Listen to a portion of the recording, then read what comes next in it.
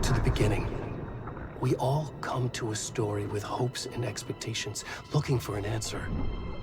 Sometimes it would be better to live with that hope without ever knowing the full story.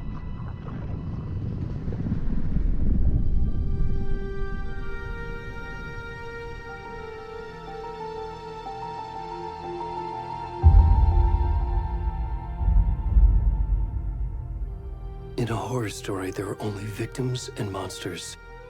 And the trick is not to end up as either. But trapped by the genre, we are all ripped to pieces along the way.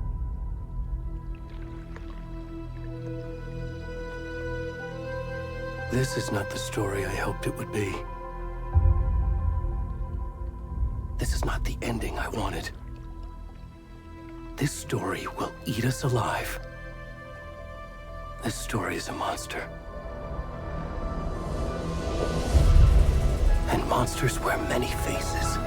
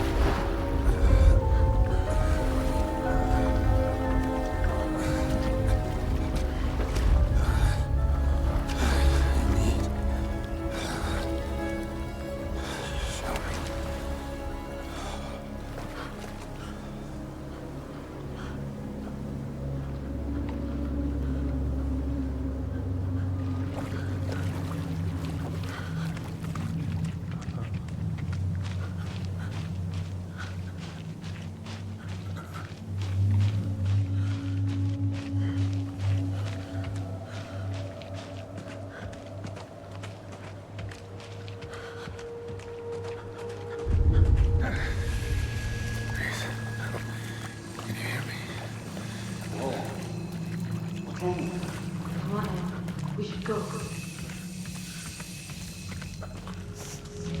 Where'd he go?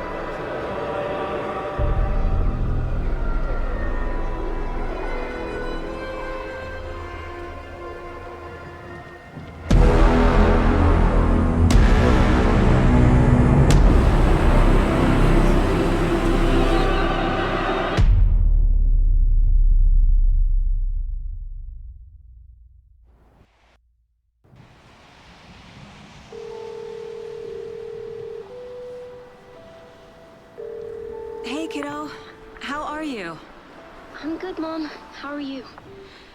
This trip might take a little longer than I thought.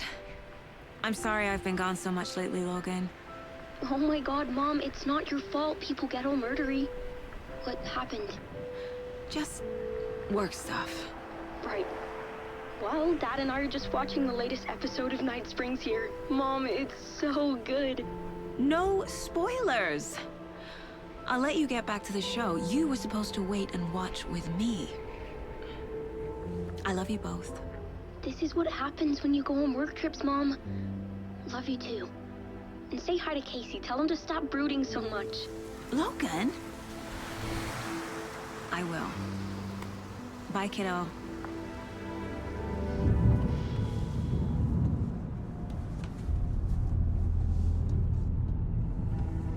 Logan thinks you should try cheering up. Snarky kid. Wonder where she gets that from.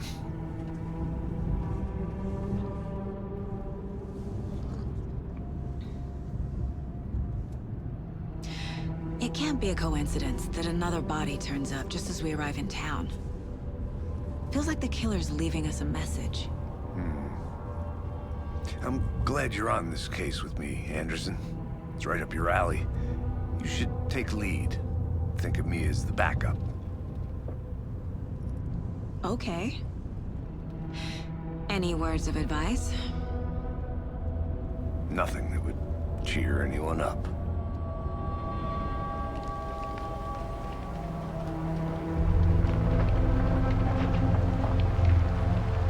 Here we are. Cauldron Lake. Time to get to work.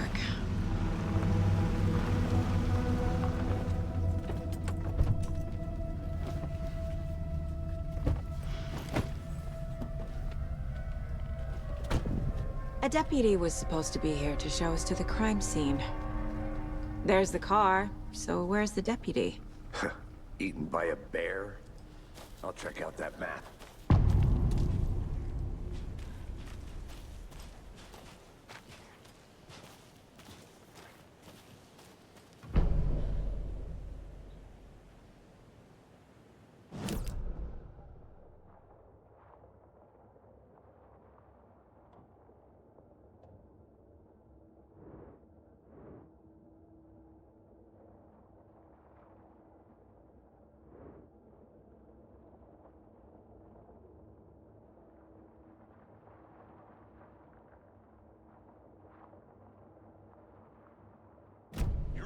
Wanted to switch. I think I hear someone. I'm not walking all the way back Could down. be our deputy.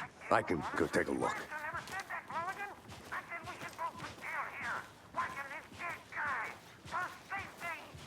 Wait. Hey, over here.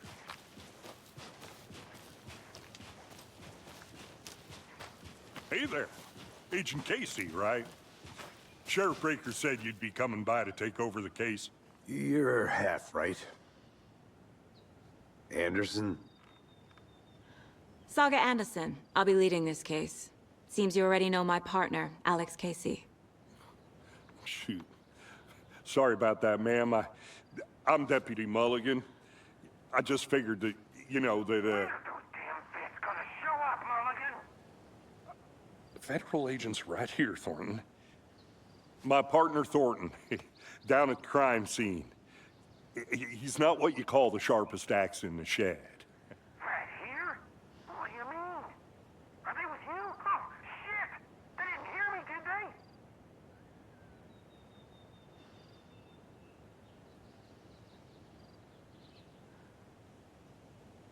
What can you tell us about the crime scene? Tell them about the heart. I was getting to that, Thornton. Well, we reckon there are some organs that are currently outside the victim's person when they should be, well, you know, inside. Were there any witnesses? Yeah, a couple out-of-towners.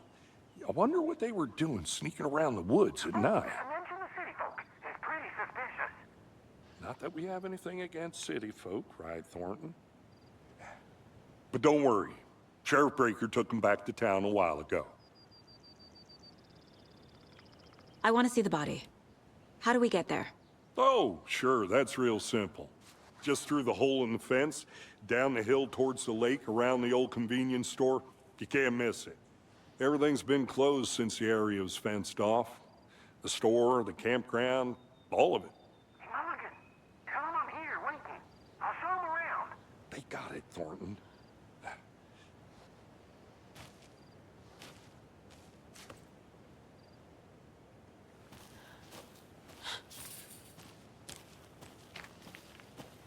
Before we get to the crime scene, there's time to review the facts of the case so far. Make sure I'm seeing the clues clearly.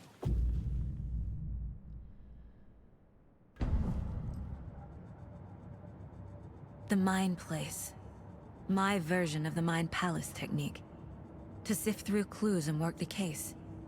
Building the Mind Place again for each case. Using each field office as a model in my head. The facts are on the board. Everything we know about the previous murders. Worth taking another look.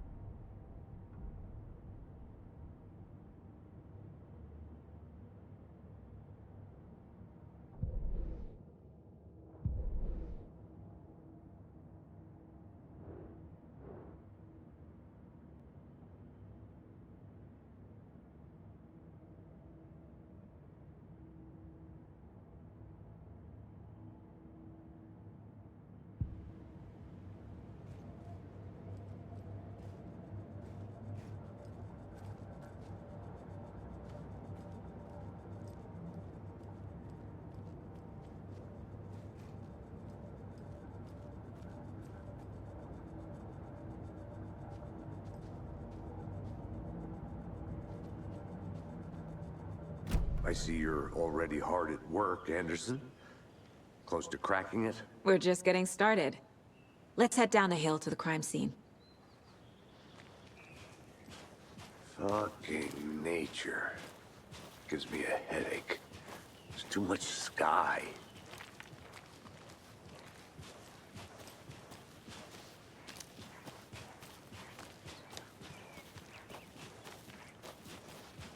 Hey, Casey. You putting me in charge. Why now? Look, Anderson, you're a better detective than I am. You've cracked cases that had the rest of us baffled. I don't want to slow you down. Are you thinking of retiring? You know what happens to cops who say this is their last case. Mm-hmm. Real funny, Anderson.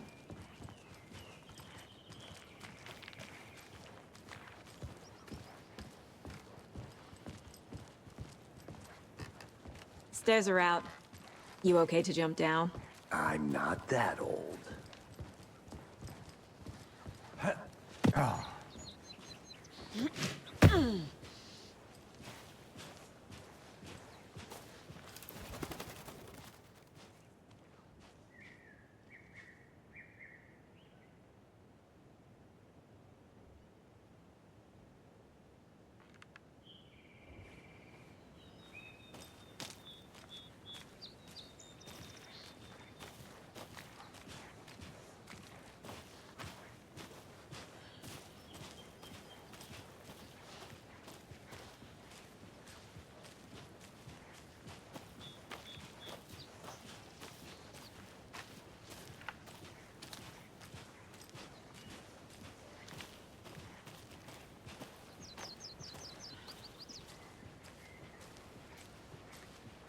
Not a bad place to get murdered.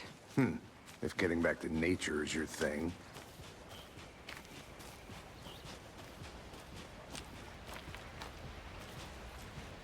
Damn. Should have brought an umbrella. I like the rain. The only thing around here that feels like home. You think the local law had the sense to put up a tarp? If they did, next coffee's on me.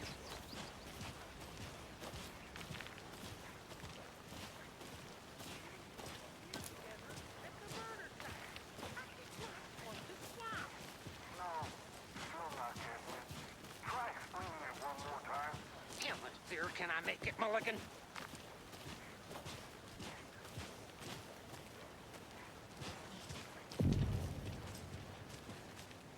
Hey! Deputy Thornton, I take it. That's me, at your service, ready to get this case solved. Now the body's behind the store. Come on, I'll show you.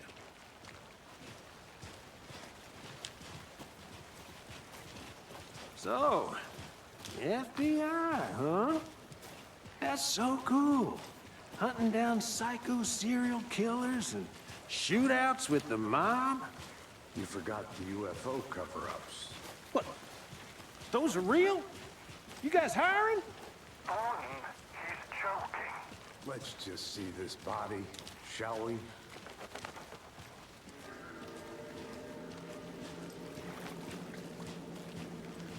Now this is the scene of the crime. We found him on the table. Now we didn't touch nothing, you know, procedures and stuff. Thanks, Deputy. No tarp. You owe me a coffee. Okay, let's start by examining our guest of honor. Does this fit the MO of the previous murders?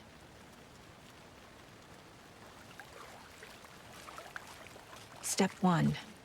Body is positioned on the table. Ritualistic. Another body turns up just as we arrive in town. Coincidence?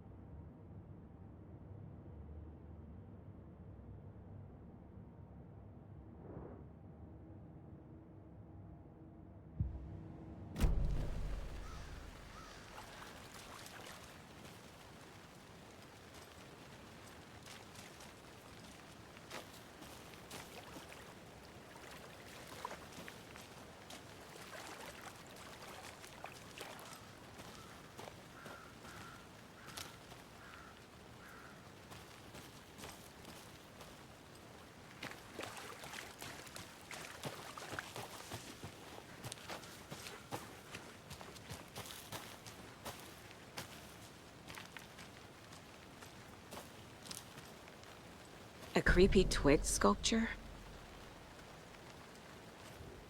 Wonder what's inside. I should take a look around for a way to open this thing.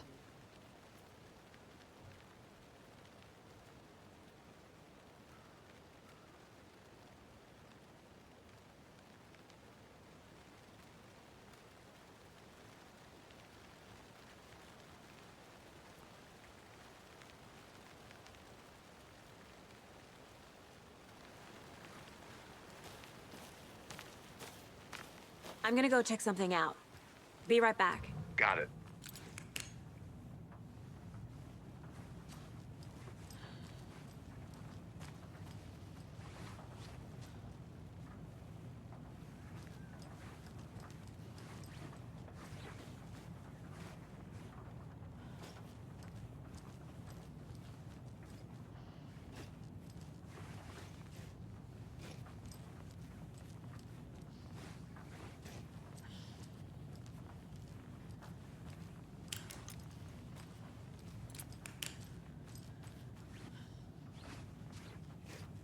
Hey there, Mr. Deer. You remind me of a dream I had.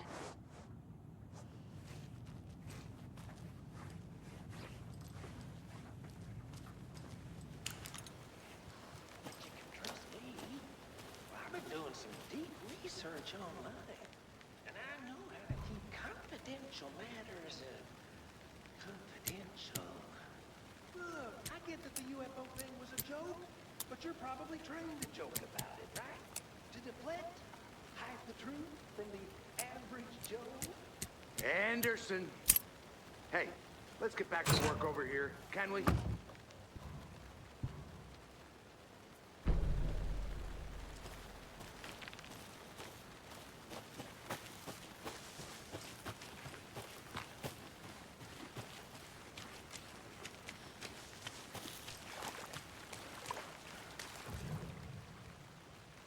The killer left the heart right next to the body. Bruising on the wrist from the cargo straps holding him down. Inside stab wound. Chest cut open. Heart removed.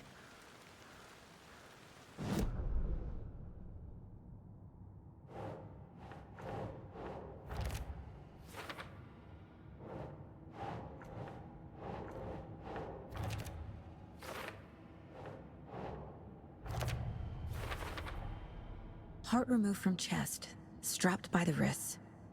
Definitely matches the previous murders. But this time the heart and the straps were left behind. More clues to work with.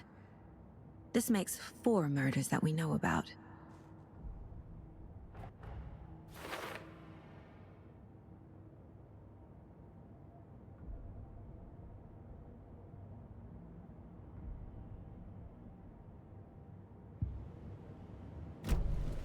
Who is our victim? Who killed him? Need to find more clues. Multiple people were here. Multiple killers?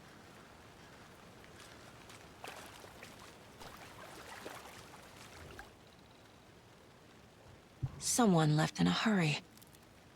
Knocked the tripod over. Was it for a camera?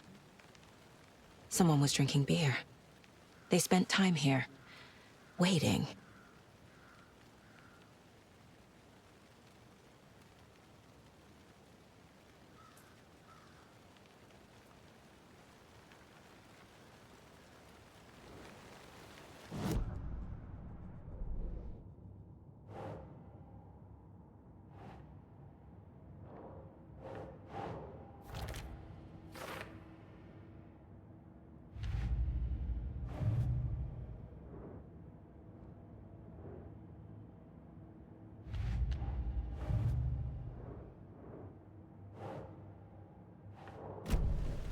Was he killed here, or brought here after? For display?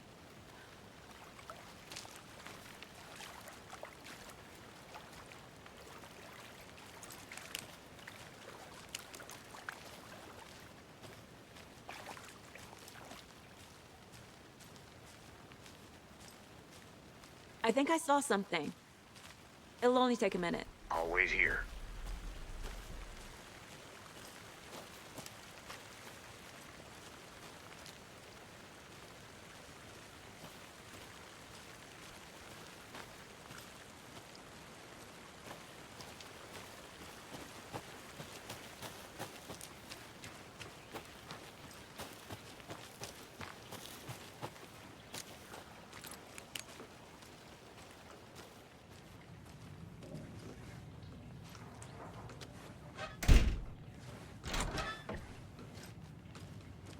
They left a lot of garbage.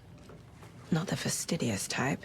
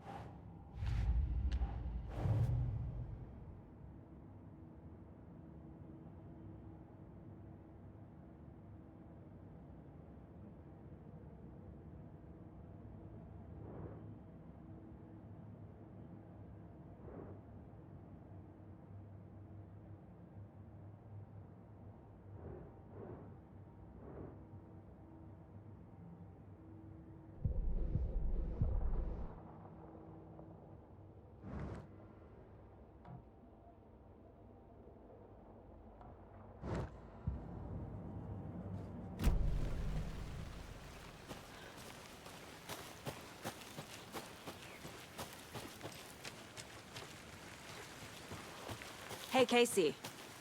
What's the far's favorite shape?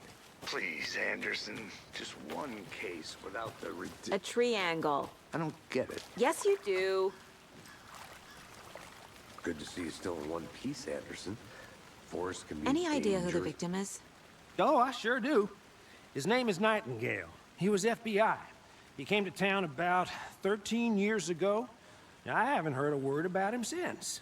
Well, until now. Nightingale? Robert Nightingale? Oh, yes. You probably knew him. Brothers in arms. Oh, and sisters.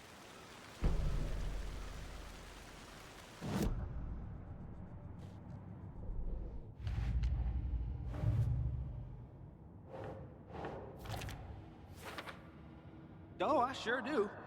His name is Nightingale. He was FBI. He came to town about 13 years ago. I haven't heard a word about him since.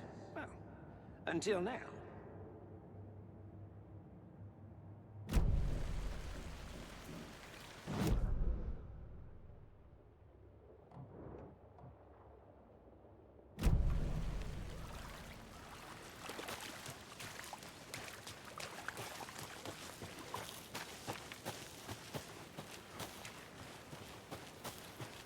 I'll look around. See you in a bit. Take your time.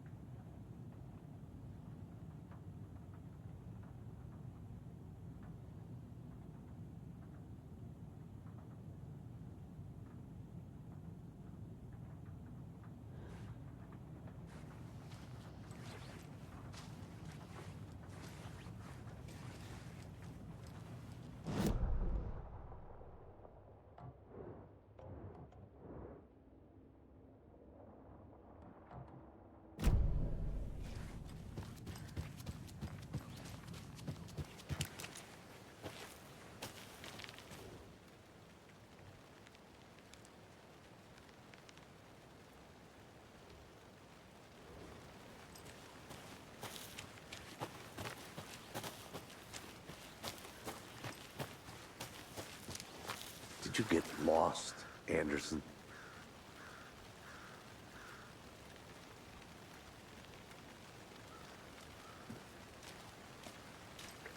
So you knew our victim? Well, I didn't recognize him in his current state. But yeah, I ran into him a few times at Quantico. Never worked any cases together. After his partner got killed in the field, he went off the deep end. Got the boot pretty quick after that.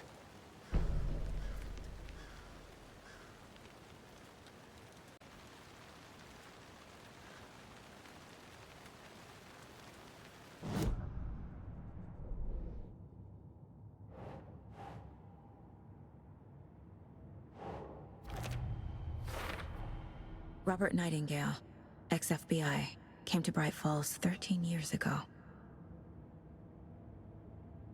Well, I didn't recognize him in his current state. But yeah, I ran into him a few times at Quantico. Never worked any cases together. After his partner got killed in the field, he went off the deep end. Got the boot pretty quick after that.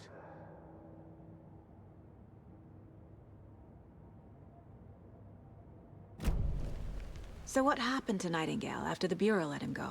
I only know the rumors. Depression led to booze, booze led to paranoia. He got some wild ideas in his head, chased ghosts until he fell off the map. Guess he ended up here. I bet there's more to that story. But no happy ending. Nightingale went missing 13 years ago, 2010. The same as all the other victims. Certainly fits the pattern. Makes me wonder what was going on that year. Probably something this town wants to forget.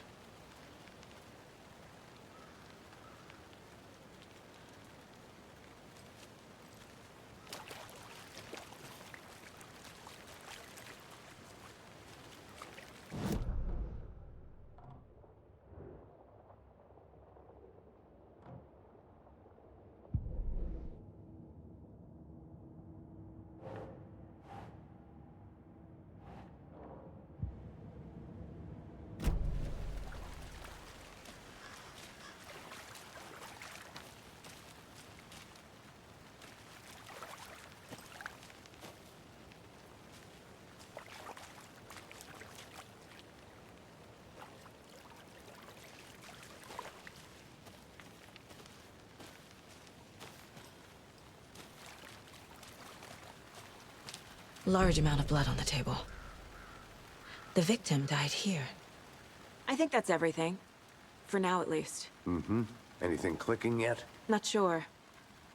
Need to think about it.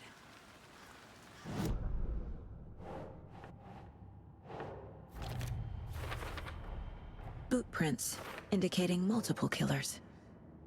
Quite the party.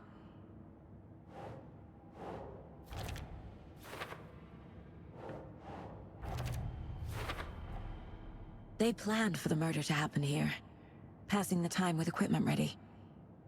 They were waiting for him. But why Nightingale? He's been missing for 13 years. Why here? Why now?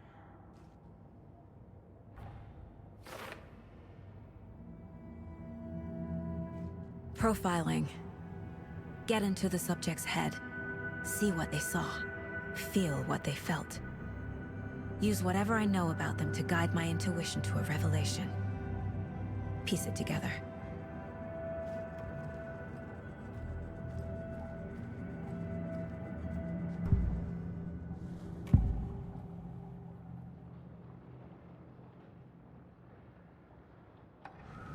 Nightingale was chosen as the victim.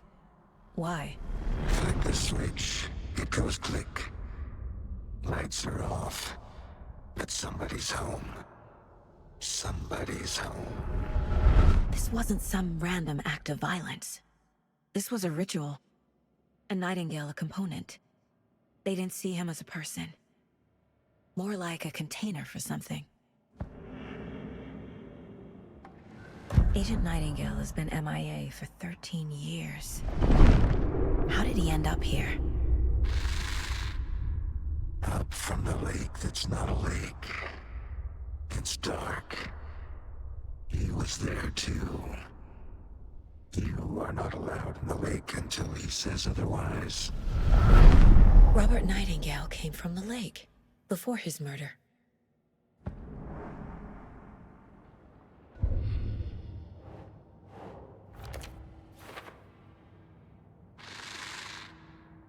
Up from the lake that's not a lake.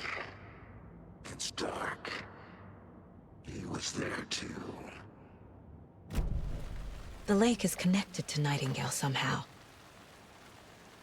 Casey, let's take a look down by the lake. Lead the way. Sounds good. This way, right? Right. Well, okay. Well, I'll just wait here.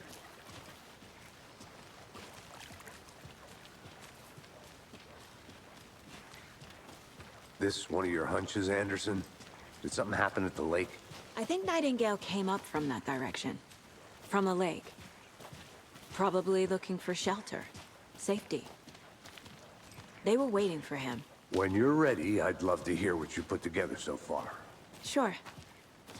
It's not that complicated. Nightingale was out in the woods alone at night, possibly nude. The killers knew he was here, ambushed him, dragged him to the campgrounds, strapped him to the table, cut his heart out. But then they were interrupted by those witnesses, the Bookers.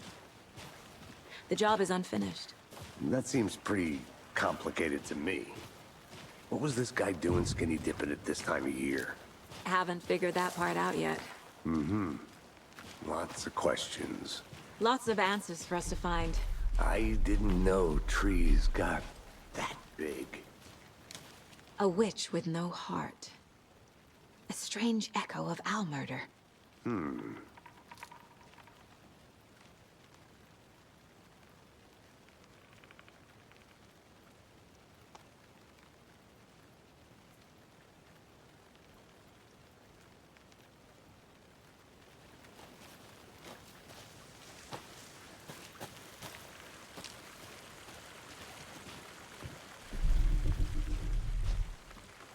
There's a piece of paper on the ground. Tracks. Barefoot. Nightingales? They come out from under the boulder. Makes no sense.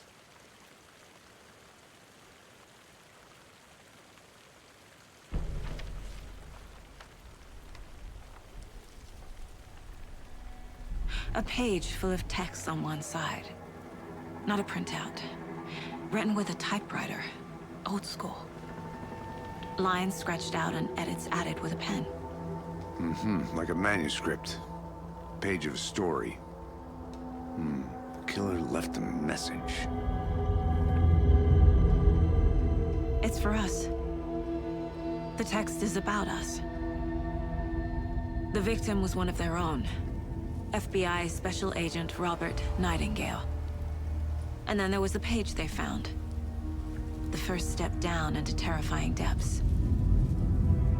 Reading the words. These words felt like a message. Felt like a message.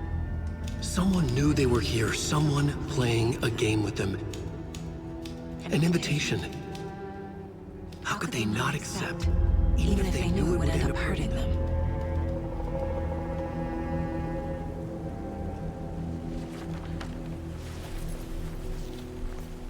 Someone's been watching us. Playing a sick game with us. You were right. This is right up my alley. Nightingale came this way. Either he dropped this page, or the killers left it for us.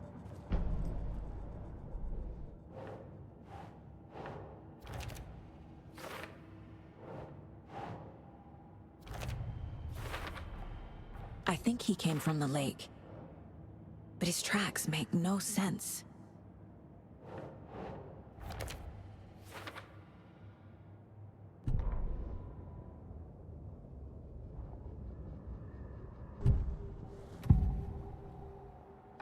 We found a page in the woods. A story about these events. What is Nightingale's role in this? I carry his words close to my chest now. Inside, the awful truth. You must dig it out. Something was put inside him. In his chest. I must find out what.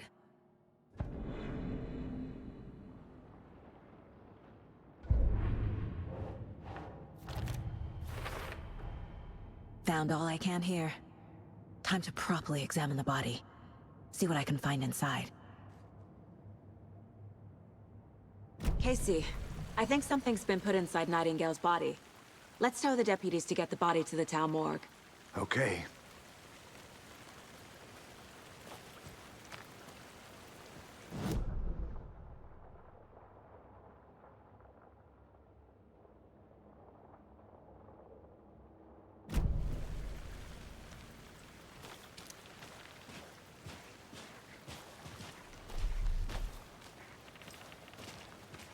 Whoever wrote that page made sure it read like a story. Like a scene from a thriller. I hate all of it. The text said we'd find more. I believe it. But what's the purpose? They're twisting events to create their own narrative. To do what? Entertain some fantasy? Projecting their desires? Are we characters or the audience?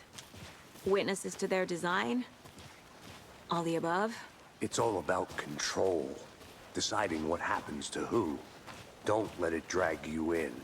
Too late. I'm already hooked. I need the next chapter.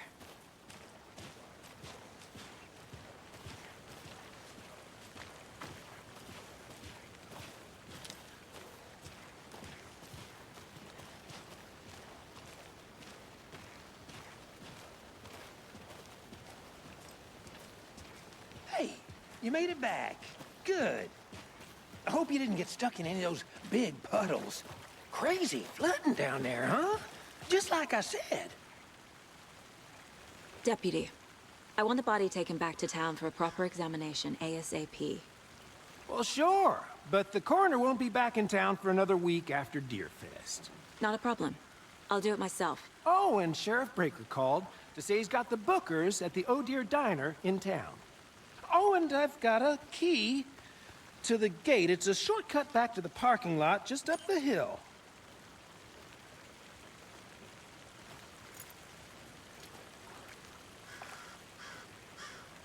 Thanks. Let's get the car, drive to Bright Falls, and talk to these witnesses, the bookers.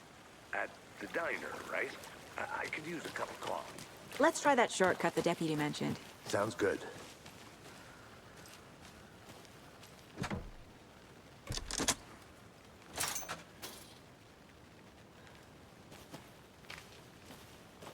Seems like a nice town so far. Murders aside. Pretty woods. Cute lodge we got set up in. We should go for a hike if we get a chance. Now you're just being mean, Anderson.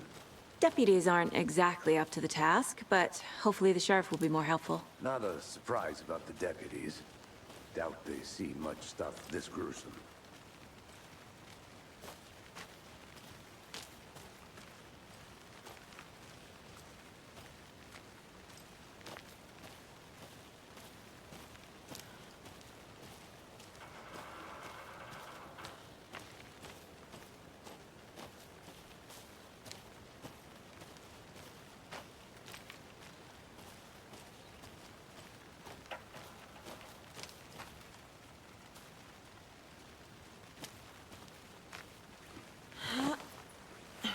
Is that a kid's lunchbox?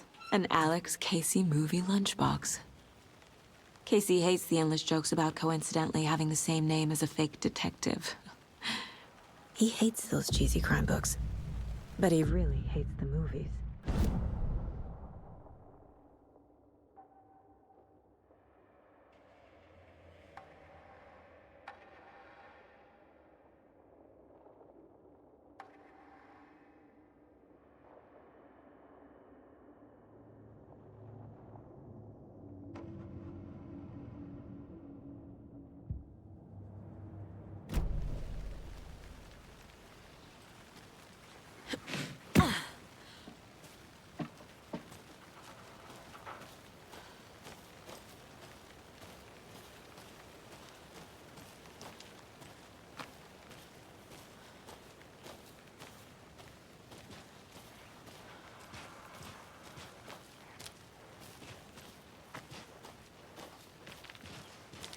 Can't fit the clues all together yet.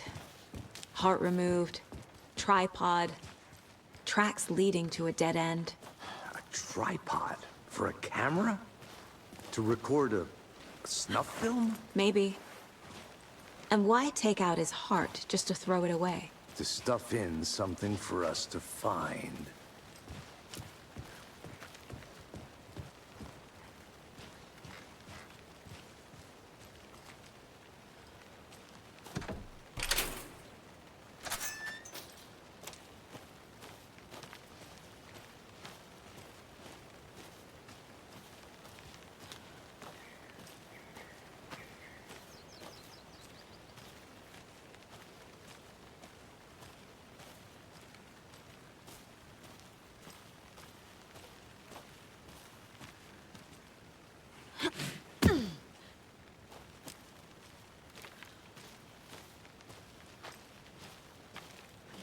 Here we are.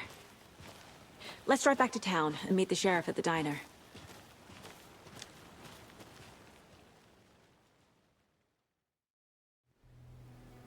I can't get that manuscript page out of my head. I've never seen killers reach out so directly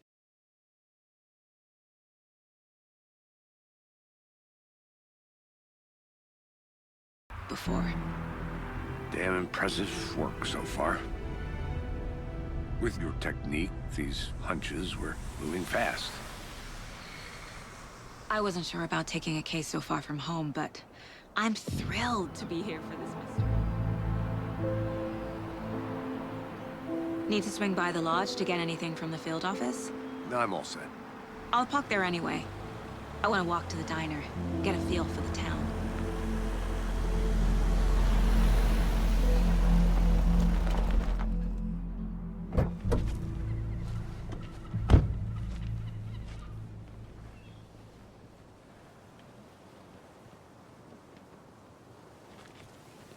The diner's just up the waterfront. Shouldn't keep the sheriff and our witnesses waiting. I smell coffee.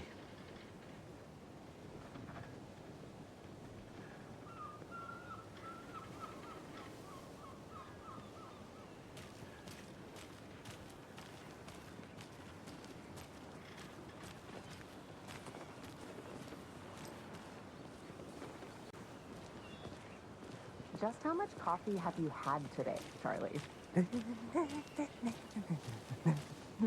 Don't know, don't care.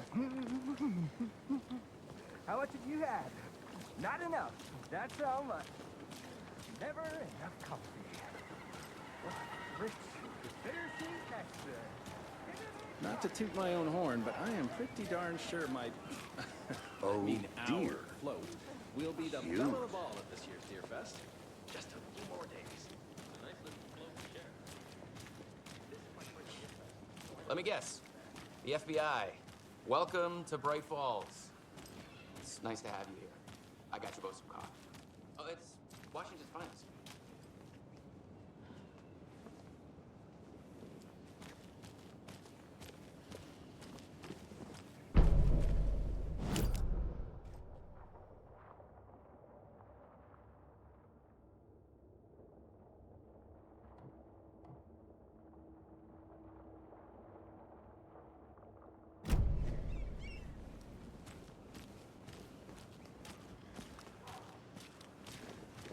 Nice to meet you, Sheriff.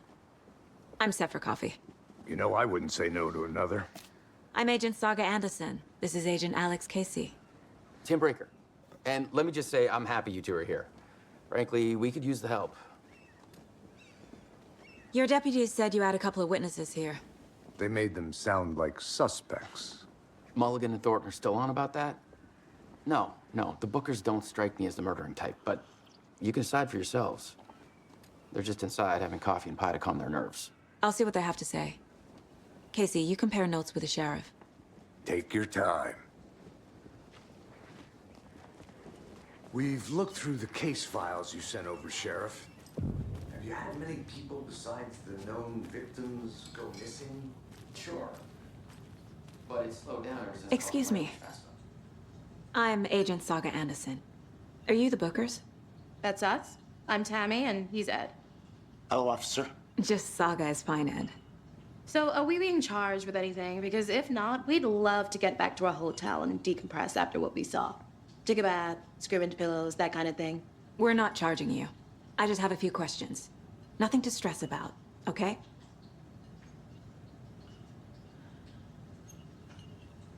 What were you doing at Cauldron Lake last night? I'm a writer. True crime. We're here from New York, doing some research on a famous novelist, Alan Wake, who went missing here. I was down at the lake, getting some details. Perfectly legal. So what did you see in the woods? This naked dude came out of the lake, and he was acting crazy, shouting weird shit at us. He must have been on something. Unless skinny dipping at dawn is a thing around here. Then we heard shooting. We ran into these psychos in deer masks. They were tearing into the naked guy with knives, like some kind of satanic cult. And then we bolted and called the cops. What makes you say it was a cult? The masks and knives aren't enough. They were shouting, "Cult of the tree. The cult of the tree. Cult of the tree." Oh, and then we found out. The whole thing was terrifying. That's all.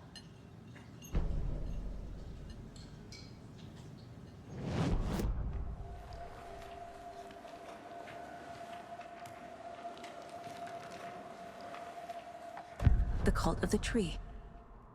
What aren't the Bookers telling me? I found their necklace. The symbol is 2 triangles. The cult wants their spruce tree bag, Tammy. Finders keepers, Ed. My publisher will want this on the cover. Tammy found something. A necklace belonging to one of the cultists.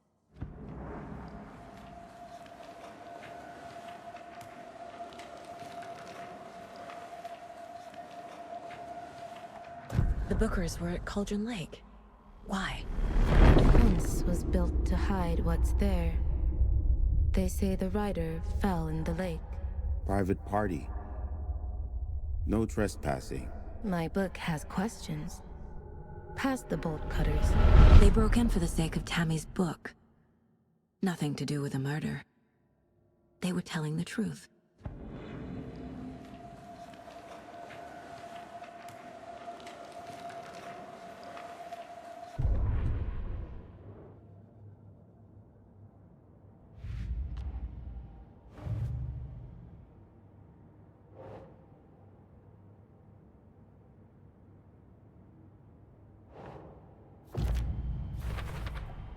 We're dealing with an organized group of killers, not a lone serial killer.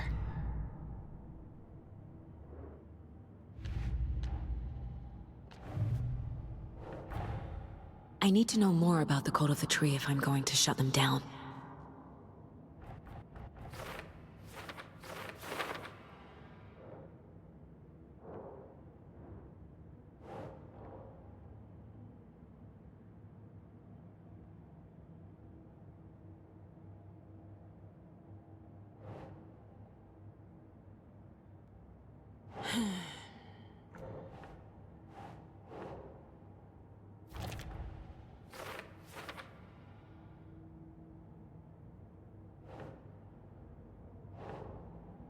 No.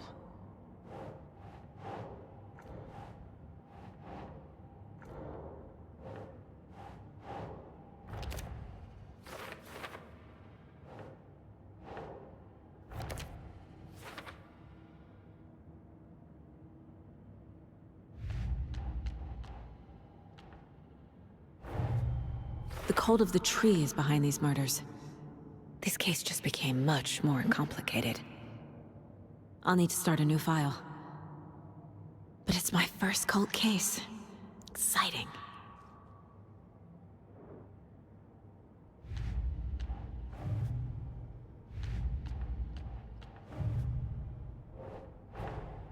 These stashes could contain clues about the cult. Better keep an eye out for more.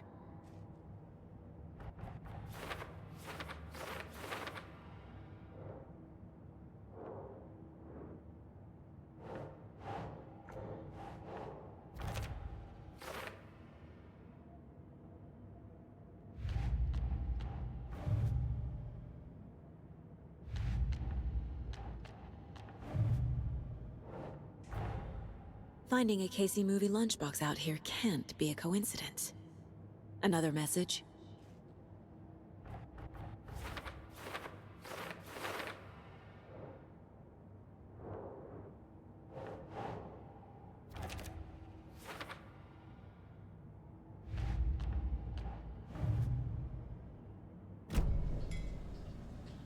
So you found something there, right? A necklace these cultists may have dropped. Okay. Wow. How did you put that together? It's evidence. You need to hand it over. Okay. Told you not to keep that thing to me.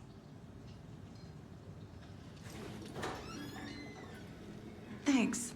This could prove to be helpful. Do me a favor. Stick around town for now in case we have any more questions. Like we'd even dream of missing Deerfest. Oh, God. Saga!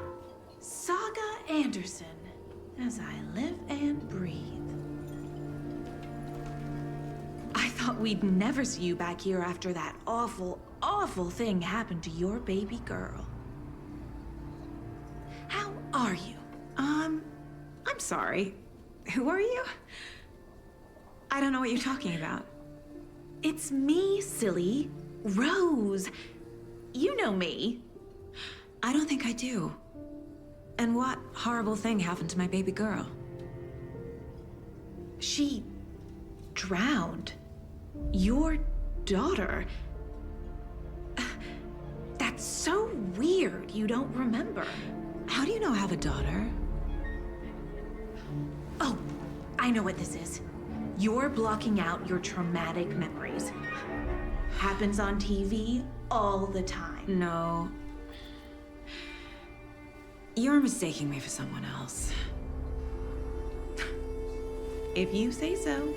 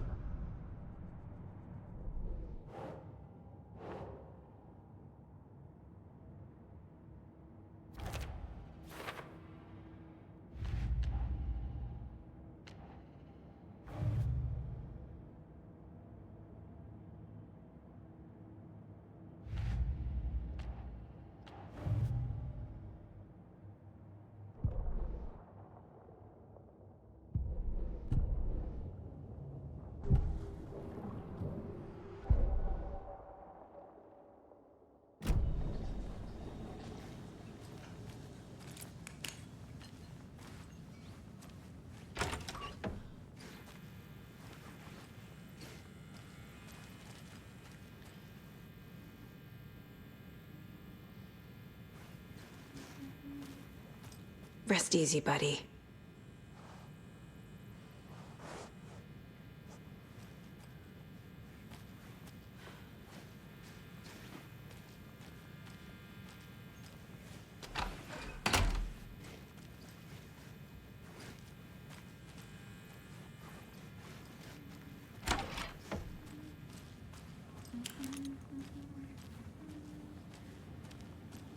I need something to force this open.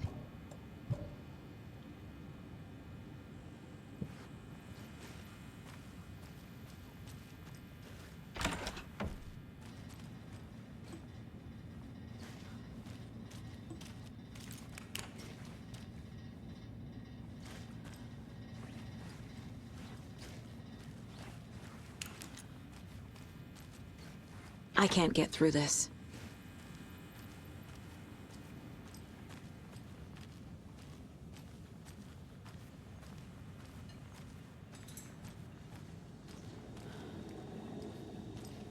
See you around.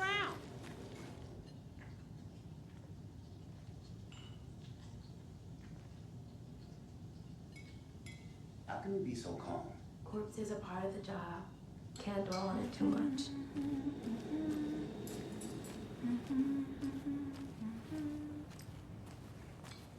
All set?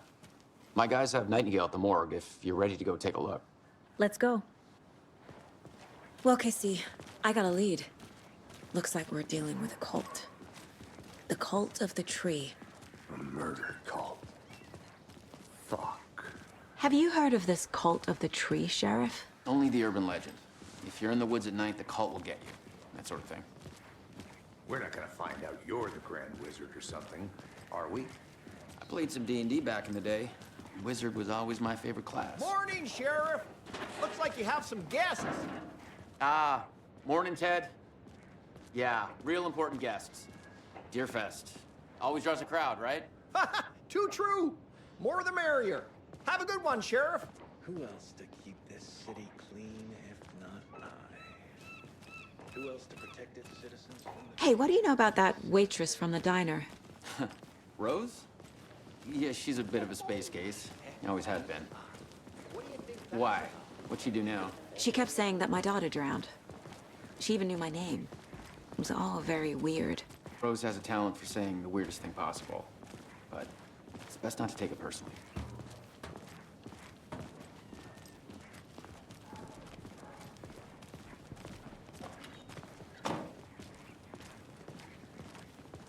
Hey, boss. Corpse is downstairs ready to go. Yep, in the morgue, all prepped. I'd like to take a closer look as soon as possible. Lead the way, Sheriff. Oh, this is the Bright Falls Sheriff Station. Anything you need, just let us know. We appreciate the support, Sheriff. Have a nice day.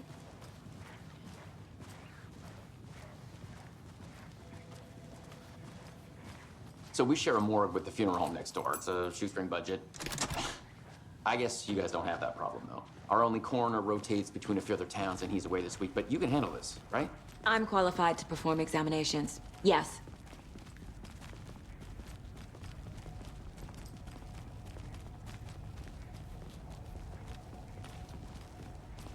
Something about morgues. They always cheer me up. I can't say I feel the same. He's joking.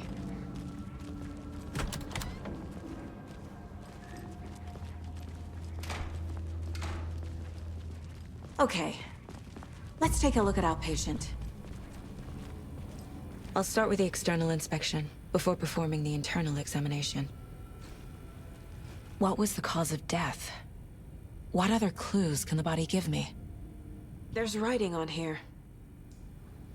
Can't make it out. Writing? How'd they manage that? The body shows signs of being submerged in water post-mortem. It doesn't add up. Aha. They did leave something inside his chest. This looks like text. A tattoo? Nightingale didn't strike me as a tattoo guy. Defensive wounds. He put up a fight.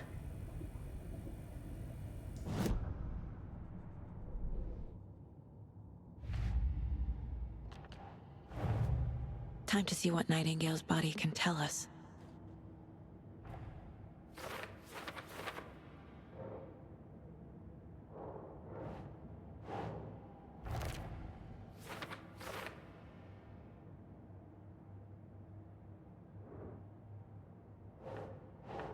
Doesn't look right.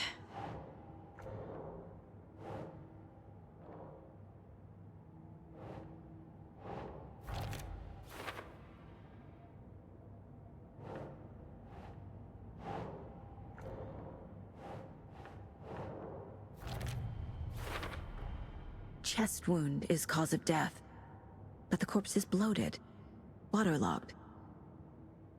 Doesn't add up.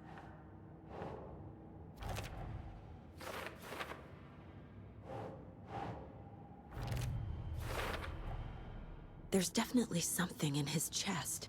Did the killers leave it there?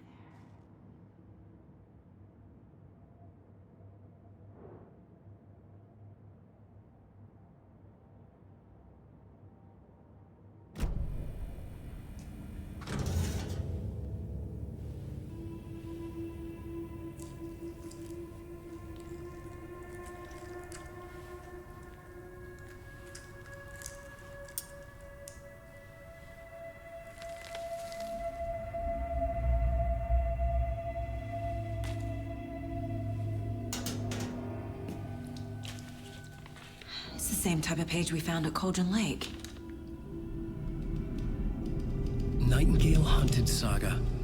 Didn't see her. The Taken could not see into bright light. Light hurt them, made them vulnerable. Nightingale had no heart, but here he was, killing. Someone's created a fucked up fantasy about us. Hey, hold on. We found these kinds of pages. I didn't think they were relevant to this case. I have them right here.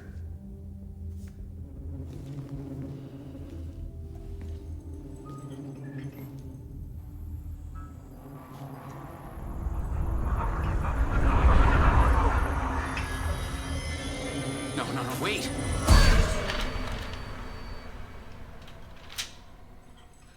Sheriff? What the hell? Show me the clicker.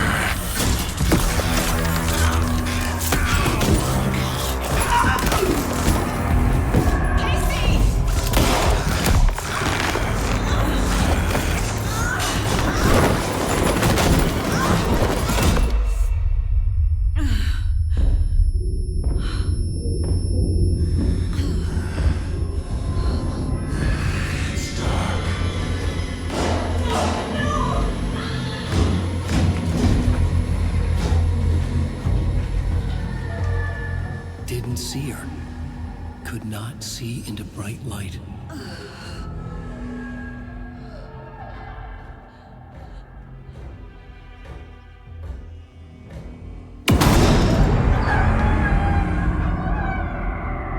I'll make you pay.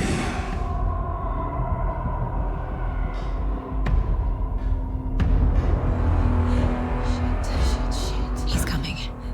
No weapon. The page said to get into the light.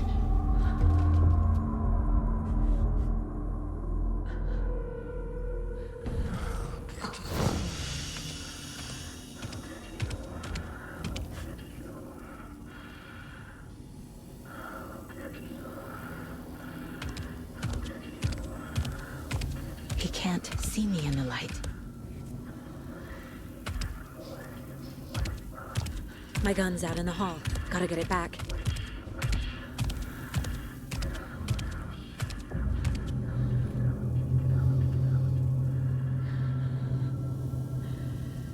Gotta move. Now.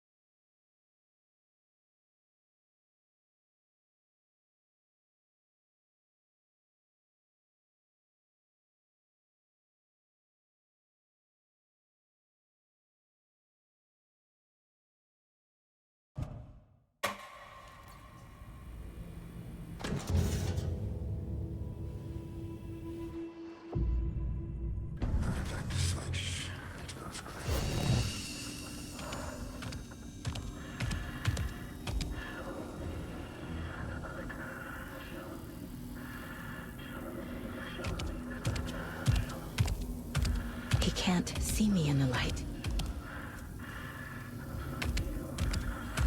My gun's out in the hall. Gotta get it back.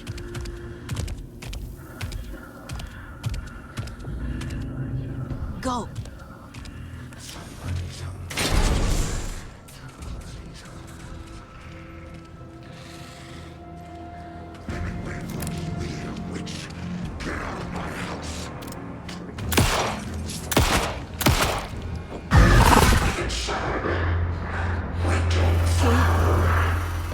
Vanished.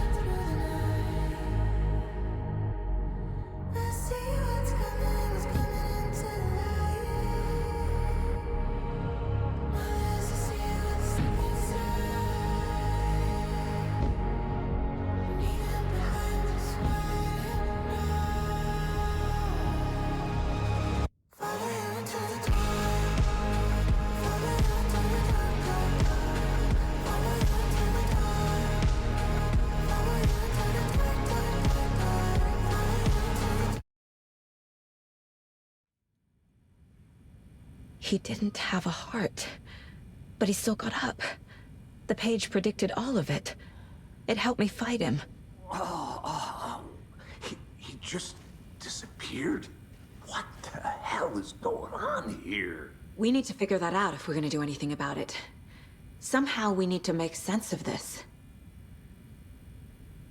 Right before things got crazy, Sheriff Breaker just vanished. Maybe the sheriff knew more than he was letting on. He seemed anxious, like he dreaded what was coming.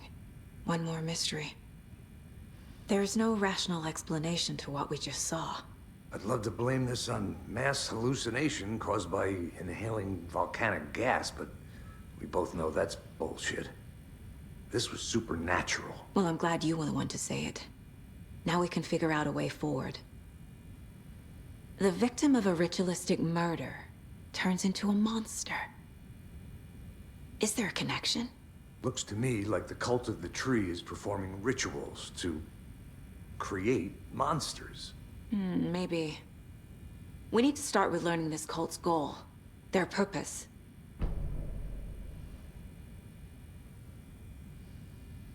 There's one of the pages on the floor. Saga was back at Cauldron Lake. Saga had to pursue Nightingale. Into the overlap. Finding a way in would be difficult. A ritual. Saga would learn how. Stop the monster.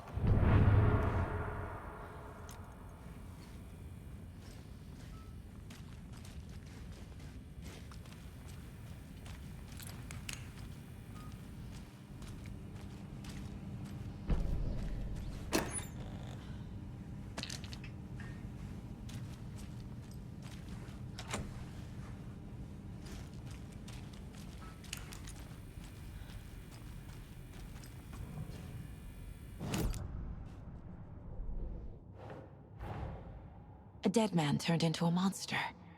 Light as a way to fight him. Pages predicting the future. There's no rational explanation. This is the case we must solve.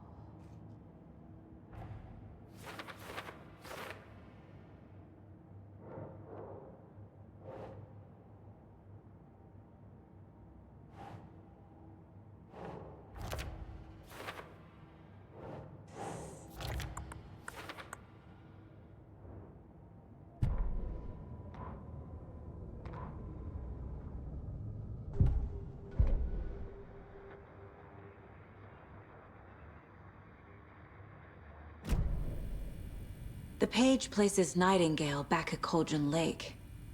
Calls him a Taken. We need to head over there, stop him, before anyone else gets hurt. Okay.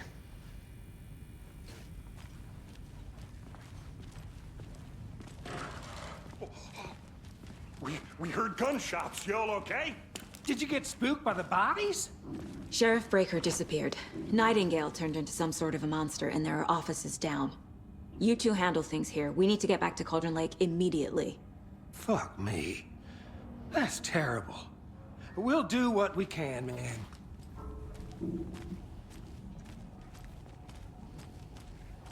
But that's crazy, right, Thornton? Nightingale's heart was missing. How could he do anything? He's dead. I need bolt cutters. Yeah, right. Well, that's all crazy talk. Monsters aren't real, and what do you mean the sheriff disappeared? Like poof? He's gone like magic? Magic's not real. Magic's not real. Right. Mulligan. No, Thornton. Monsters aren't real. Magic.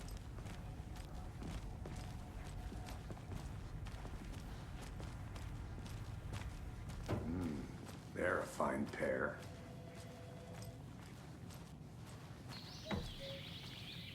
Oh dear, I am a tourist, and it appears that I'm lost in the woods. We've only had a tour guide, also. It's bear season. Oh no, a bear. Help.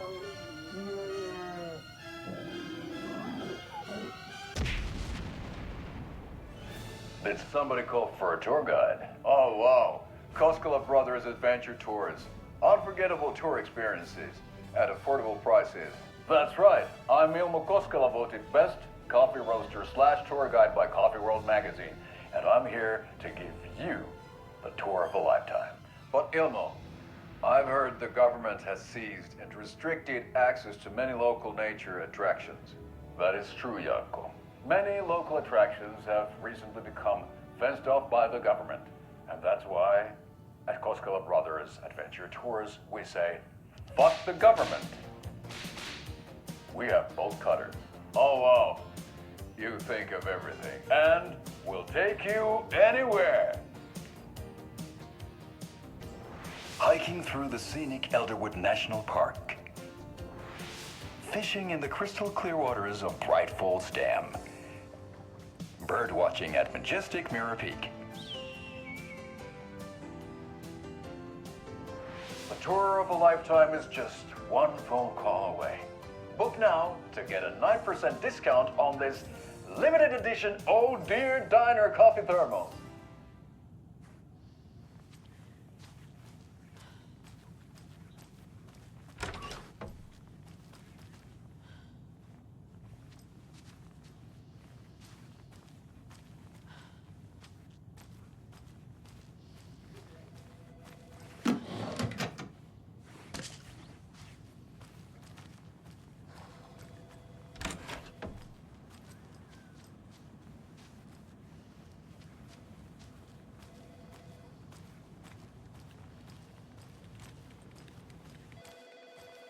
My client has been held here long enough. Are you gonna let me speak to them or not? Just a moment, ma'am. Someone will be right with you.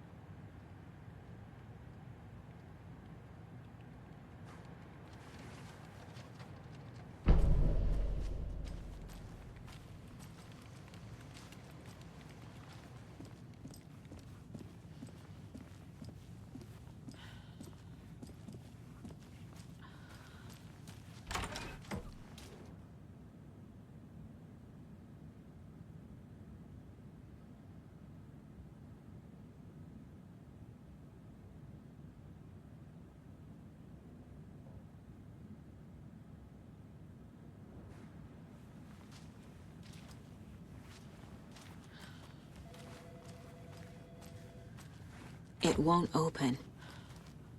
How many times do we have to do this, Walter? Huh? I'm at my wit's end with you. I want out! Something bad's going down. I can feel it. Let me out! Do you think I like throwing you in jail every other day? No, I don't. Do you have any idea how much paperwork you're causing? Nightingale and his cult are dangerous. Prepared in case things escalate more than they already have. Can you call it in, Casey? A smart choice, Anderson. Yeah, Agent Casey here. Yeah. We need backup. The Bright Falls case. Whoever you can spare. ASAP. Think we'll actually find Nightingale at the lake? The pages haven't been wrong yet. We can't assume the person writing these pages isn't playing us. I agree. But it's our best lead. This is the same symbol as that cult necklace. Not exactly hiding in the shadows, are they?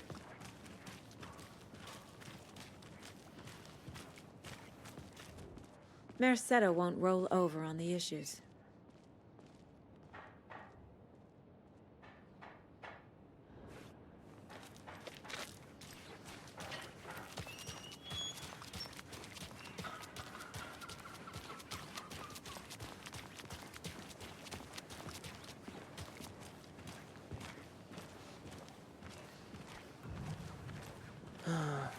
Rinse and repeat. Clock out, get a beer. Or maybe 3.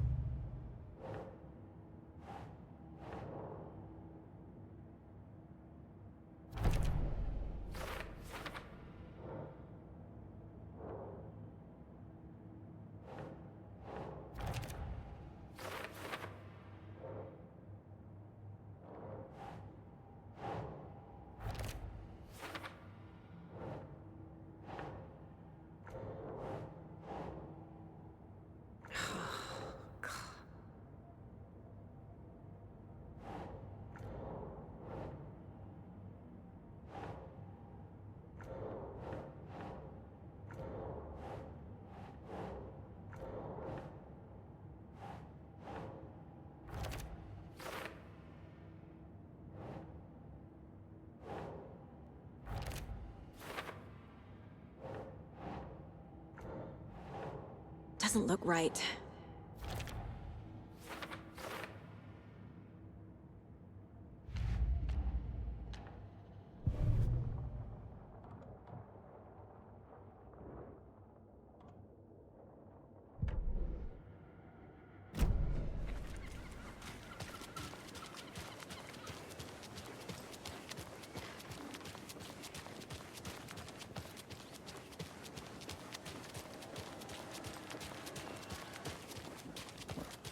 Enjoy your day.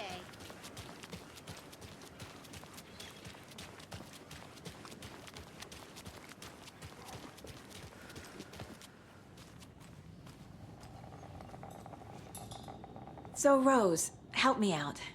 How do you think we know each other? We all know each other around here. It's been a while, but I never forget a face. Or a coffee order. Guess I just have one of those faces. Seen anything out of the ordinary in town lately? Suspicious people in deer masks? No one's suspicious. But soon enough, there'll be lots of happy people wearing deer masks for Deerfest. Practically everyone will be wearing one. Good to know.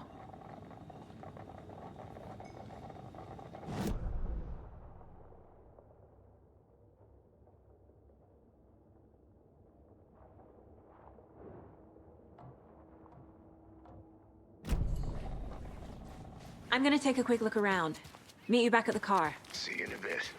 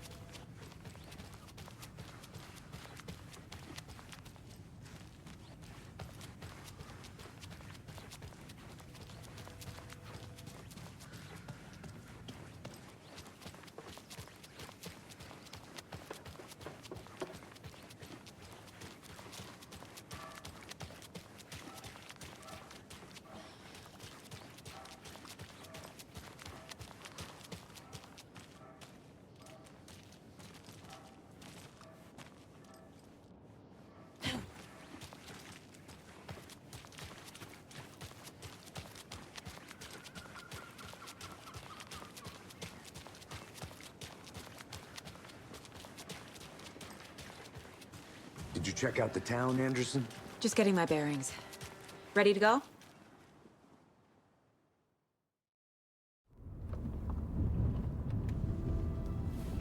I need to come clean,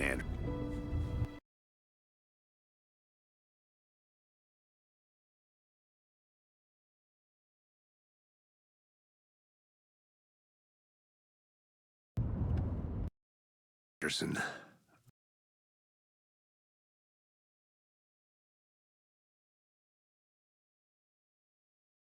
I know why Nightingale was here 13 years ago. He was chasing a writer, Alan Wake. Tammy mentioned him. She's writing a book on his disappearance. You know the detective character from his books, Alex Casey. Yeah, I've heard the jokes at the office. Cold case Casey. Murder case Casey. Sorry. Ha. It's the same name, similar job. It's the first thing anyone thinks of. It annoyed me, but that was it. Then, 10 years ago, I started getting strange letters in the mail. Fragments of prose describing murders. You've heard the stories about what happened in New York. Some of it, at least. Bodies started to pile up. It was a murder cult. Turns out the fragments sent to me were from the crime books of Alan Wake. The cult was copycatting the murders from the books. In their heads, they were performing a ritual to bring Wake back. Their imagined prophet.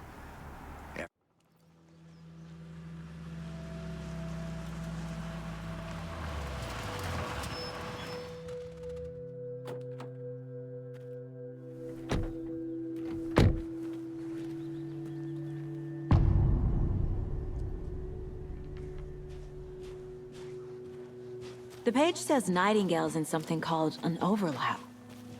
Need to figure out exactly what that means. I'm happy I'm not in charge of this mess. Thanks. Let's start looking for Nightingale where he was killed. The writer of these pages knows what will happen. Because they're behind this, or because they can see what's coming. Impossible things are happening here. A world operating on different rules. I need to understand this strange logic. To see the clues. To solve the case.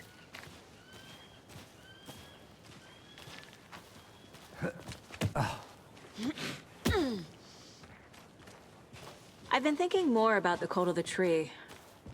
What sort of cult refers to themselves as a cult? In my experience, they don't. We're not seeing the full picture yet.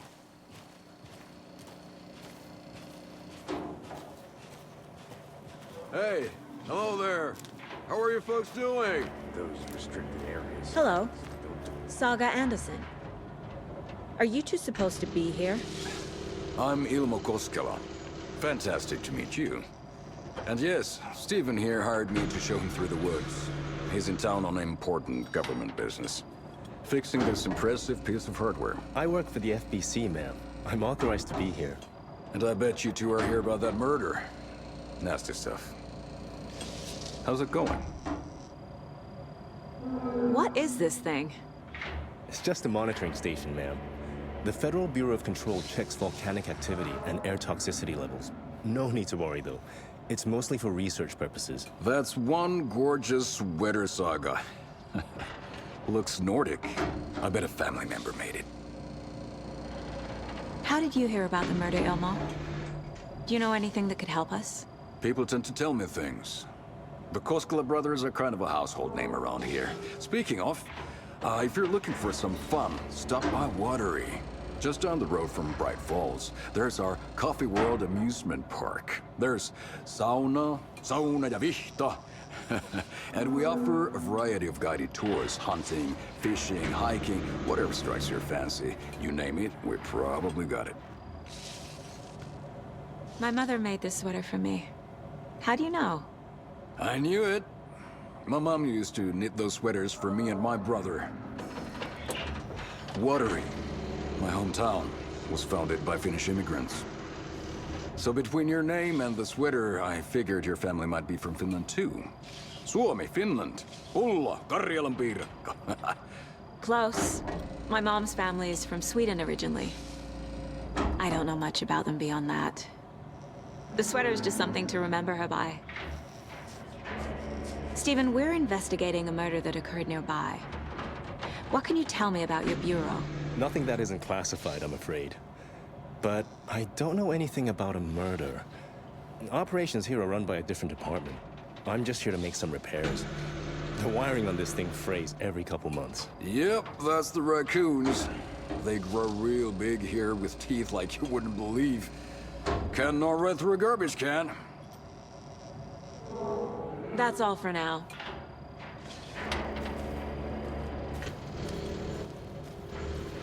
What the hell is this? What'd you find there, Stephen?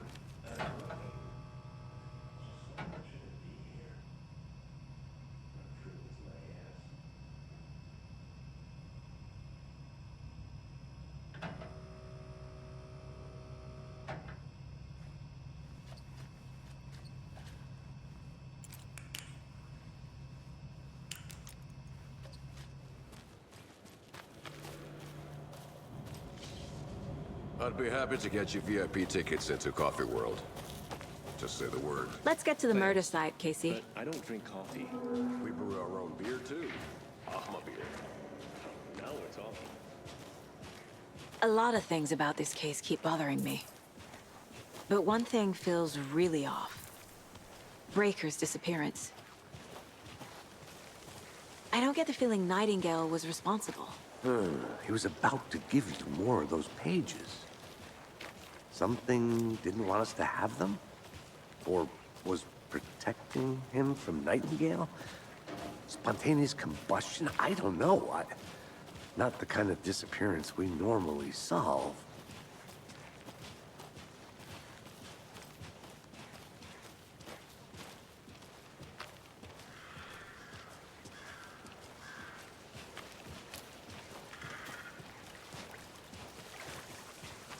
Our crime scene's drowning. I never minded rain. Feels like home. No sign of Nightingale. But the page did place him at Cauldron Lake, in an overlap. So how do we follow him there? Maybe something around here will tell us. We've seen this symbol before. Good eye.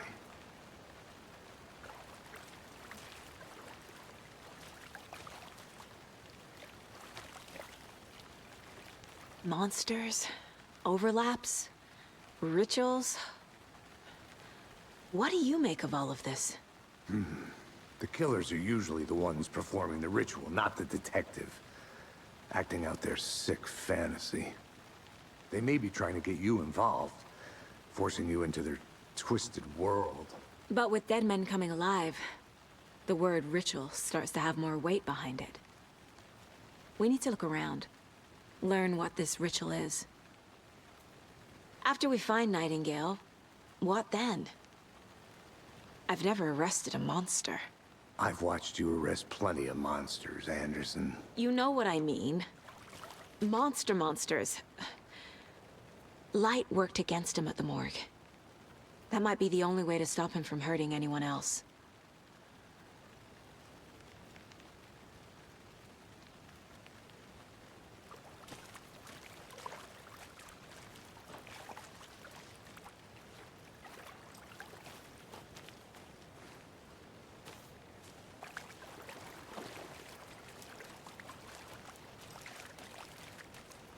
Bare feet. Nightingale. I'll see where these footprints lead. Can you comb through the crime scene one more time, KC? Just in case? On it. If anything comes up, I'll radio you.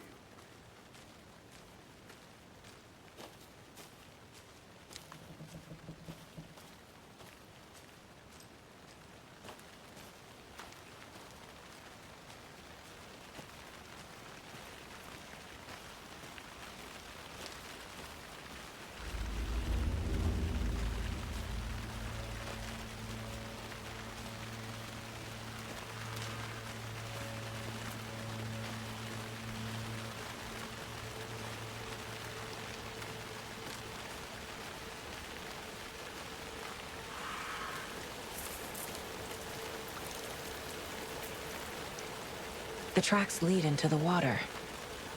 Where'd he go from here?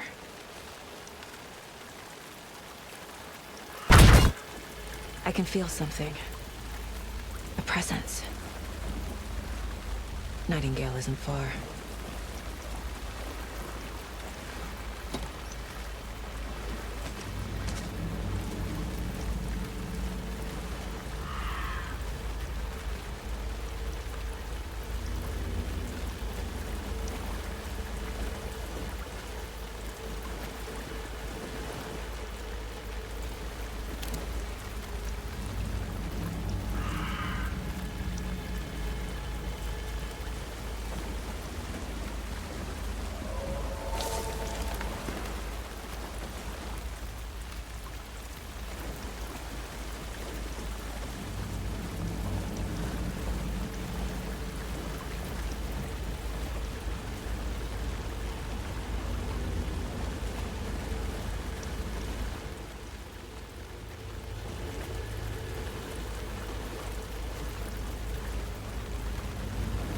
What is that? Seems like it's reacting to the light. These aren't the same tracks that were here before. They're headed into the tree, not out of it.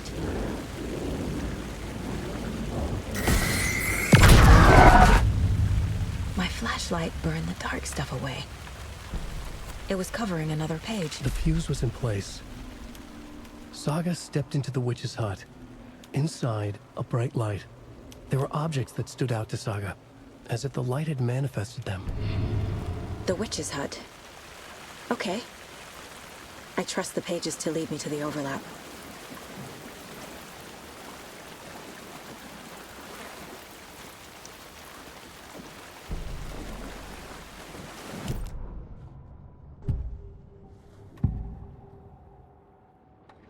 I know Nightingale is somewhere around Cauldron Lake.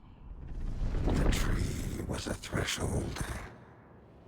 This place and the dark place. You're in over your head. Next stop, Caldera Street Station. The threshold. Like a doorway. Leading to Nightingale. It's somehow connected to a tree. Witch's ladle?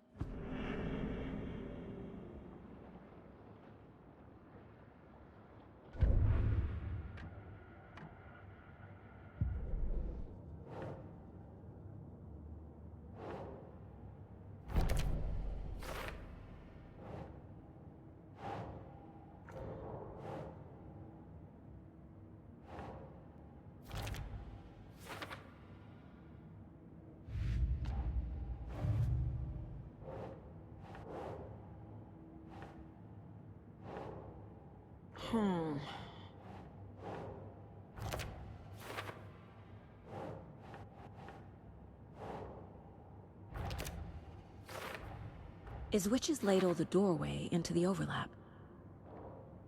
If so, that's where I'll find Nightingale.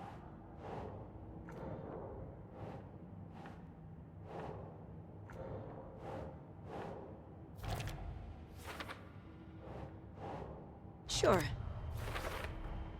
Light is the key. To stay safe. But for something more to be revealed as well. I need to find the witch's hut.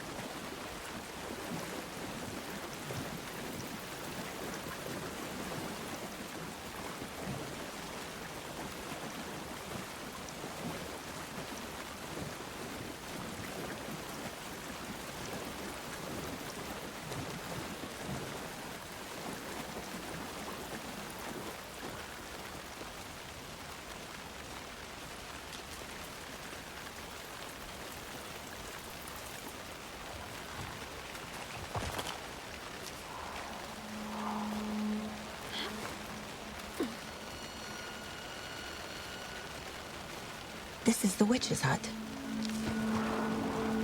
Anderson, thought I saw something in the woods. Probably just a deer, but I'm gonna check it out. Okay. I found another page. Following up on a lead. Keep checking in. Roger.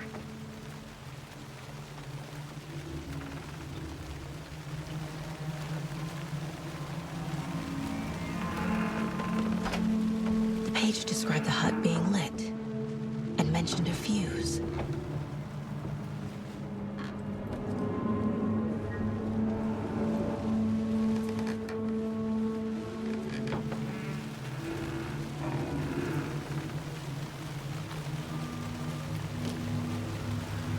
The fuse box is missing a fuse.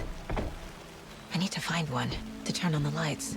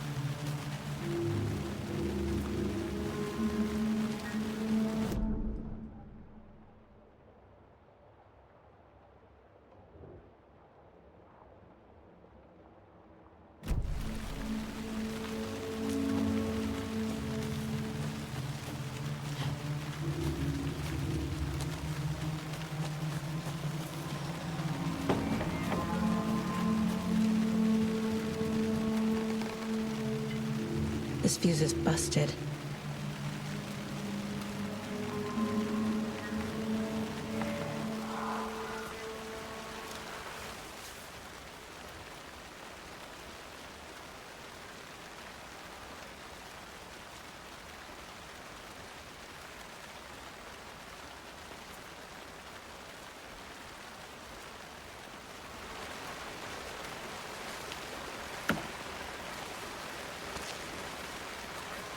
A lunchbox again.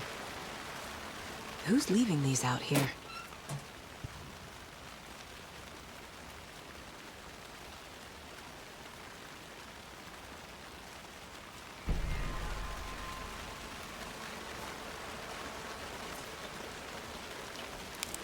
This one looks good.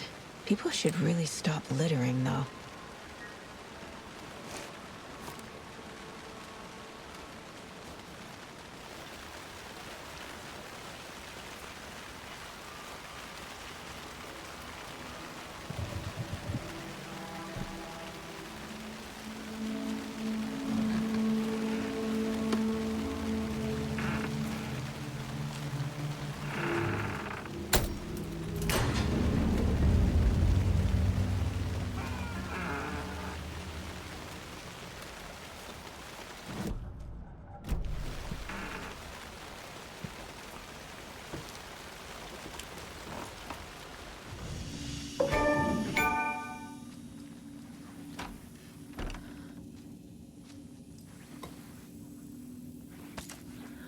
Another page. Making progress. The image of the witch in the sign. Saga addressed the witch. The smudged line on the heart. The second part recited from memory. I brought you the heart, witch. Show me the terror. Saga pushed the heart through the hole in the sign.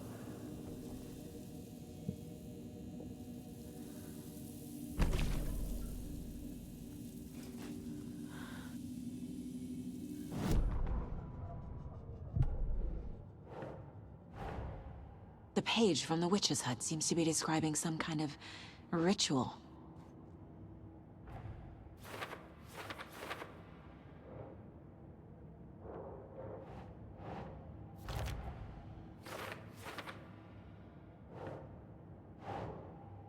Nope.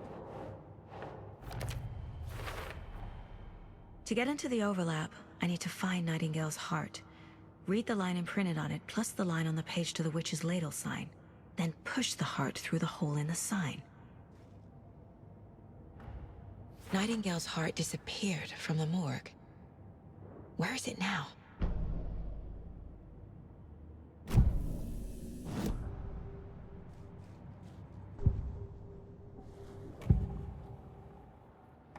I need Nightingale's heart to get to the overlap. Where is it? The cultist leaned close. He was there, but he was risen. Nightingale was there. The opposite of sunspots. Who said that? That's not it. I don't have what I need to find Nightingale's heart. There must be more.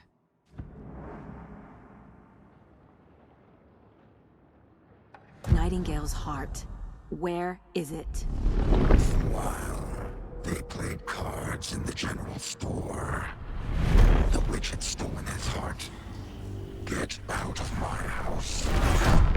Nightingale's heart is at the general store, in a fridge.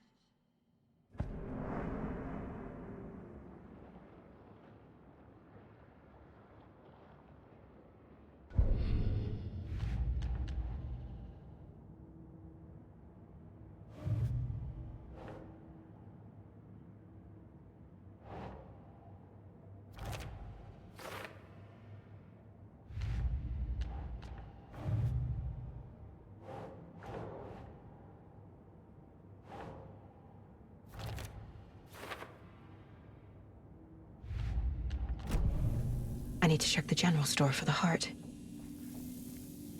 Casey, I'm headed to the general store. I think I know how to get into the overlap. Roger that. I followed some ATV tracks in the woods and got a bit turned around. Did you get lost? I've only been lost once in my life, Anderson. The years I spent with my ex-wife. I'll find my way back, don't you worry about it.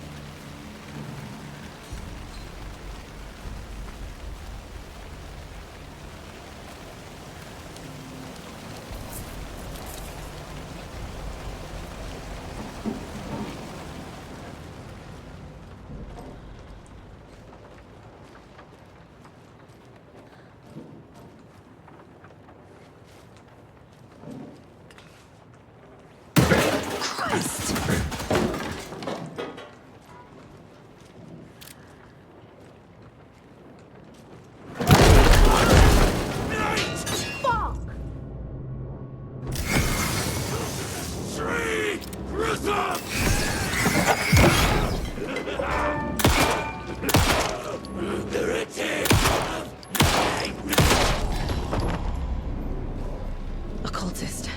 A monster. Like Nightingale.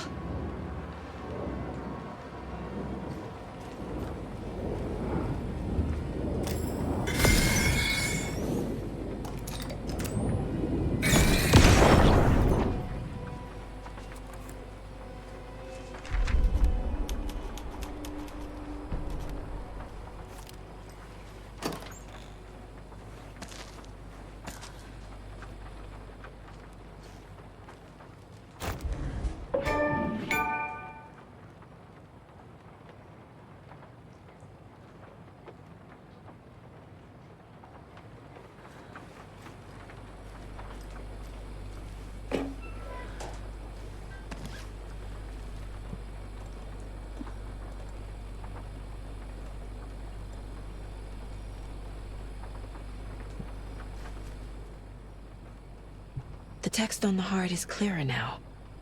Legible. I feel like I recognize this. The fridge. The heart. I knew it would be here. Like I saw it in a dream.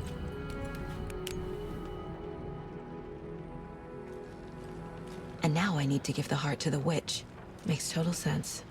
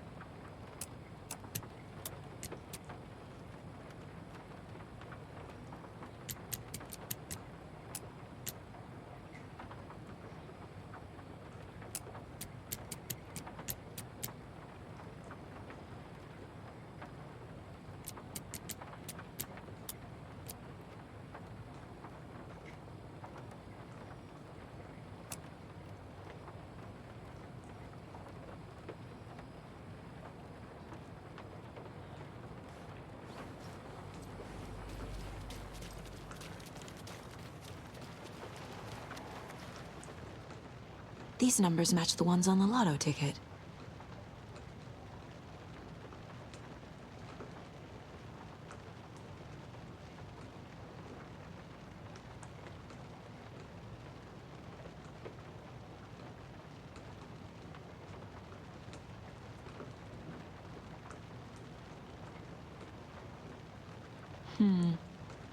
I don't think this is relevant.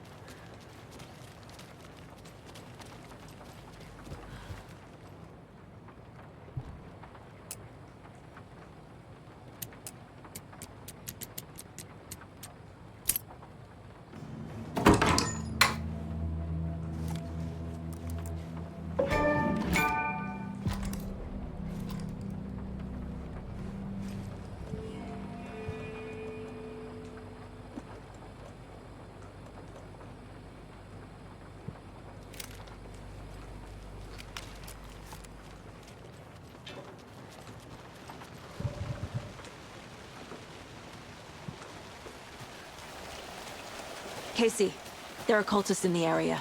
They're taken, like Nightingale. Watch yourself out there.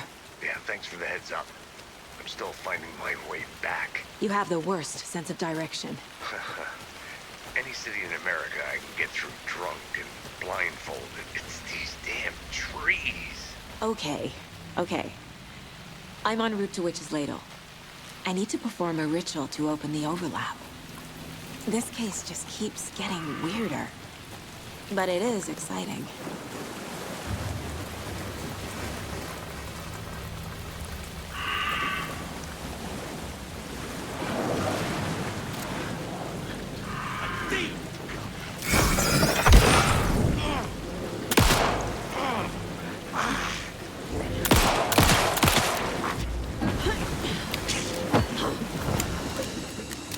Okay, so...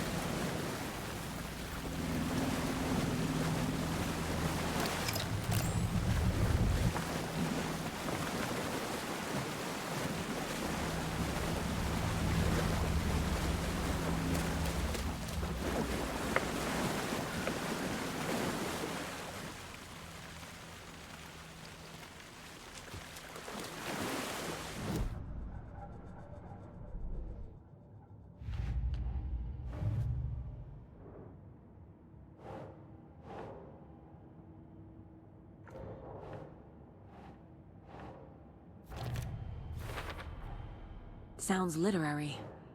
But what does it mean? Found the heart in the fridge. Just like the page said I would.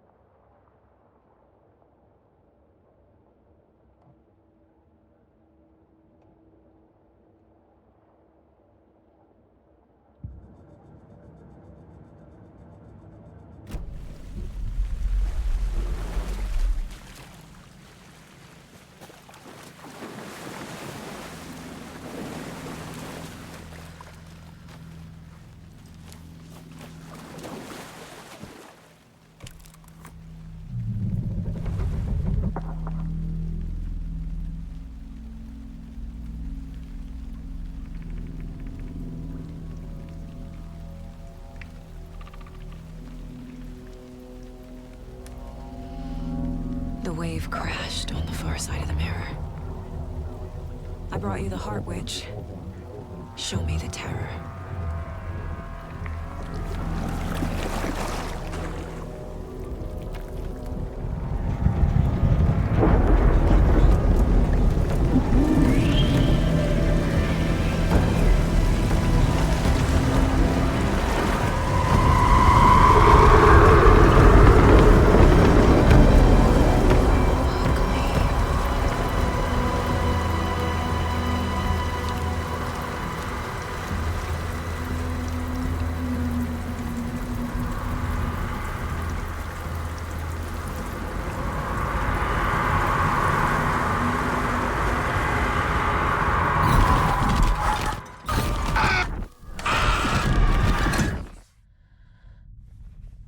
Casey, I think I'm in the overlap. Are you still on your way? Casey! Casey, do you read me? Fuck. Okay, Saga. Going in solo.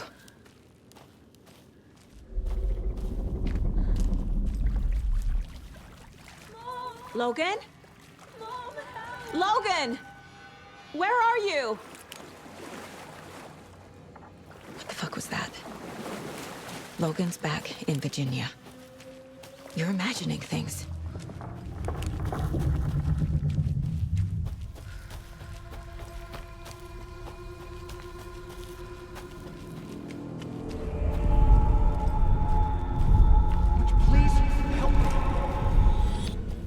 What was that?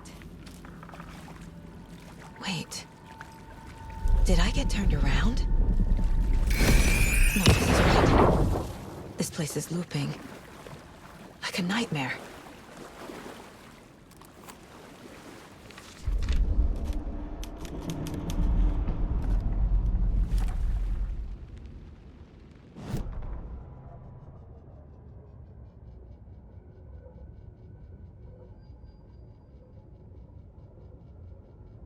Need to find Nightingale.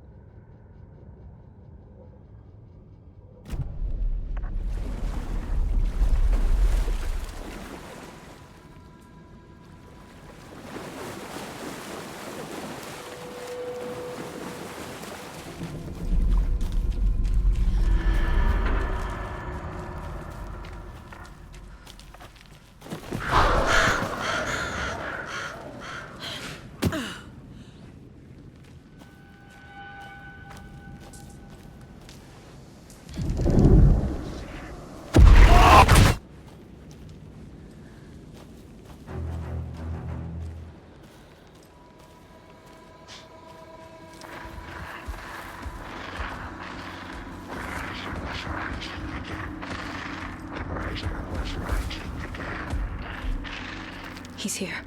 Nightingale.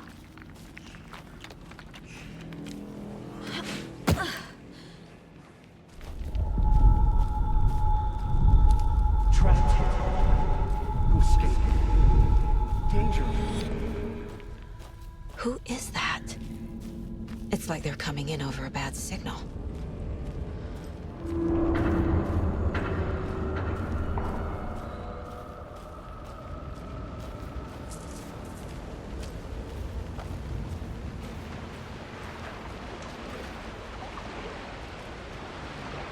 Nightingale's badge.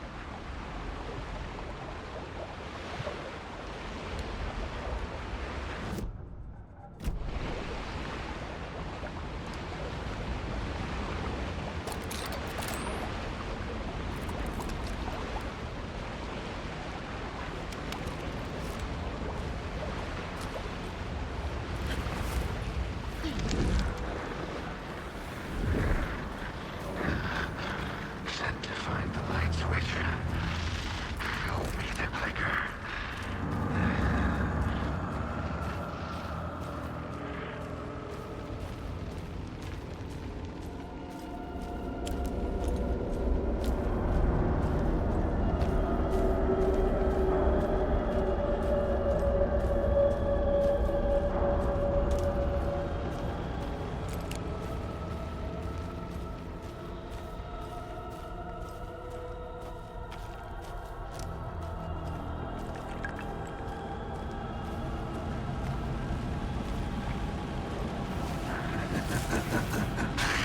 Nightingale hunted.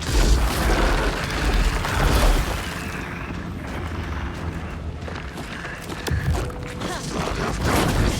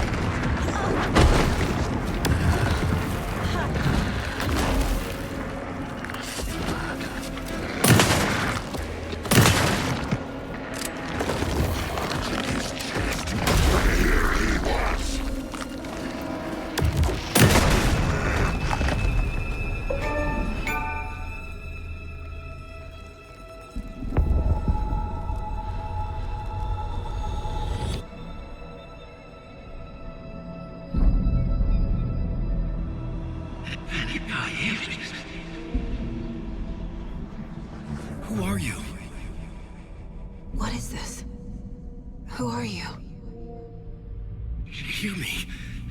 I'm Saga Anderson, FBI. I can hear you. Cauldron Lake.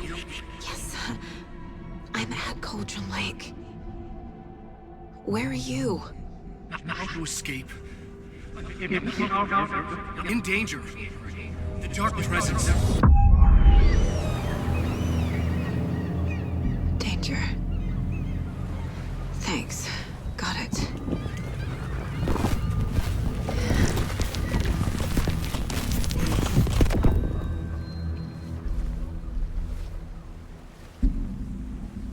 Hey!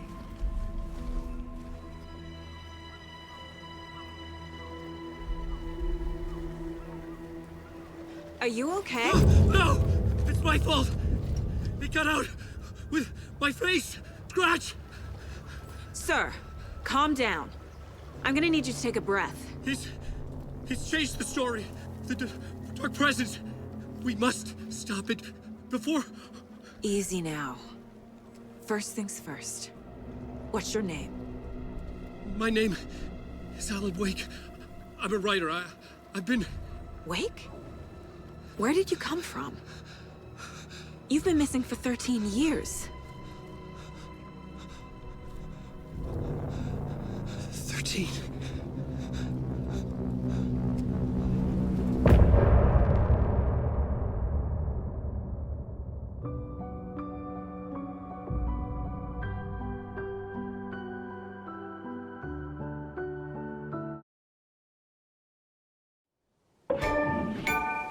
Anderson, where did you go?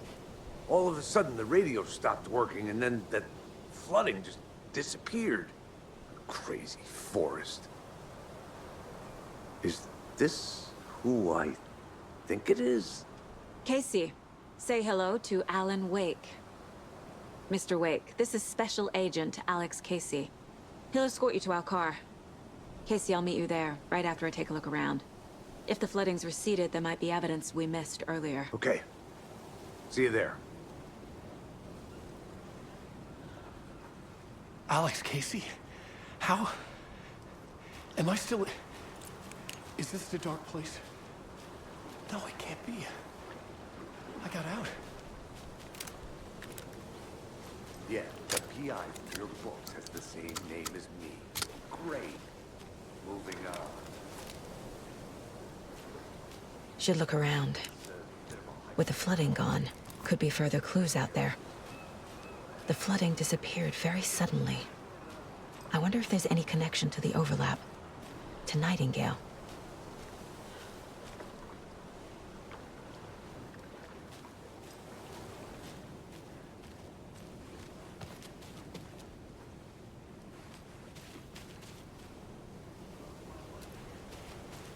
It's not safe without light. I have a light. And a gun. You can relax, Wake. Pages. If you see pages of writing anywhere, you must take them and keep them safe. Our lives could depend on it. They have vital information. We know about the pages, Wake. We'll keep an eye out.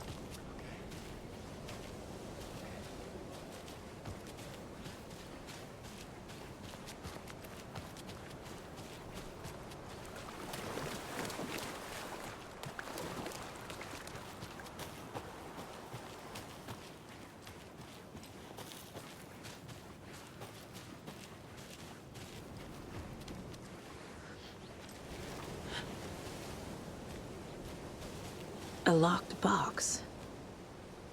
Is that the cult of the tree symbol on it?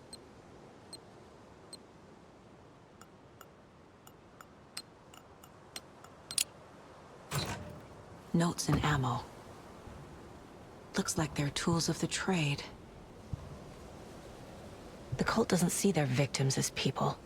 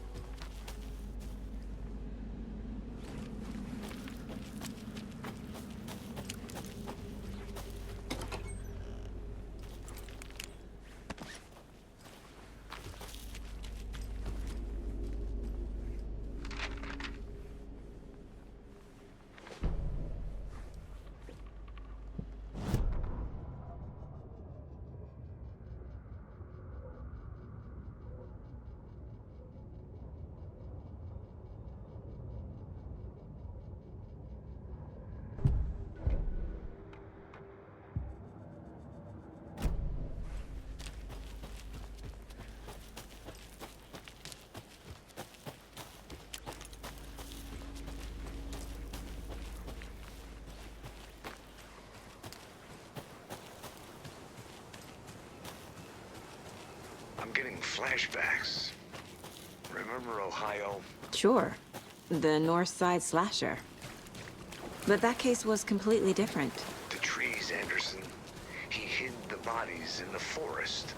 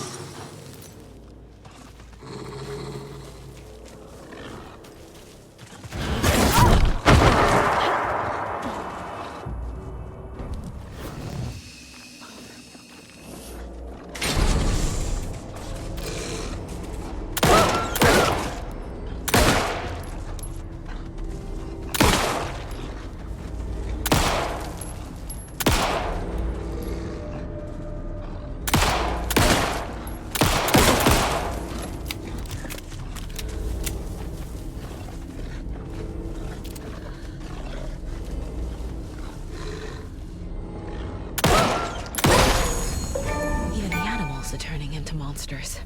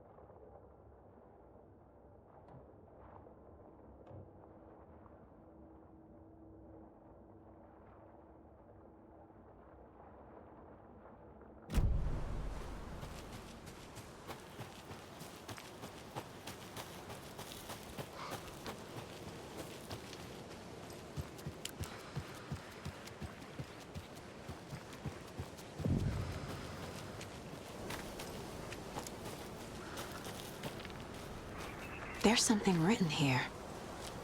A poem? Or a riddle? Reminds me of the nursery rhymes I read to Logan when she was little.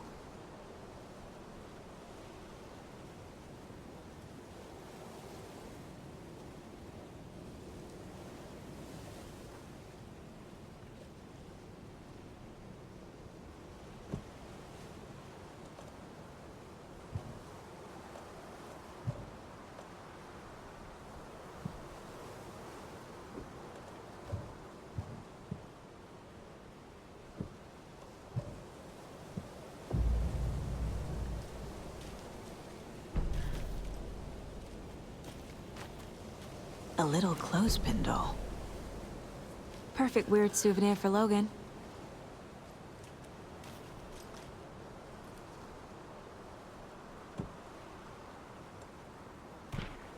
Doesn't look right. Doesn't make sense.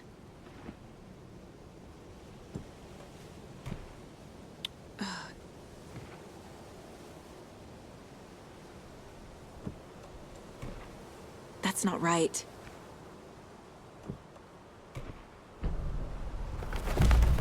Something feels different. I should look around. A charm. Cute. It'll go great on the bracelet Logan made for me. Huh. That was strange. Gotta keep an eye out for more of these rhymes.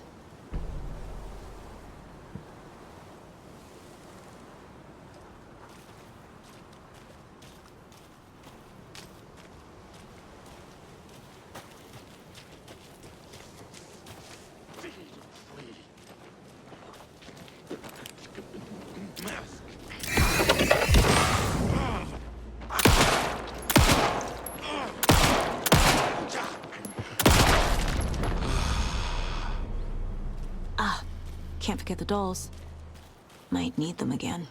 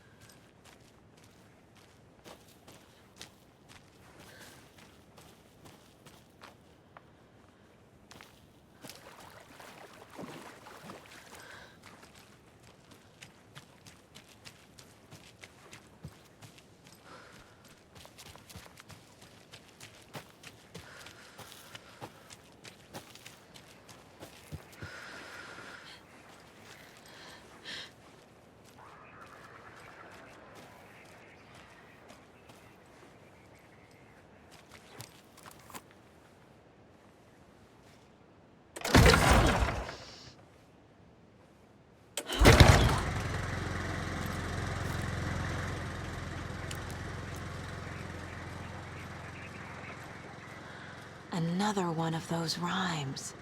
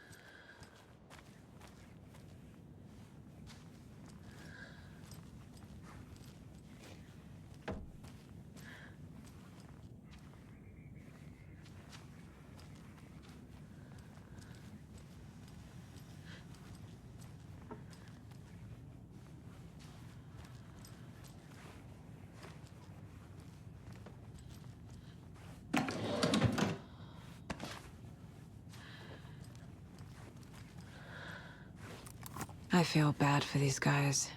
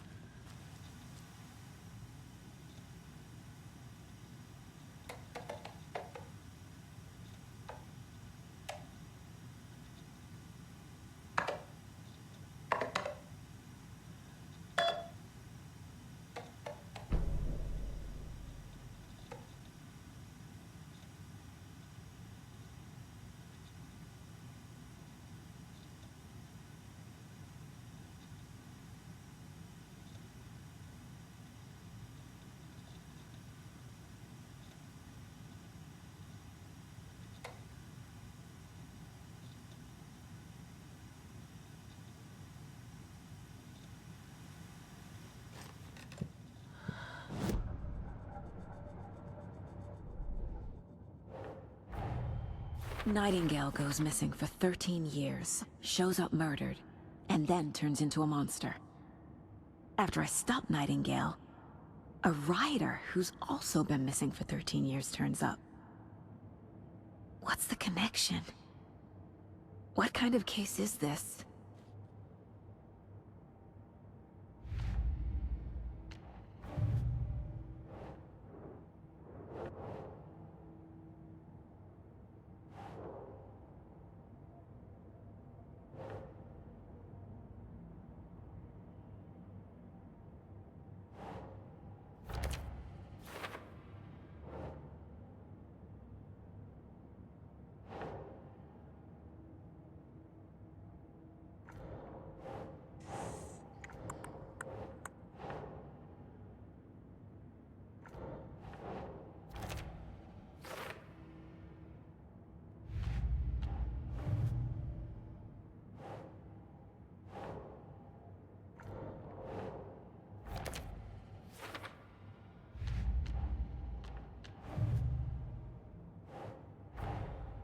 Creepy dolls, mysterious rhymes. No weirder than anything else going on, I guess.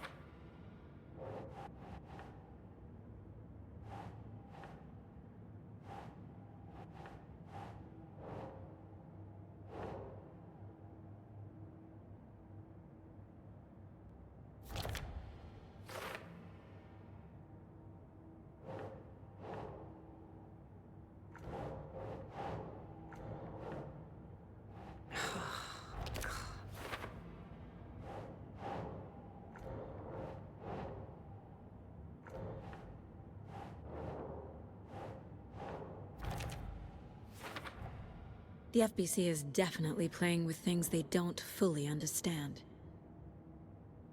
And that always goes well.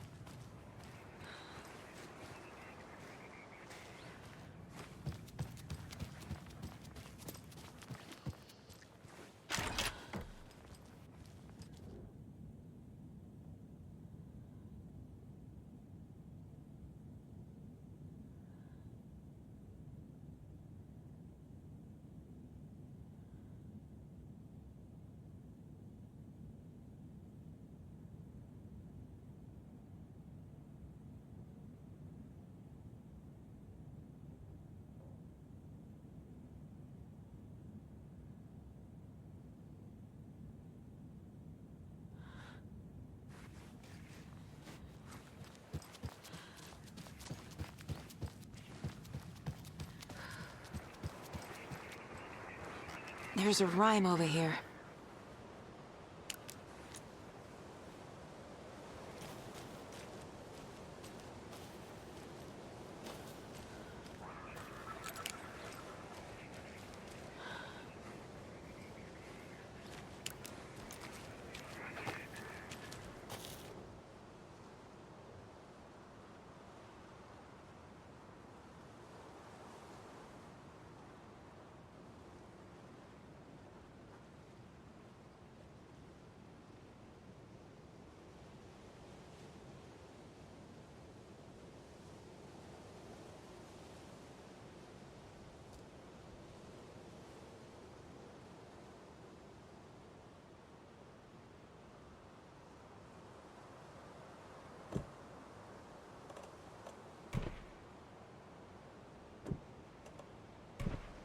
Ugh.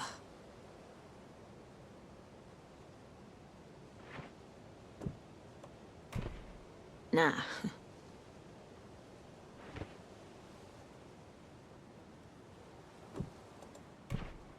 Keep trying.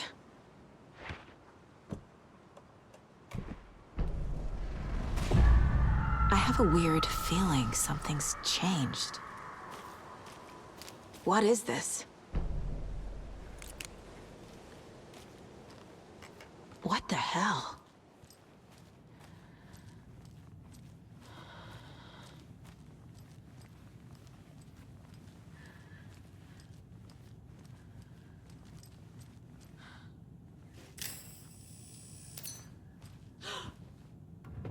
Another charm for my bracelet.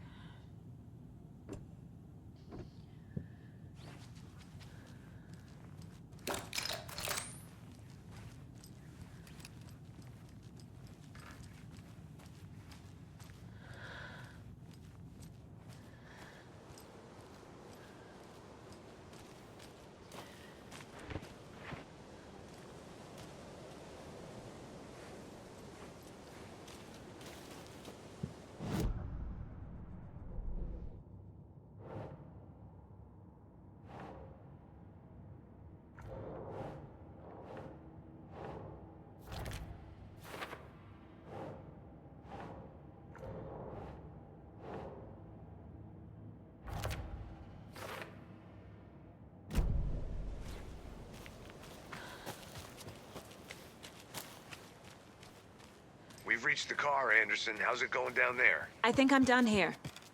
I'll meet you at the parking lot.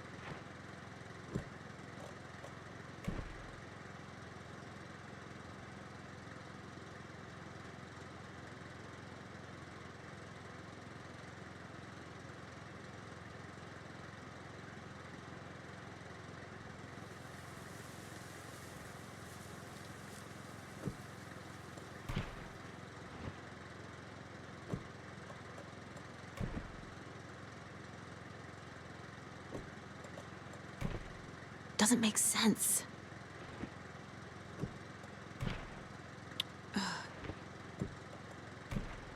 Doesn't look right.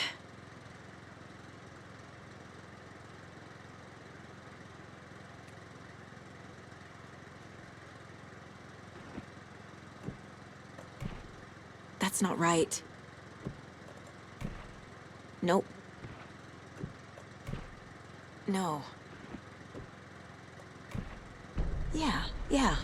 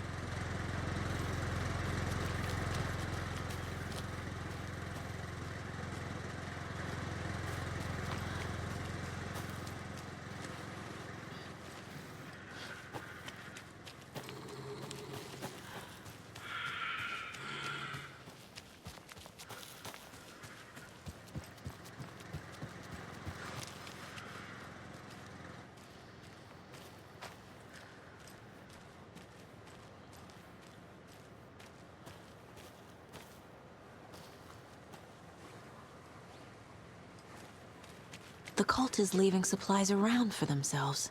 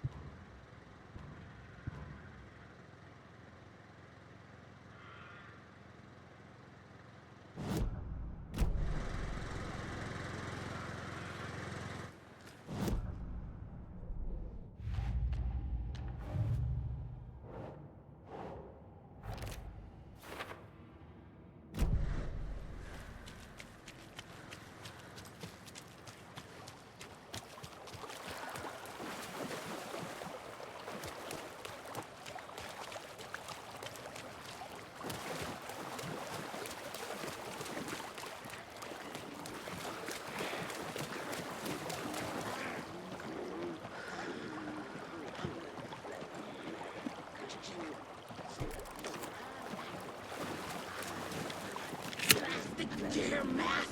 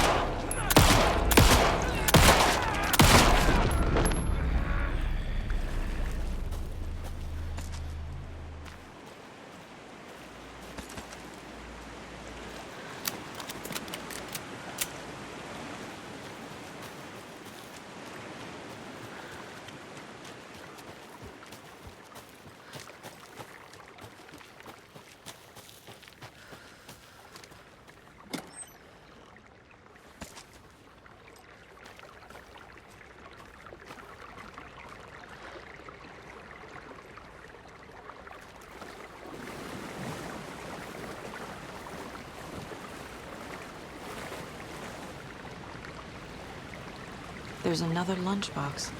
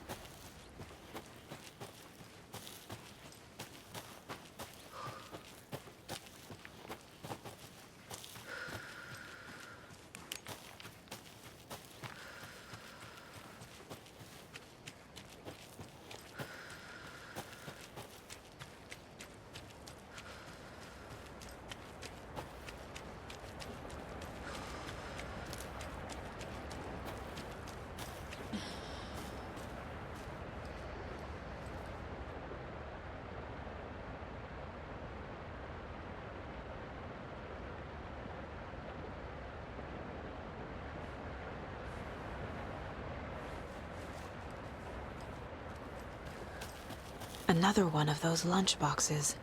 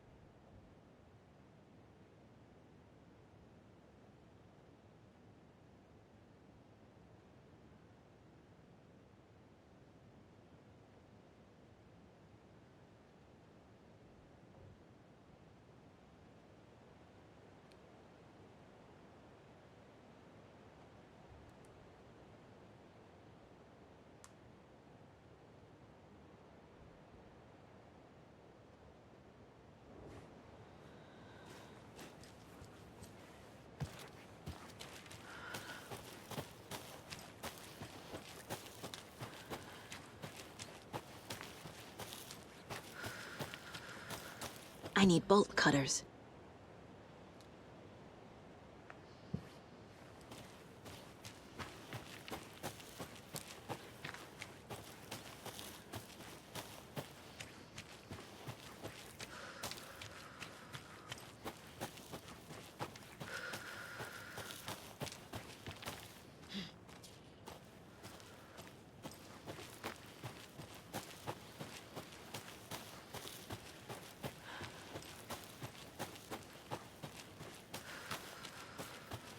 ready to go?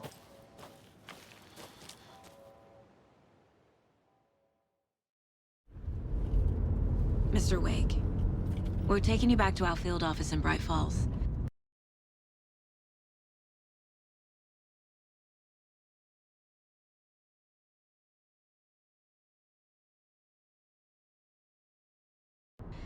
You can freshen up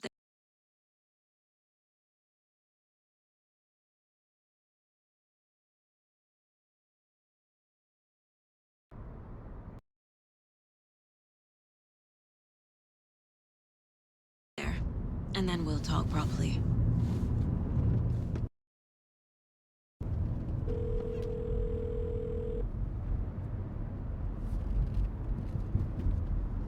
Hey, Mom. Before you say anything, I'm totally fine. Don't freak out. Dad shouldn't have even texted you. Logan? No one texted me. What's going on? I'm totally fine. I slipped, that's all. God, it's not the end of the world. Put your father on the phone. Okay. Dad, it's Mom. Don't worry, hon. Logan slipped in the shower and bumped her head. She has a slight concussion, but I'm keeping an eye on her. Lucky I heard her fall. She could have drowned. Jesus, David. Why didn't you call? I tried. It didn't go through. She's fine, really. But what about you? You sound stressed. No, it's,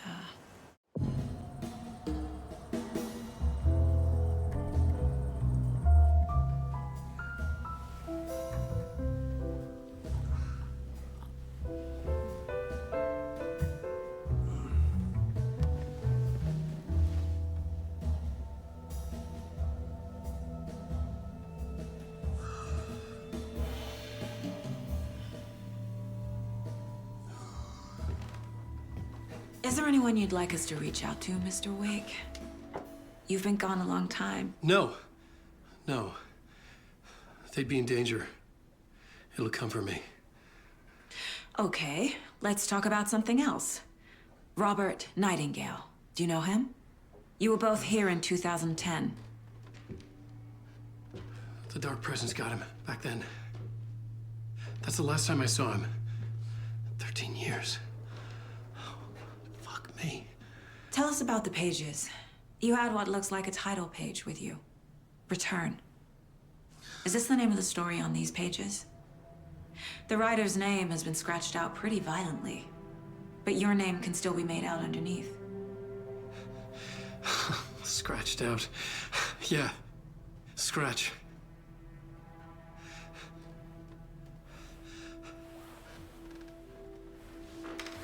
Did you write these pages, Mr. Wake? I'm trying to remember. It's a crazy jumble, like a nightmare. It doesn't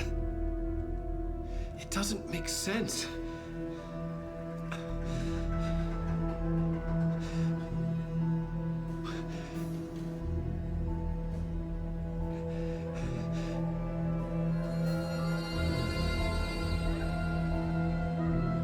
I remember.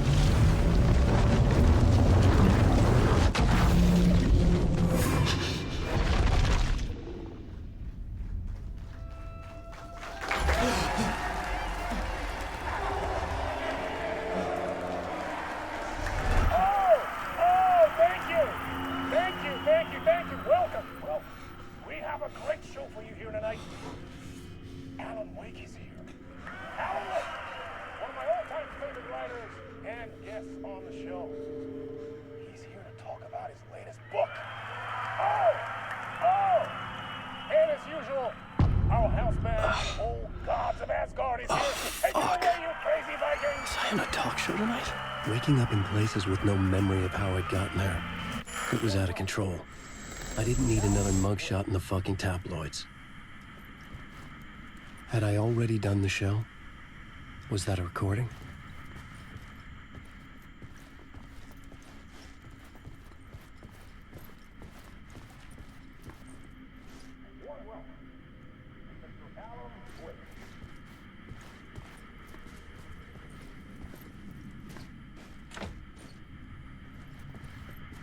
I felt a strange pull toward the TV.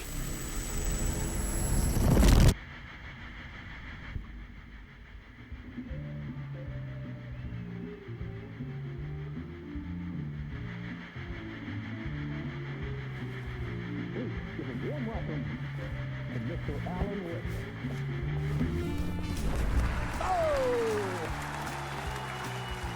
Alan! Good to see you, Alan. Great to see you. Welcome back to the show. Come on, sit down. Woo! Oh, man. It is so good to see you, Alan. This must be an exciting time for you. Tell me, does it ever get old? Sorry, does what get old? Publishing a new book. Are you okay there, my friend? You look like you've been cooped up in the writer's room for a few too many years. This is exactly how I feel. You know, I've waited so long to get my hands on the sequel to Departure. You left us on quite the cliffhanger. We've all been dying to know what "it's not a lake, it's an ocean" really means. You and me both. Well, our wait is over. Your new book, Initiation, hits the shelves tomorrow. What? That's exactly what every reader will be asking. This book is mind-bending. It's so cerebral. I mean, how would you describe it? An auto-fictional thought experiment? A horror story? A postmodern detective story? Wait. This isn't right. I haven't written anything. He's so humble. Okay, you got me. Good prank, very funny. But yeah, I sad to say, I've not written this. I'd remember if I'd written a book, right? Or maybe it was written by your evil double. Well played, man! That is spot on! Playing the role here.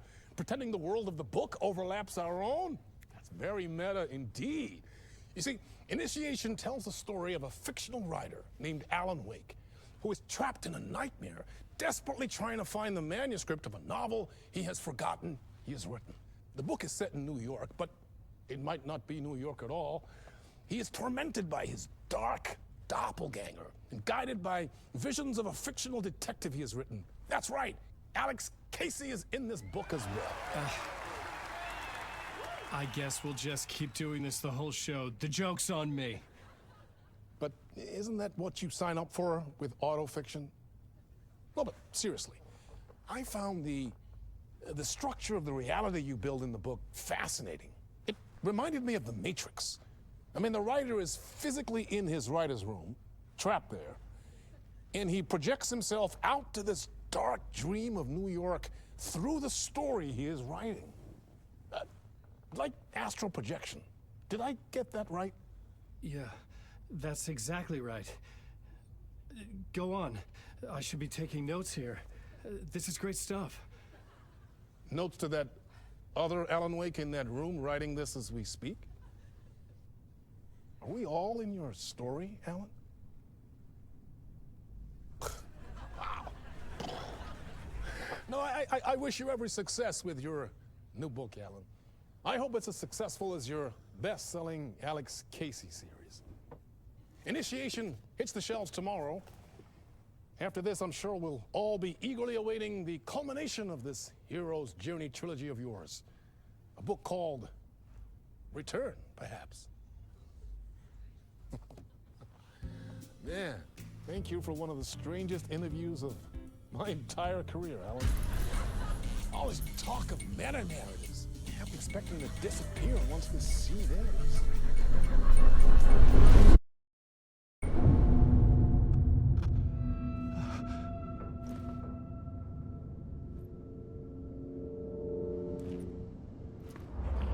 Hello? I'm losing it. Something's not right here. I needed to get home. To Alice. What the hell was that interview? Some kind of joke? Initiation? I never wrote a book called Initiation. This felt like a bad dream. Could make a good horror story. I was a mess. I'd never heard of this talk show or Mr. Door before. None of it felt right. Was I losing my mind?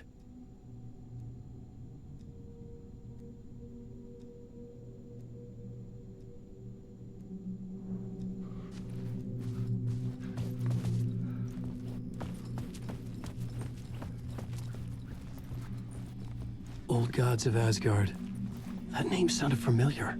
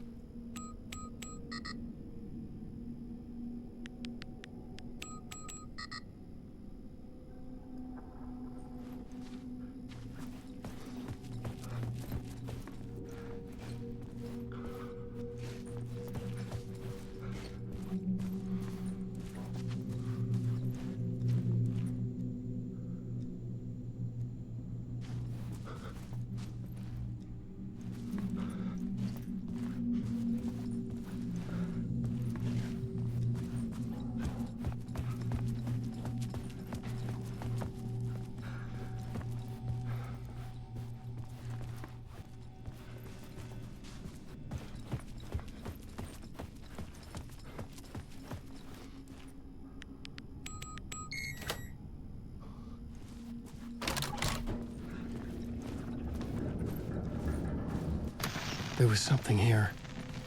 A broken transmission I couldn't quite make out. What was that? A message? Impossible to say.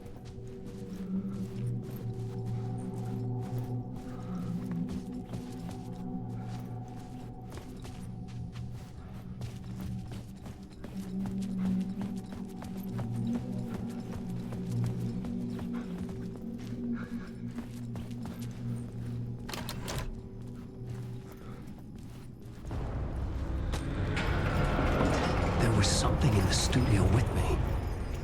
I had to get out.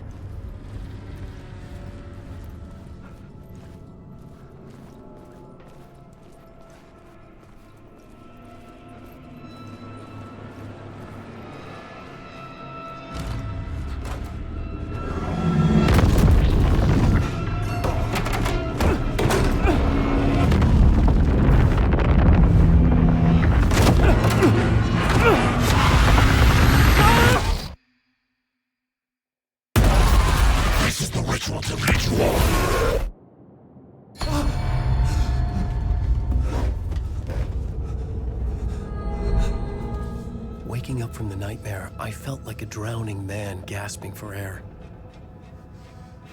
This place felt familiar. A ghost of a memory surfaced, about writing here for countless days.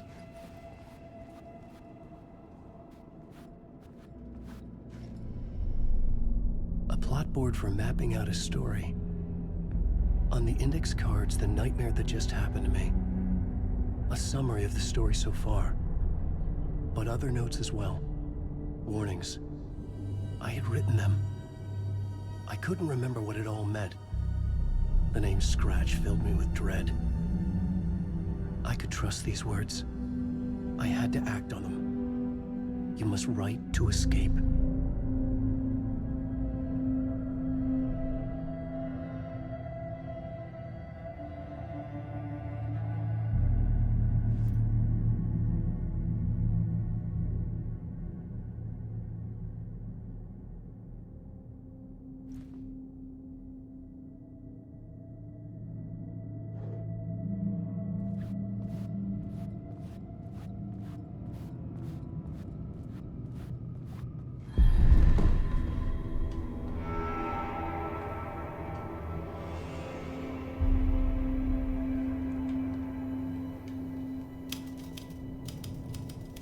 I didn't remember much, but I knew my thoughts and ideas could manifest as reality in this dark place.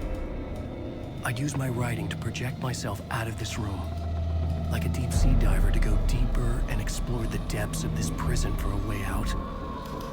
This room was my boat. Writing was my lifeline. I would start again at the talk show.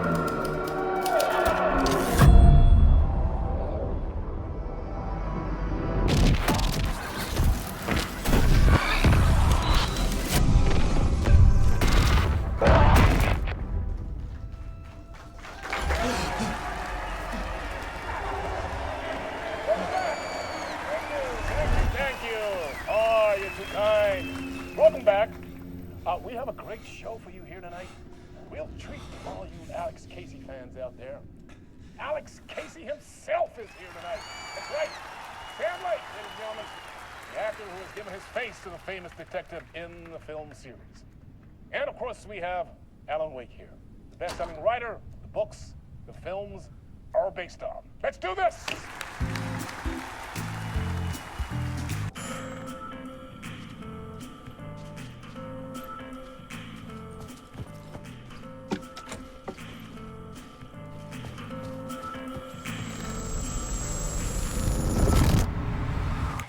Welcome back to the show. So, Alan, as the creator of the character, how do you feel about this? Sorry, what? I know it can be an awkward question with the man sitting right next to you, but I mean, how do you feel about him in the role of Casey? Does he look the part to you? He looks exactly like I always imagined Casey to be. It's uncanny. Thank you. That means so much to me. I'm a huge fan of your books. So, what's the problem, Alan? Because on more than one occasion, you voiced your reservations about the adaptations. It's not that. They're their own thing. They've gone with choices that are different from mine. I feel protective about my stories, and these adaptations... I don't know. I guess I just wish I could have been more involved in making them. Well, in that case, you won't have seen this either. We have a clip from the new film, Murder Case Casey. Should we roll it, or do you want to say something first, Sam? Nah, just roll it.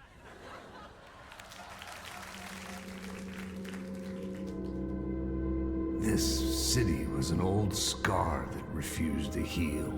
The rain made it fester. It needed the sun, but there was only the night. I was tired. Insomnia covered me like a plastic film. I was watching the world through a rain-slick window, my own reflection haunting the view. I was trying to track down a missing writer. My only clue was a table lamp, shaped like an angel. The only thing to shed light on this sordid mystery.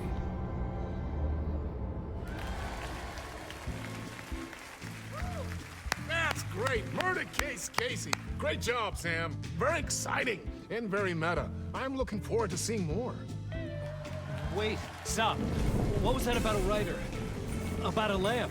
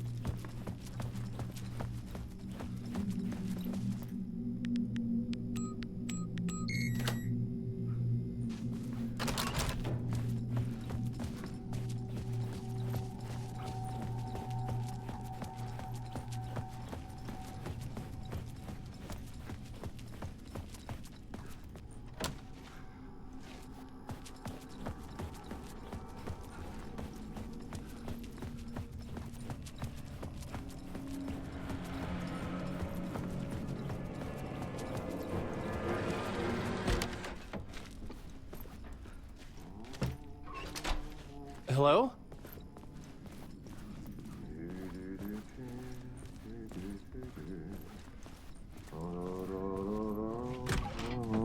Ah, Lorraine! There you are, Tom. Oh, not so much evil that not a bit of good as well. Not one without the other. Good to see you. Hey, I can't seem to find my way out of here. Can you point me to the exit? No totta helvetissä. Of course, Tom.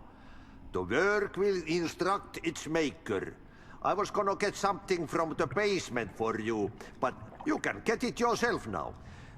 The more cooks, the worse the soup.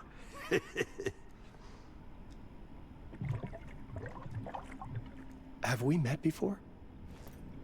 Are you trapped in the dark place too? You remember Ahti, the janitor. You can't be lost if you don't worry about where you are headed. So don't worry, Tom.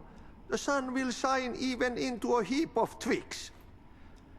Just remember to turn on the lights. It won't take long when you get to work. What do you want me to get from the basement? And my name's Alan, not Tom. Ja, mutta katoppa kun a man, but a man with a tool makes two, Tom. Eikö niin? And a man with a tool can build his own exit. It's in a shoebox, in the basement where you left it. Safe as in the Lord's purse. Here's the key.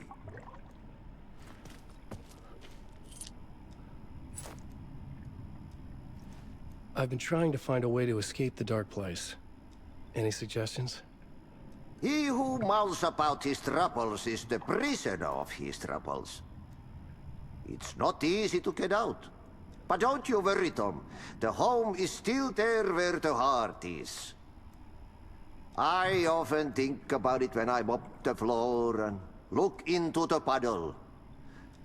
Water is the memory of the world. Water finds its way. The janitor was a bit out there, but still a friendly face. I had to trust the basement would get me out of here.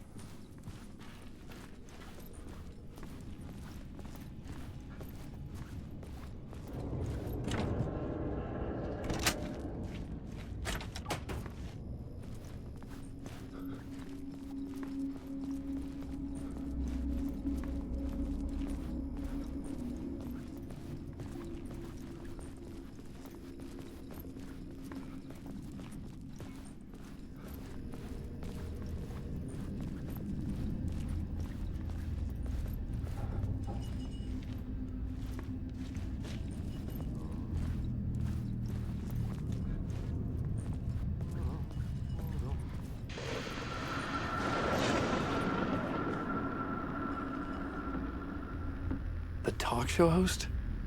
Good evening.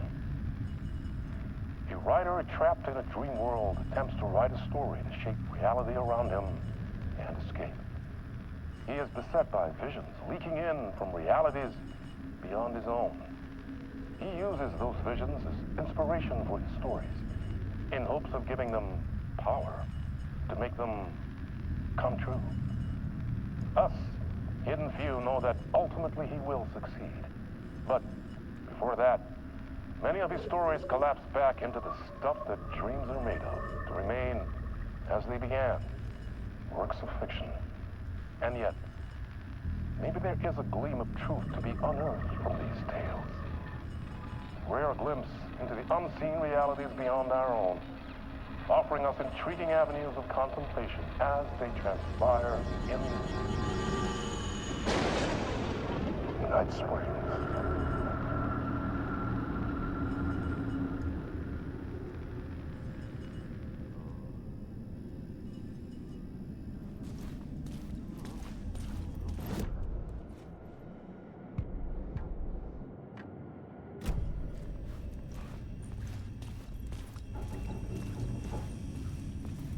An old lamp in a shoebox. Was this what the janitor had left for me?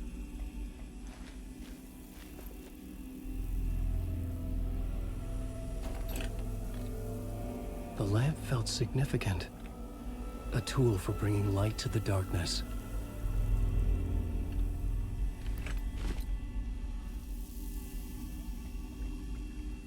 I felt a magnetic pull between the lamp and the light overhead. Whoa! When the light jumped into my lamp, the whole room changed, like something in a dream. Opening a way forward, the lamp was humming. The bulb glowed. It held the light now.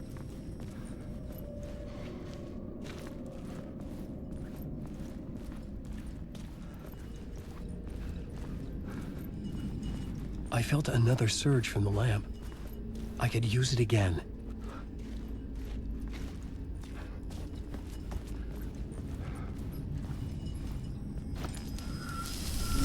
The glow in the lamp went out, shifting the light in the room. The light carved out something new from the darkness.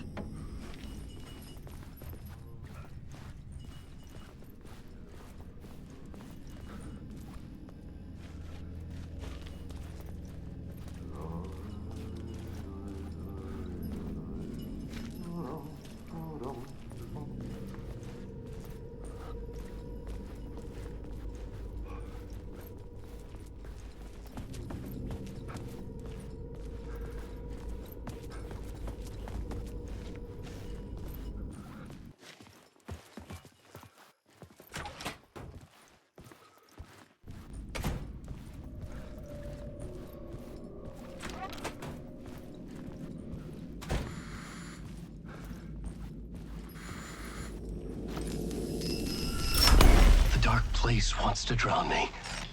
I'm losing myself. I have to fight it. I have to remember. The clicker. The light switch. I lost it. But I have the lamp now. The lamp the switch was cut from. This place is a nightmare. Not real, and yet more real than anything. The danger and the horror are real. It feeds off my mind. Twisting whatever it takes into psychotic reality. I'm trapped here. I write to escape. I've tried this many times, written countless stories, forgotten how many. I keep failing, but I must keep trying. I use the story to dive deeper. Every word I write is a step forward on this spiral in the darkness. I dive to the body to find the answer, the map, and the key, the compass. That's combined to form a door leading out. But how do you open a door that's not a door? At the bottom of an ocean that's not an ocean, and a lake that's not a lake.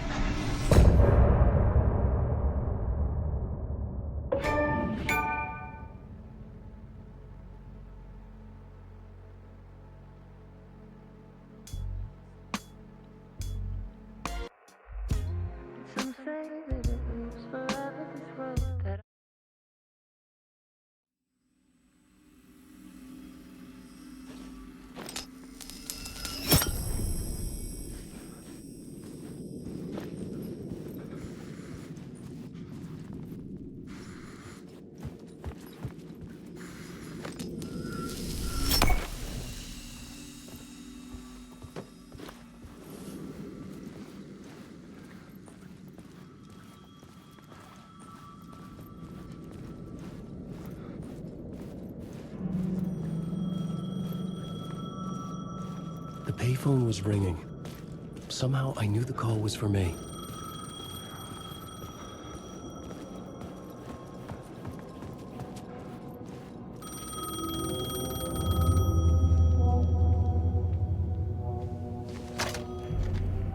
Hello? Alan Wake? Yes. Do you know who I am? No? Who is this? We'll get to that later. There are spies all over. Shadows. A sense of deja vu washed over me. Had I had this conversation before? Alan, listen to me carefully. Caldera Street Station, the subway. You need to go there. I'll call you again later. Make sure to pick up. Do I know you? I know you from somewhere. You've just forgotten again. We're in this together. Don't worry. I got you now. We've been working. Great. I'm losing you. Hello? Hello?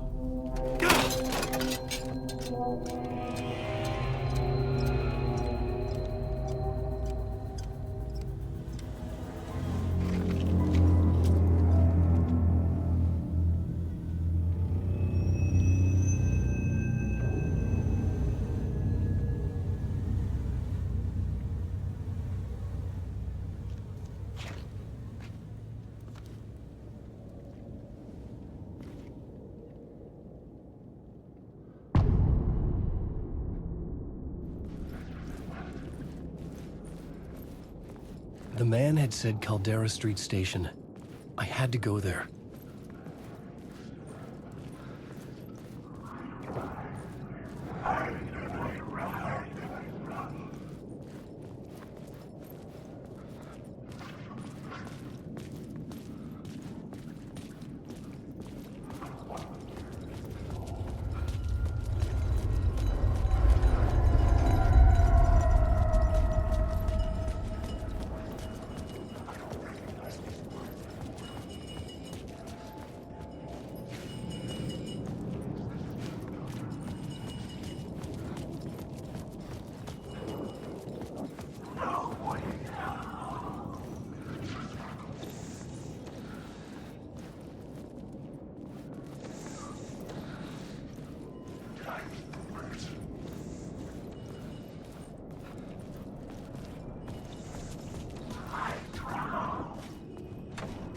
It was locked from the other side.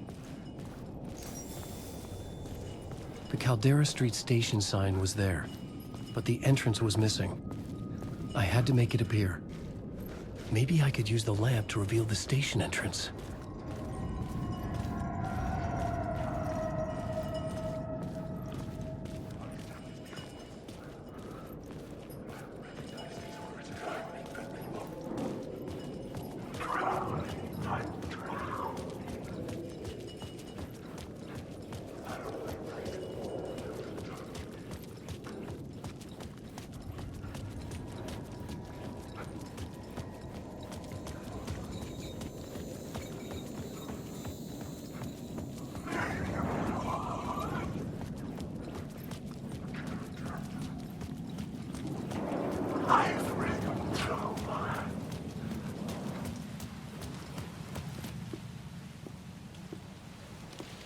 Is this the way it was on the page? What the hell? Oh, hey. We met at Door's show. Alan Wake, the writer. I'm Alex Casey. I'm looking into a murder. Come on, what is this? There's a piece of evidence, a manuscript of a novel. You wouldn't know anything about it? A manuscript? What manuscript? I need to see it. Rumor had it the manuscript contained the details of the murders. A murder cult was following the story to commit their gruesome acts. Was Wake their leader? Had he written it? How far would he go to create a perfect work of art? Or would he be the next victim?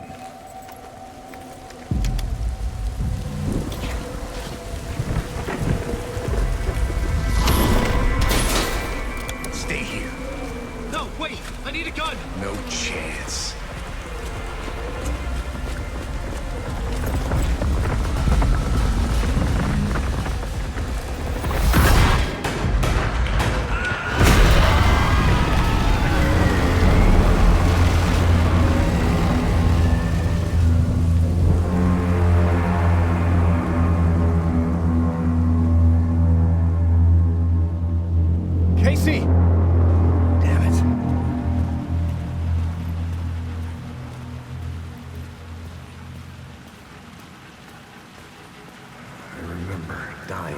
this alley in a dream I had. He was just gonna keep killing me here, loop by loop. You're not gonna get what you want. You think you know. You know shit. You don't really wanna know. You're gonna get what's coming to you.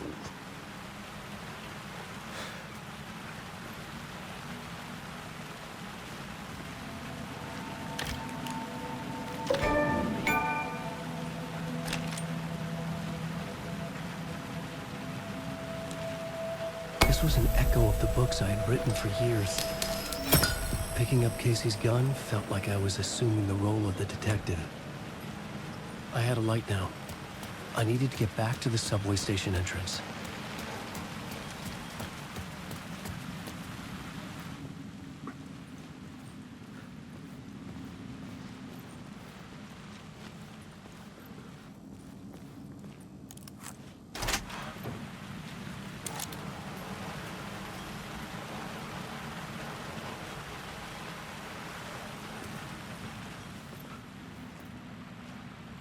There was something hidden here, a phrase repeated over and over. The words resonated with meaning. Had I written this?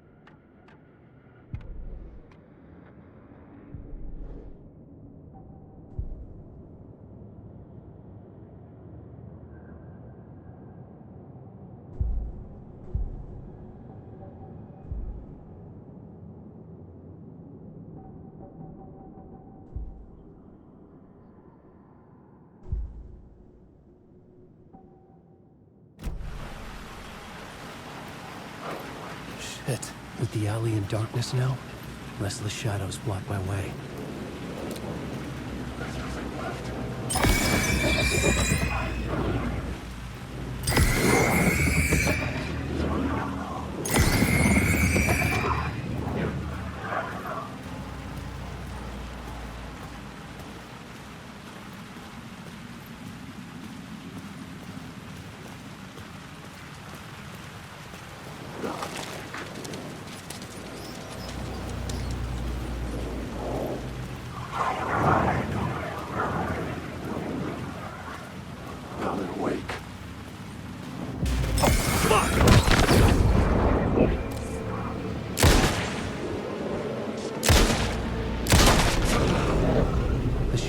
Faded out. Until they didn't. They were trying to stop me. With the gun and flashlight, I could find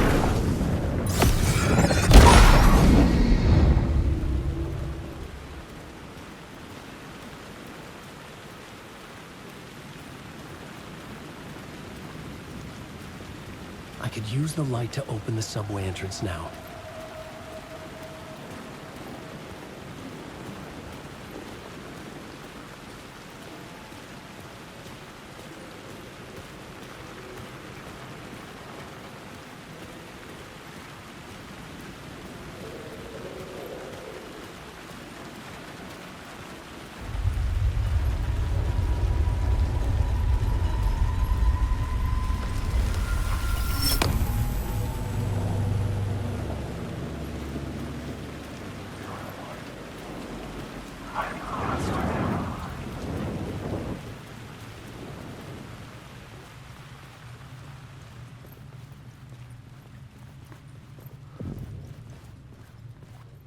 I needed to find another light to go deeper inside.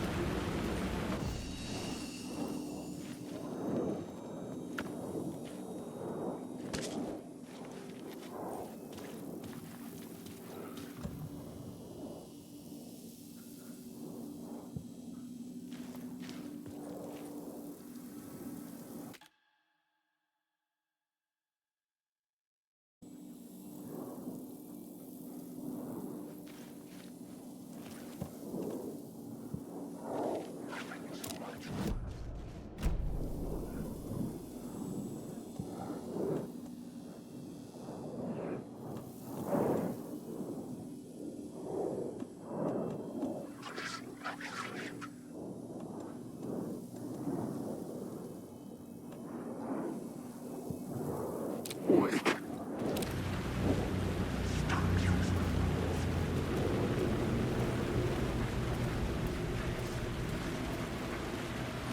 Alan Wake.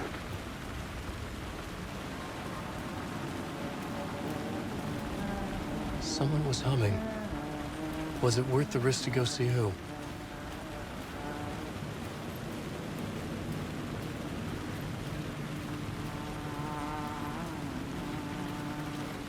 Hello?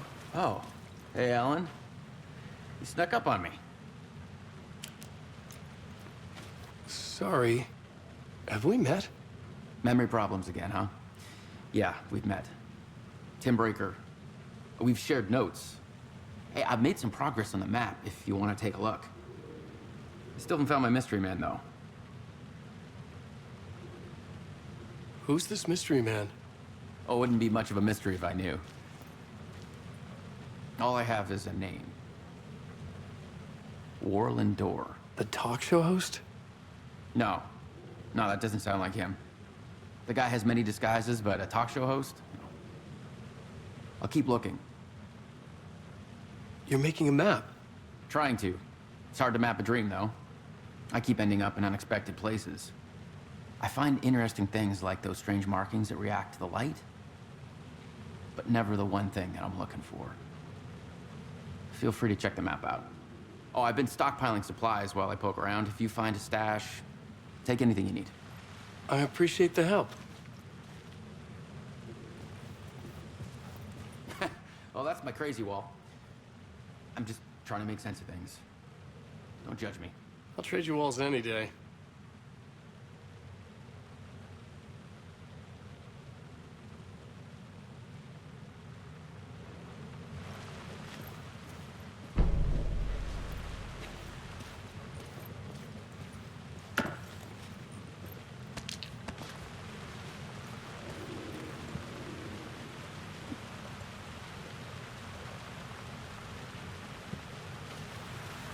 See you around, Alan.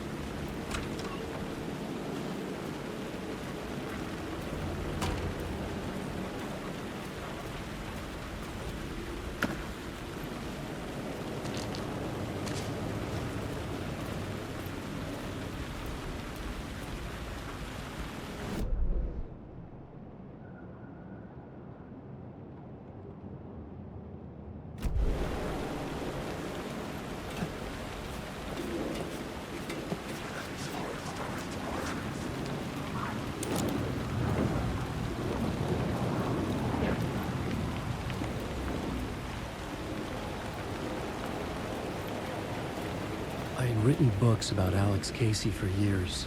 Something lingered here. A line from a half-forgotten story.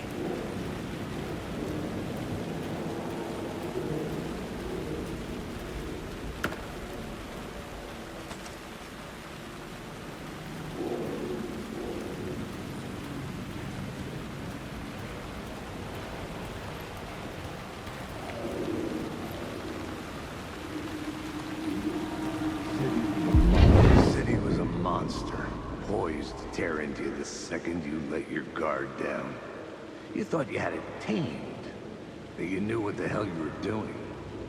Your last mistake, unless you got lucky. And you didn't deserve to get lucky. You blinked at the wrong time, let your mind wander, and the fire escape that was meant to be your getaway route was gone, was never there at all. You'd gotten turned around somewhere along the way. The city was coming to finish you off, and there was nowhere left to run.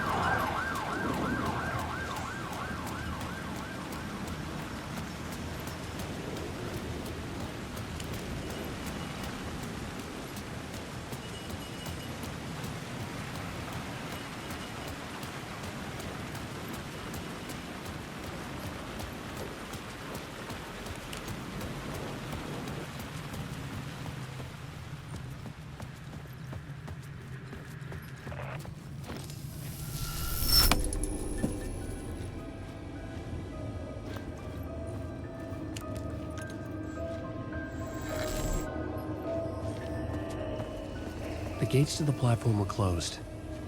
I had a ticket.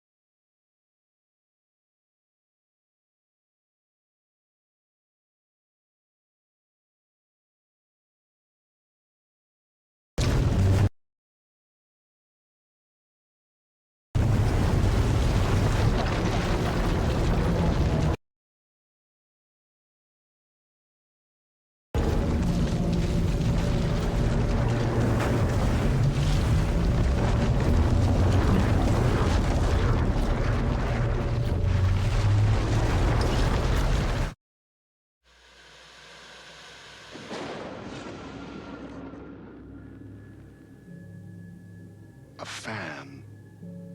The dictionary definition of the word is an enthusiast, a fervent devotee, an abbreviation of fanatic. What comes across to an outsider as a dangerous obsession or even madness is something entirely different from the point of view of the fan herself. To be a fan is a joyous existence, one filled with the happiness that stems from knowing with utter clarity the purpose of your life. But what if that purpose could be more still?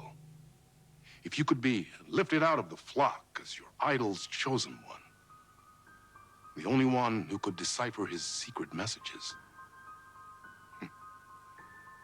What lengths would you go to save the object of your obsession in Night Springs? Tonight's cult classic episode, #1 Fan.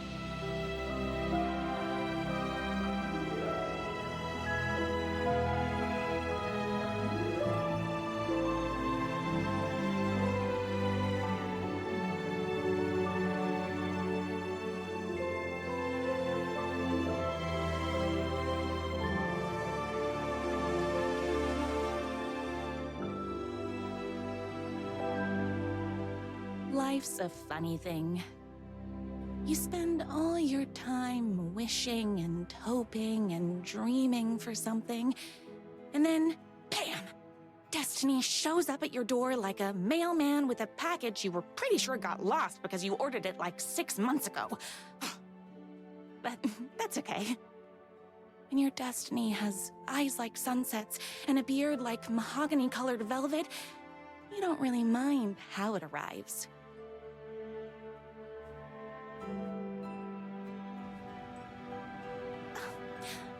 But my day didn't start off with all that excitement.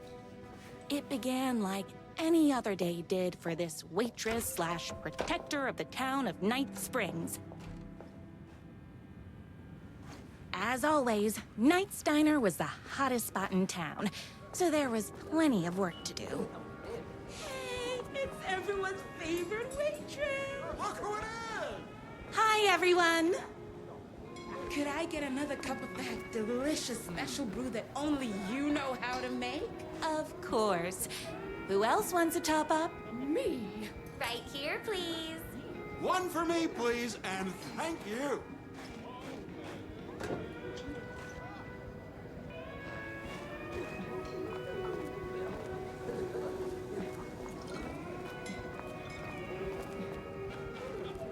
Here's your coffee. How do you juggle running this diner, your bird sanctuary, and that amazing fan site for the writer you love so much?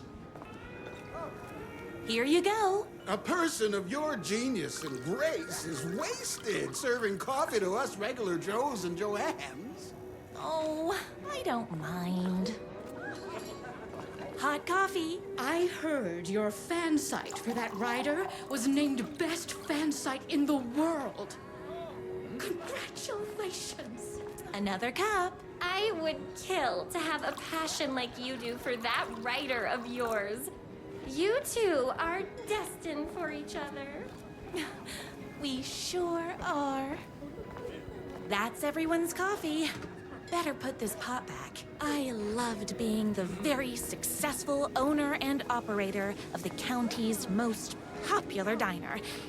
But that was nothing compared to my grease fire of passion for the writer and his sheer literary talent and flowing hair and lips like buttery pie crust. Pie! I need to clear the empty pie plates from the tables. Shucks.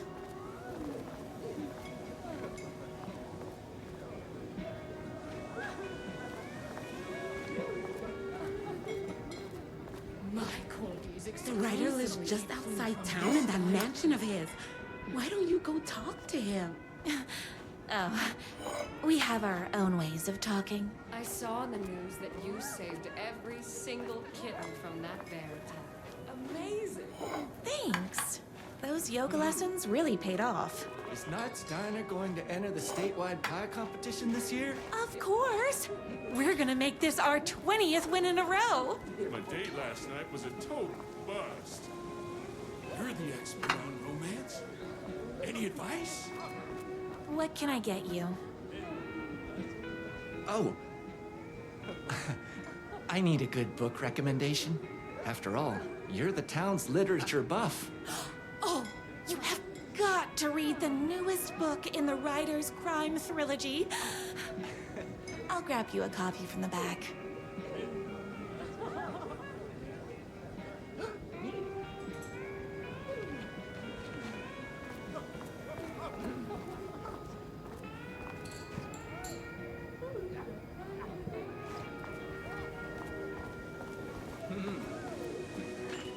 No time for that. I've got customers waiting. You better not crease any pages.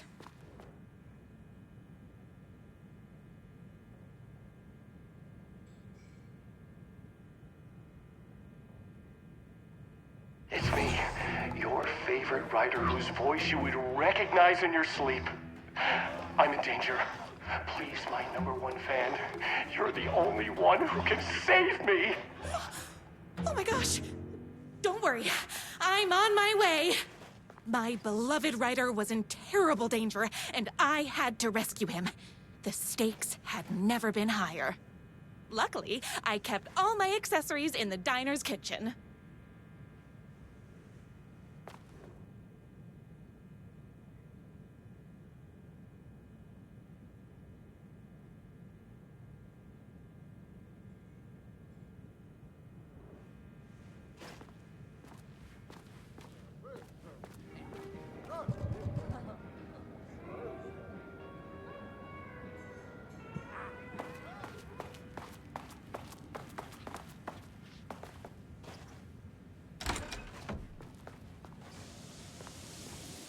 My accessories. Everything a girl needed to claim victory in the battle for love. My bolt-action hunting rifle with a gorgeous walnut stock. Deadly, and looks good doing it. Just like me, my trusty 12-gauge, fully automatic. Extreme circumstances call for extreme shotguns. I was finally ready for a night out on the town. With danger. There was no time to waste. The shortcut through the boatyard was the fastest way to my writer's mansion in the woods outside town. Knock 'em dead! The boatyard is this way! You better hurry! Go through the boatyard!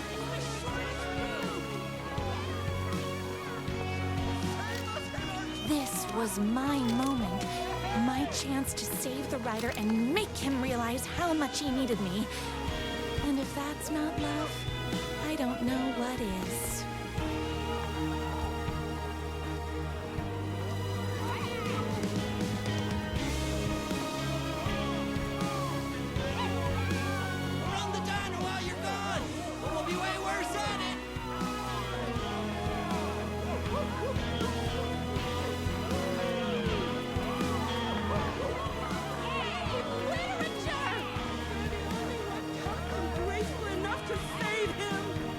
was leaving my old life behind, like a body left to sink in a lake so no one finds it. Nothing would get between me and my future with the writer.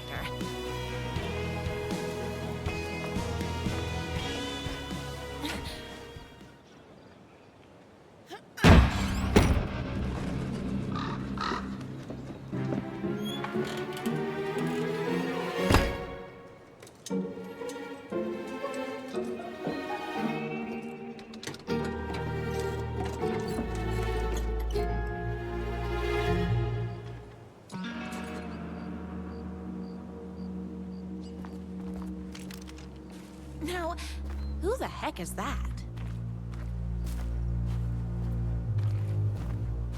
I knew you'd come to his rescue. Who are you? And why do you look like a slightly less handsome version of my writer? Oh, don't you ever compare me to that worthless hack. Sure, I may be his wild and rebellious estranged twin brother, but we can't all be perfect.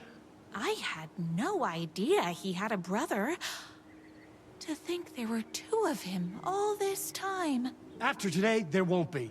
No more writer, no more books, no more living in his shadow. But you're his brother. I'm sure you two can talk it out and realize you have so much in common, and after you change, you can move in together. And I'll come over with popcorn for movie nights. He had his chance for popcorn and movie nights, but he wanted to keep everything for himself. Too bad. You know what they say? If you can't join him, beat him. What did you do to him? I locked Mr. Fancy Pants up somewhere you'll never find him. You won't get away with this. I'll stop you. Babe, I got an army of people that hate that hack almost as much as I do. They're ready to die if it stops him from writing another crappy book. What do you got? I have a shotgun. Well, I got a... Wait, that's a real shotgun?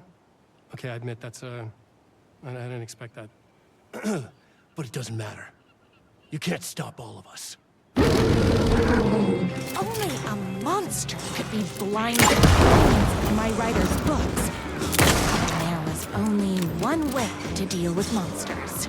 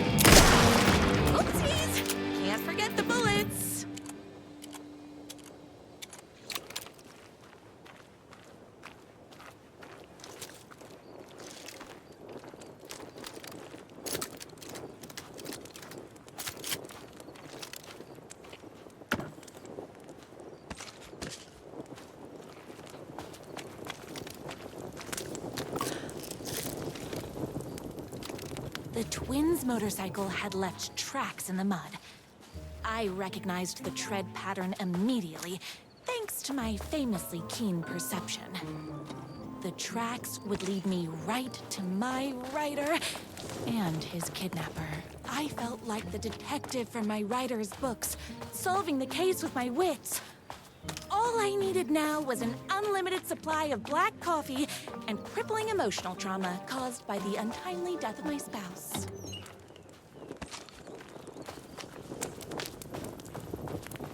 More haters.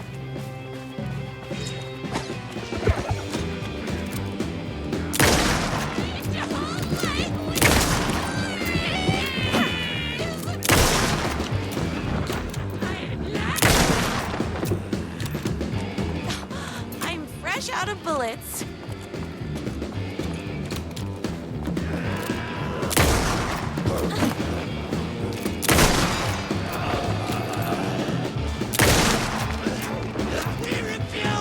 My spinach this morning, so don't mess with me. My gun's hungry.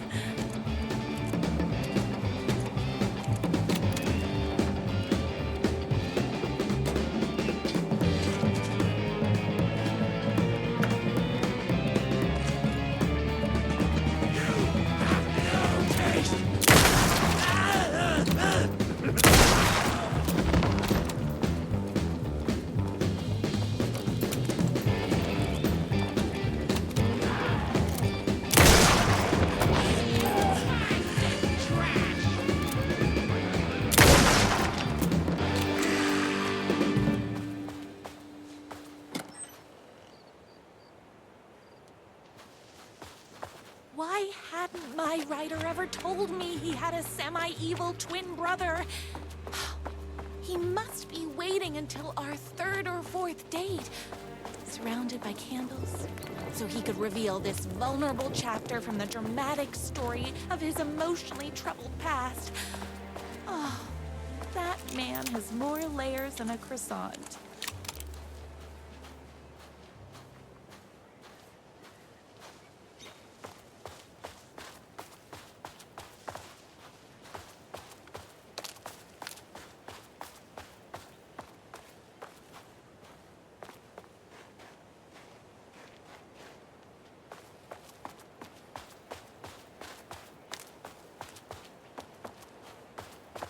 I couldn't let these monsters continue to plague my dear writer with their negativity.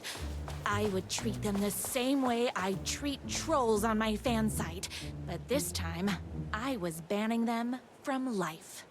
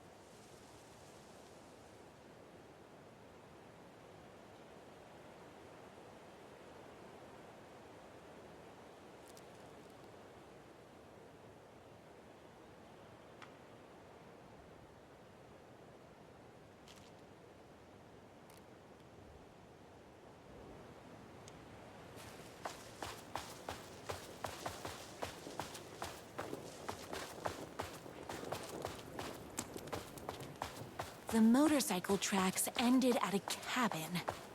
Was my writer inside? Isn't anyone gonna rescue this poor little writer? Hello? Is anybody there? I'm just a frail writer and I require aid. He's inside. I'm here. I've come to save you. Oh, joy! We can finally be together and sit through the poetry readings and drink $18 cocktails and have high tea with the queen. Wait a minute. My writer only drinks coffee. 2 sugars, no milk. I keep all the mugs. Okay, no more tricks. I'll be waiting upstairs.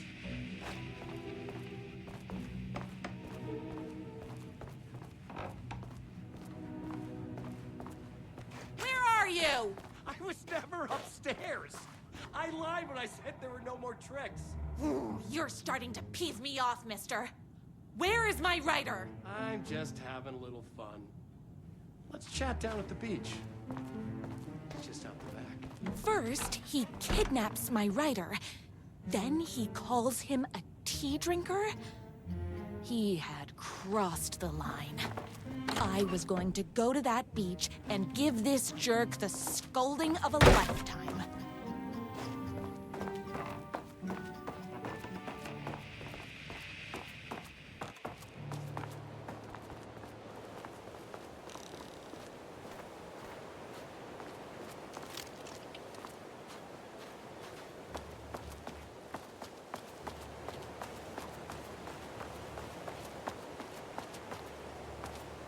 The twin said he was down at the beach.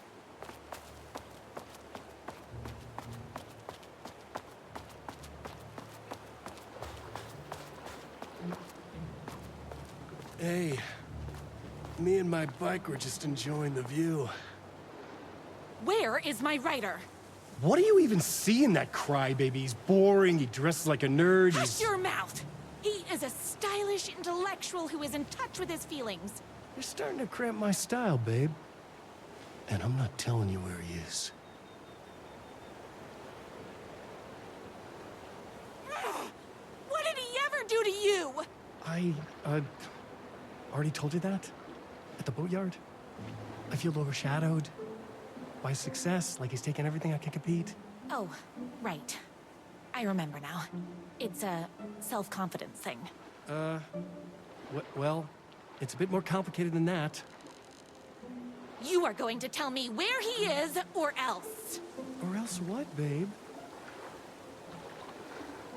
You asked for it. You're rude, you have no manners, your too cool to care attitude is attractive initially, but drives people away after they realize you're emotionally incapable of letting your walls down to reveal that you are a vulnerable human being just like everybody else. You are trying way too hard with that outfit. No, stop! I don't like being seen!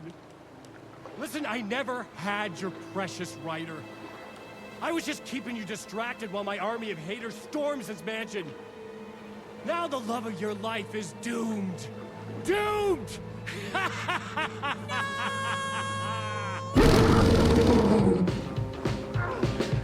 He tricked me, even with my famously keen perception.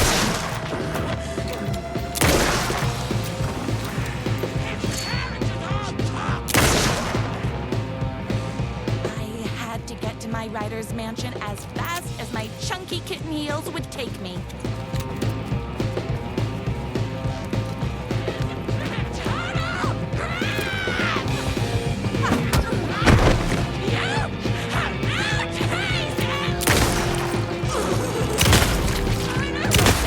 Me and my rider.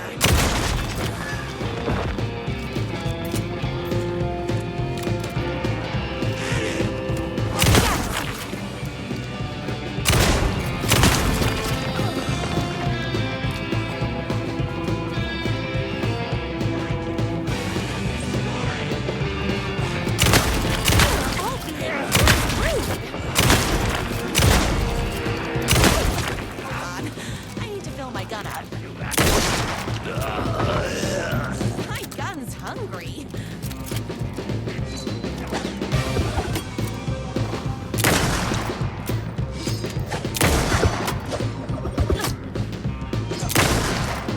Whoops! Gotta put more bullets in.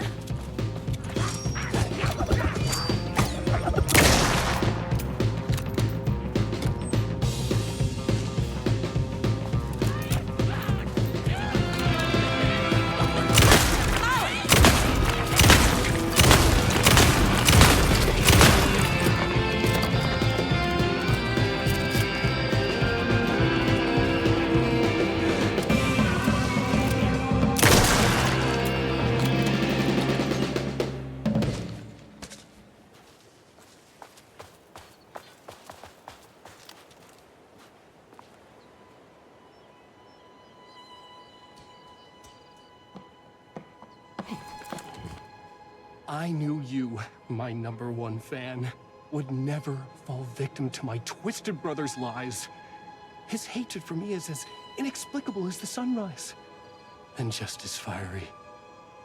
But I knew your heart would never waver. You're the only one who can save me. I believe in you.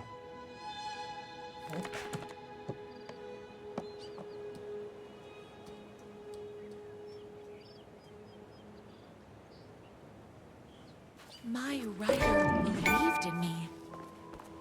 We were kindred spirits. We fit together like a bicycle chain and that spiky wheel thing the chain fits into. We were connected by love and destiny. He was meant to be mine, always and forever. There was no time to lose. I was the only one who could save the writer and the very soul of literature from these evil haters. The fate of all art rested on my shoulders. The stakes had never been higher.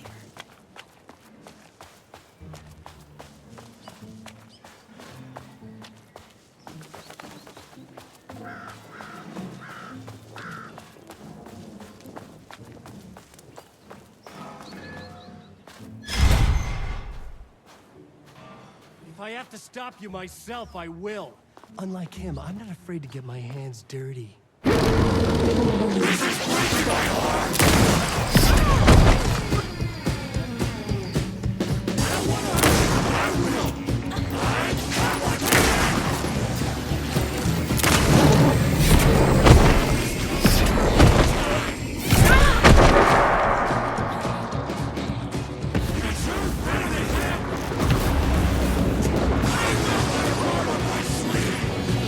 Bullets o'clock. My gun's hungry.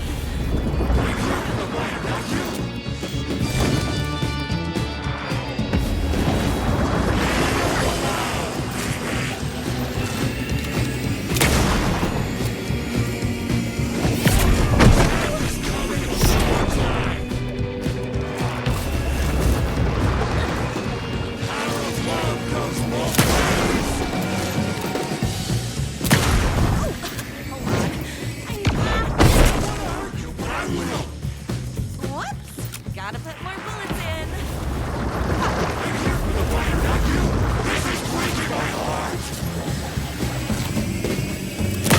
Not happening.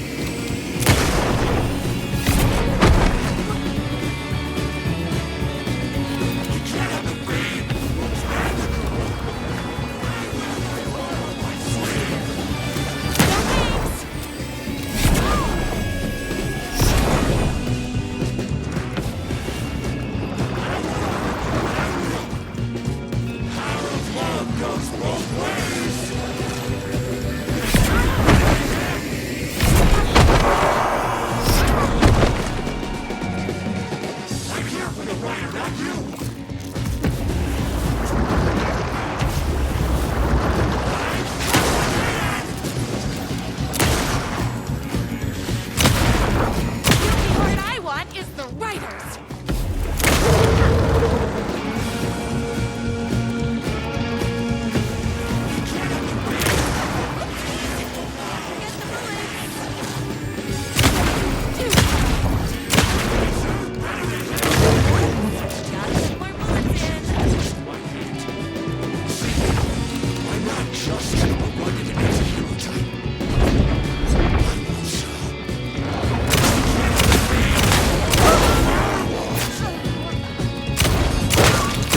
Gun's hungry.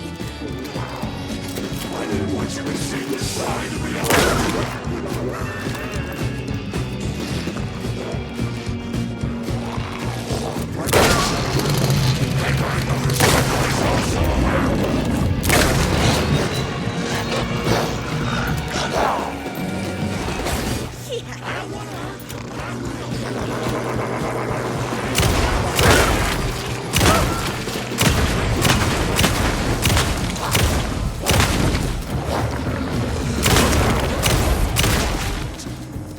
This is ridiculous.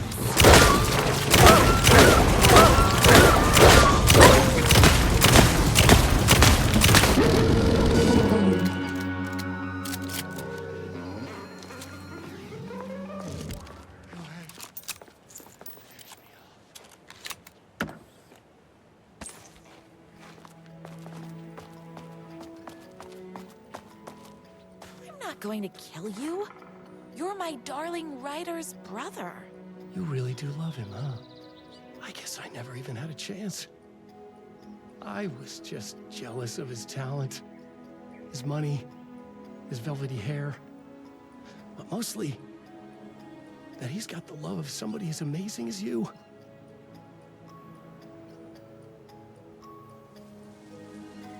Oh, you silly werewolf. You could have all those things too.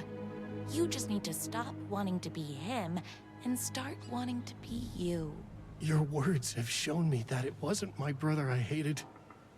It was myself. Oh, what have I done? Those haters will tear him apart, and it's all my fault. Please, go save him. Oh, I intend to.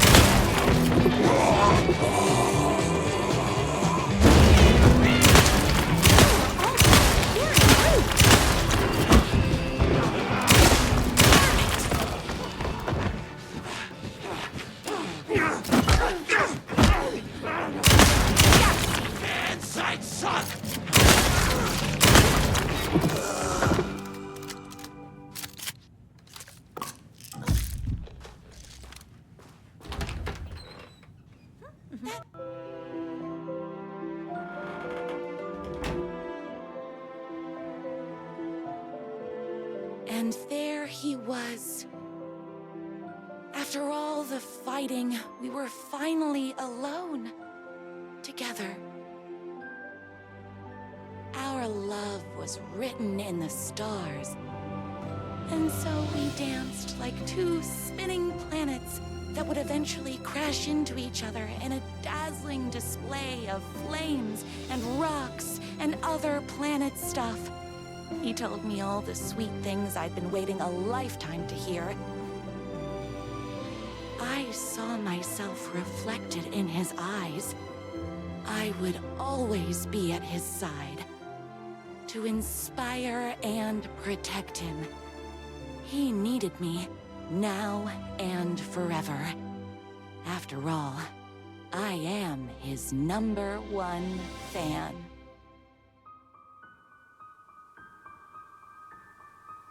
A fan and the object of her joy come together against a world trying to keep them apart. A happy ending for some. But is happiness, like beauty, all in the eye of the beholder? Where is the line between fandom and fixation? One can never tell in Night Springs.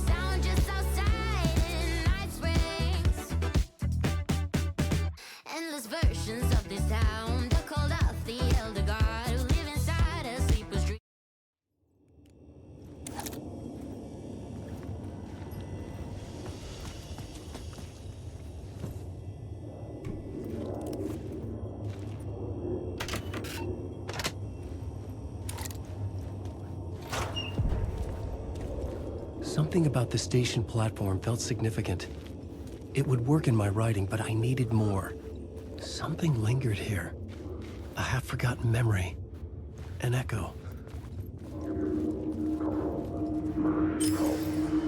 FBI agent had come here before me on the trail of an FBI agent had come here before me on the trail of a murder cult.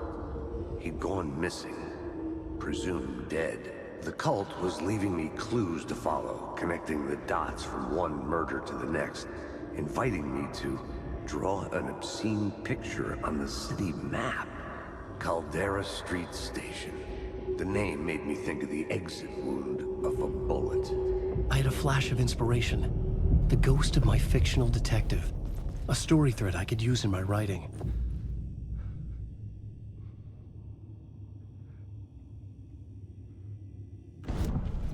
I had a location. I had a story thread. I would put them together, write them into my story to create a path deeper into the dark place.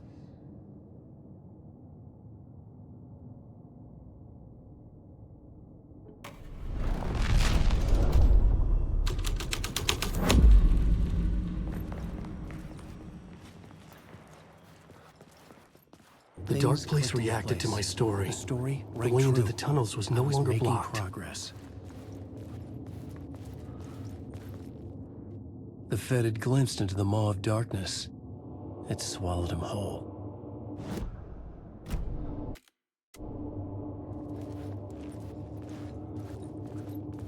The tracks led into the tunnel. That was my way forward.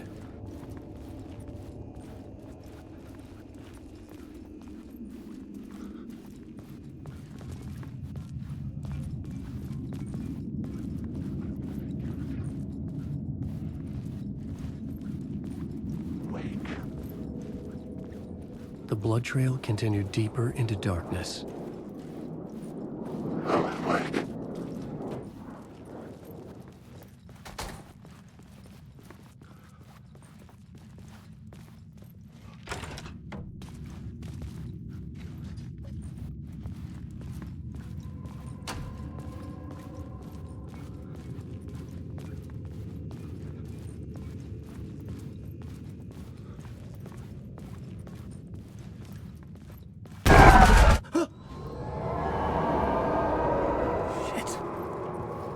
The sound of that.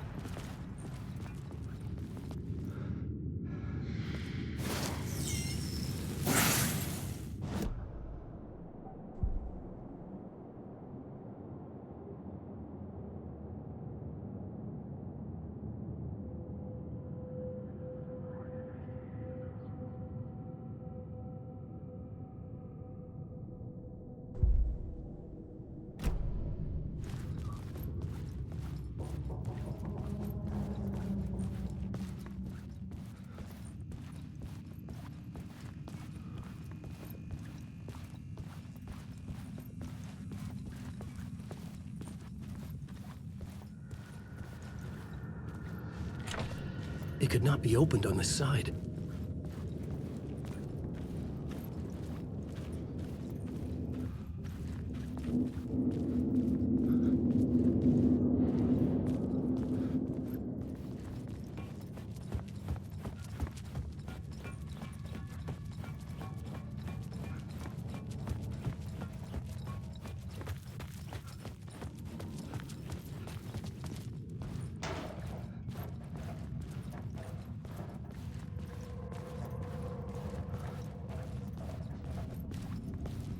The tunnels were a maze. The blood trail led me on.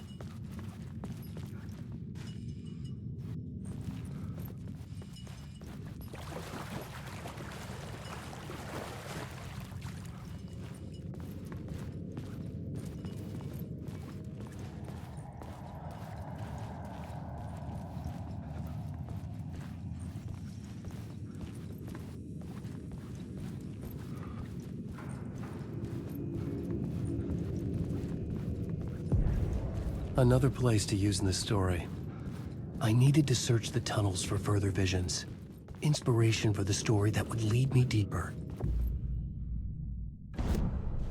The new scene I had found was important for the story.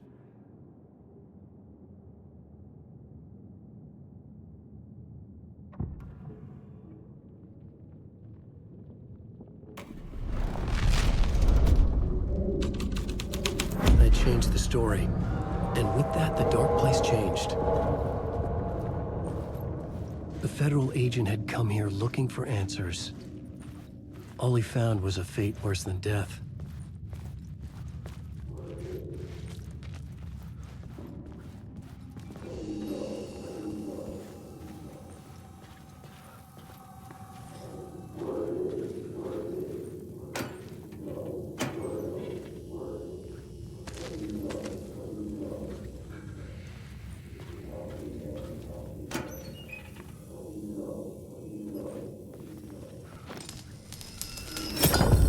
Another echo lingered here, a source of inspiration.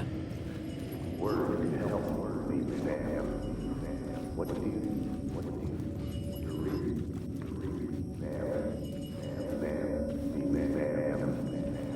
you know? Word is your research can help me, ma'am. What do you know? There's more than one urban legend about the cult of the Word. The murder cult used these tunnels for their ritual sacrifices. This is the cult who enacted the murders in Alan Wake's crime books. But Wake was even involved somehow, under a false identity. Mr. Scratch, which is, of course, a nickname for the devil himself. It was disturbing finding myself in the story this way. But I was desperate, and it felt right for the story.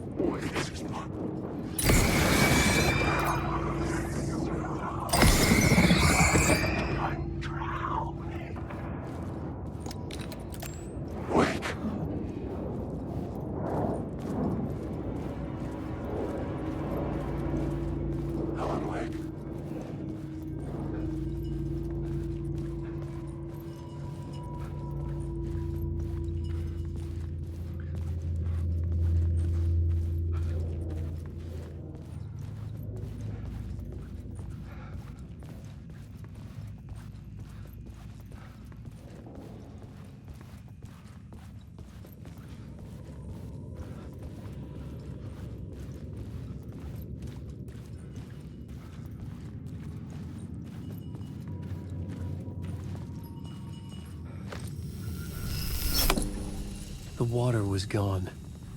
The way forward was open.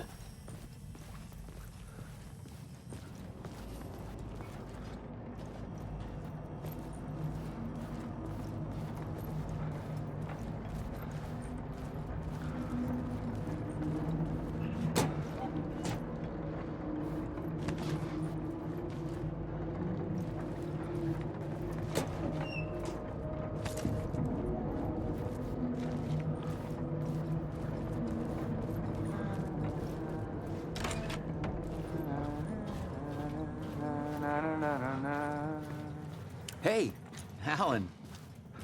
Tim Breaker, in case you don't remember again.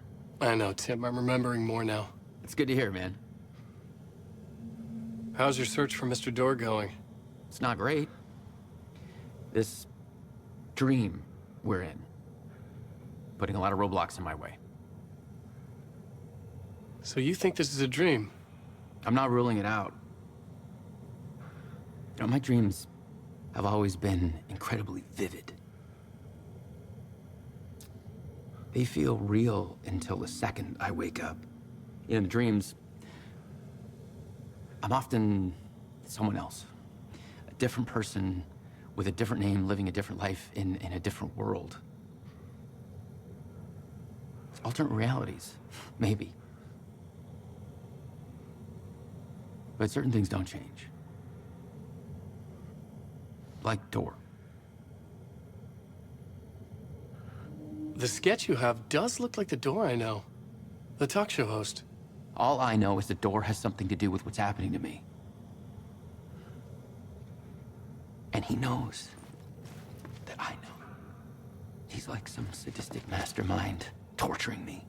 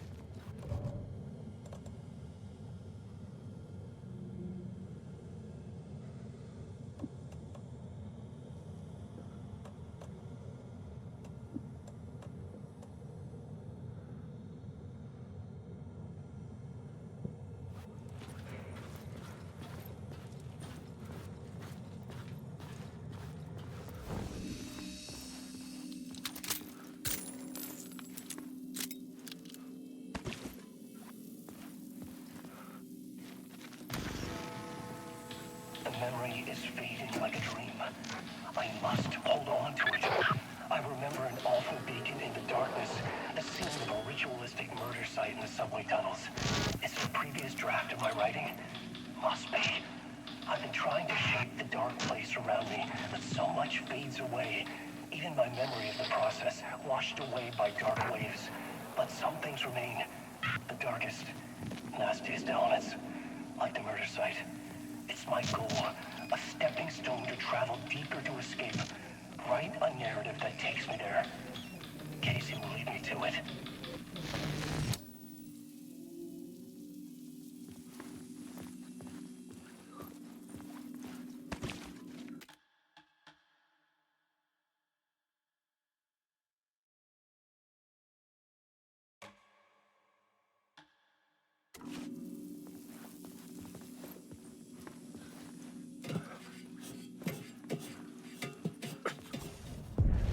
The train blocked my way forward, but it was here for a reason. It had a role to play.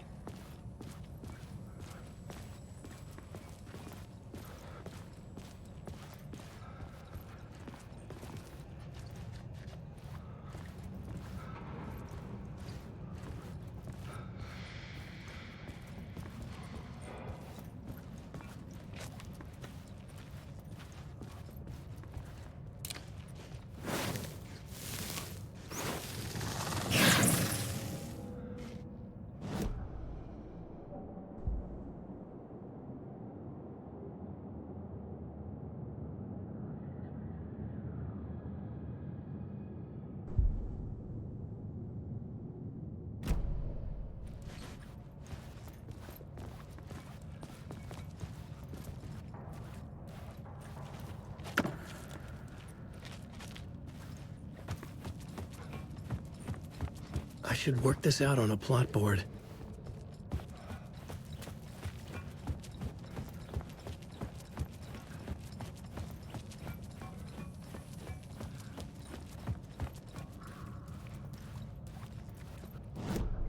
The plot element I found would drive the story forward.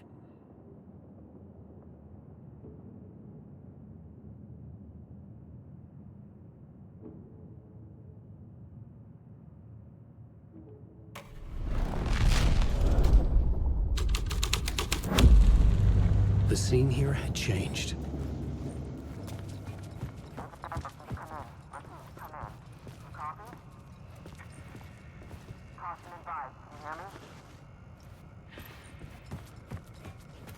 Hello? Anyone there? Dead.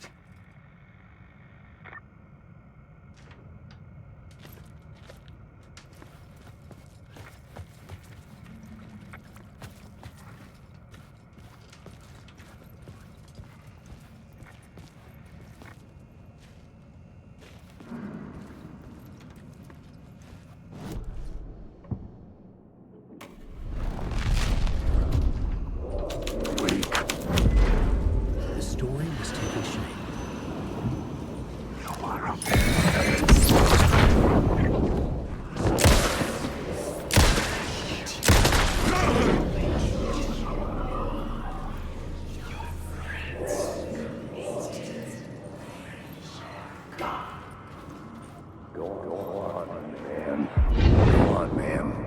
This is where the history of the cult gets genuinely disturbing. The cultists tracked down the torchbearers living in the tunnels. They locked the poor folks up in a derailed subway car, doused it in gasoline. Yeah. Charming. It turns into a bit of a ghost story after that. They say the dark smoke from the fire still roams the tunnels searching for new victims to devour. There are no happy endings in this city. The story thread felt important. I could use it in one of the scenes I'd found.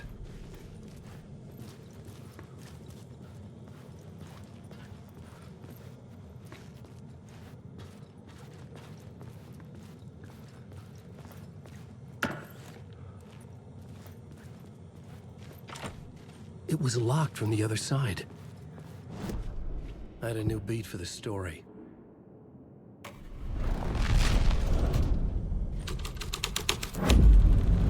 A sick and twisted story. But it worked.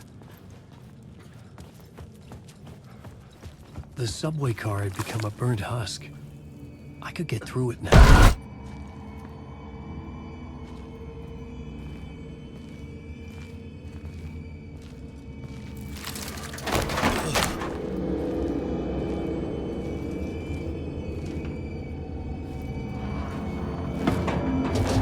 None of this was real. It was all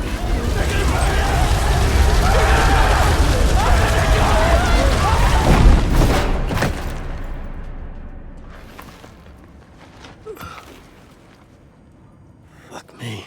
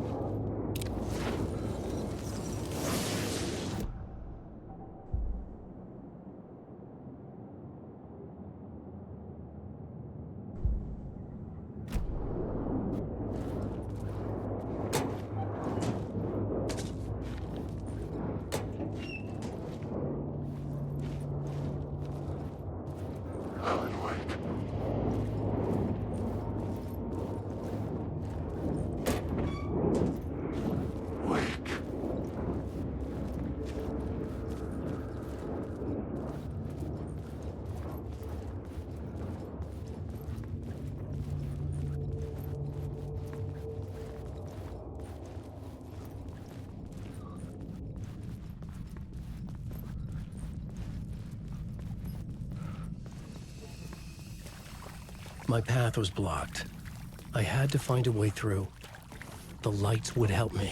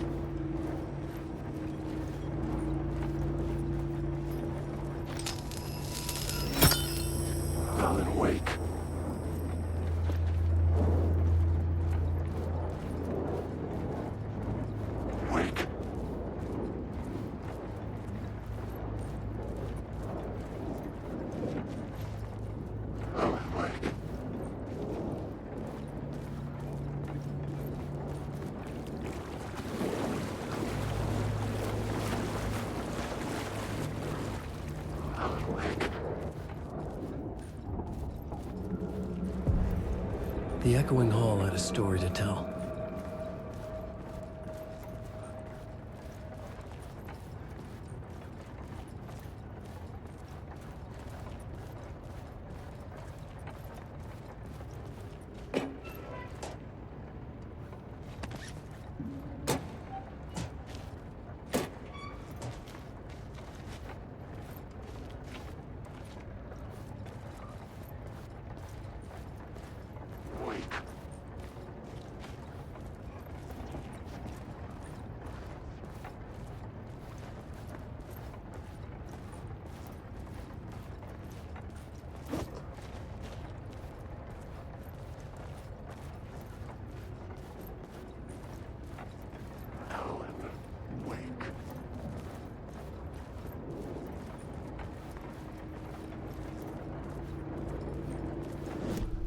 I had a new location for the story.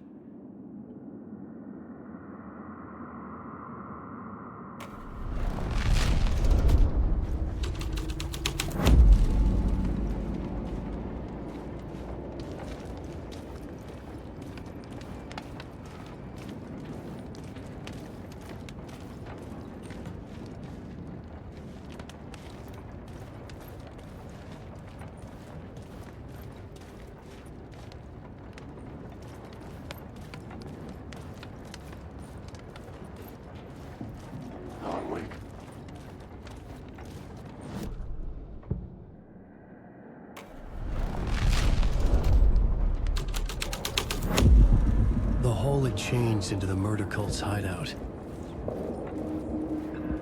The cultists were close now, a dark presence rising from the depths.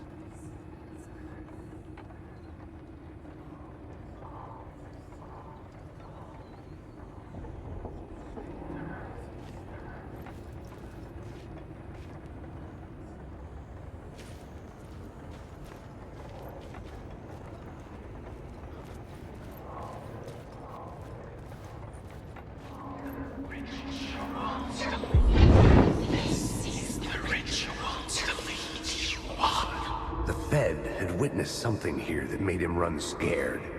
Whether the summoning ritual had been a bona fide supernatural event or the mass psychosis of stark raving lunatics, it didn't change the facts. The cult was messing with things no one should mess with. The ritual was a vital part of the story, the key to reaching the murder site. This new plot beat would carry me deeper into the story.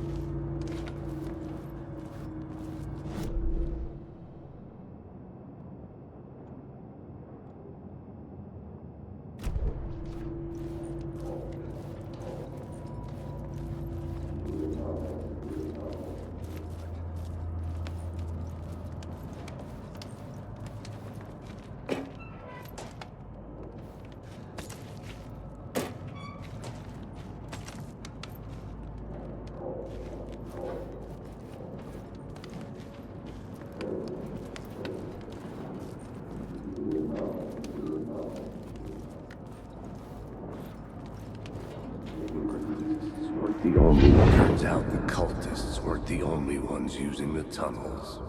Hidden graffiti signs mark secret routes. I kept hearing whispers around burn barrels of an underground society of mystic outsiders with hidden knowledge. Typical New York. Wait.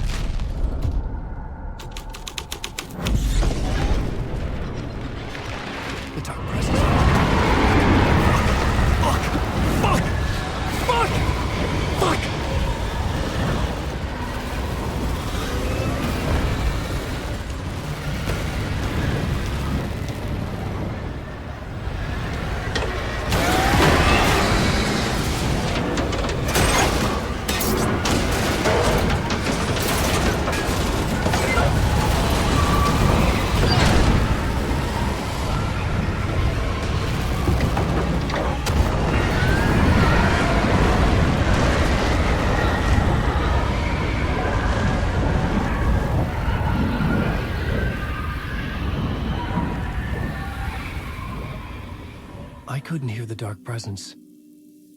It was gone.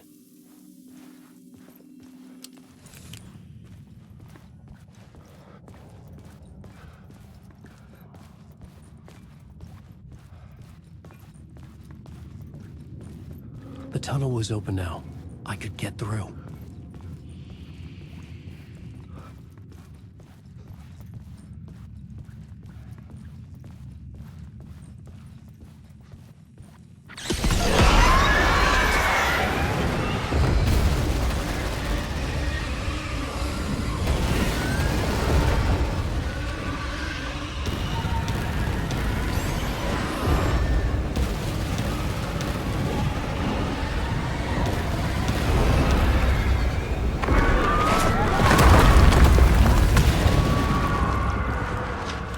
dark presence. I had seen it before. I remembered now. It was always out there, hunting me.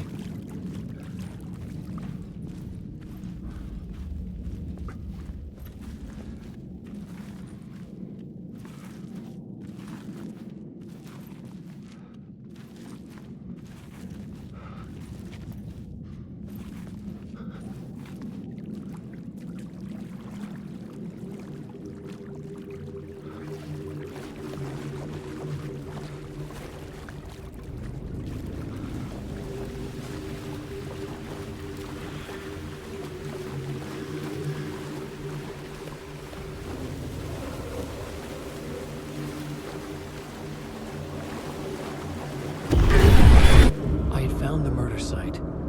Somehow the victim's heart was the key.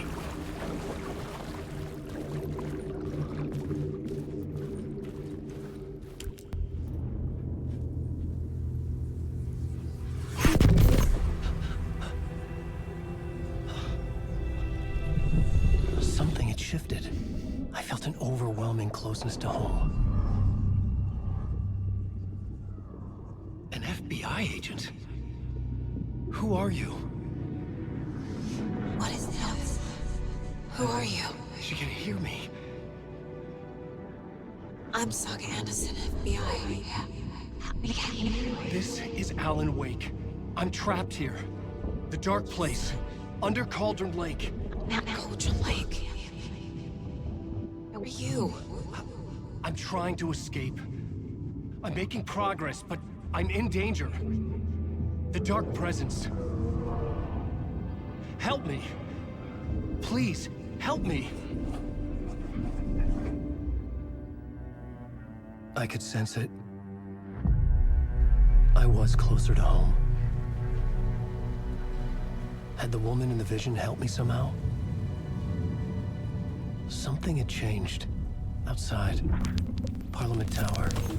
Where I had lived with Alice. It was out there. Waiting for me.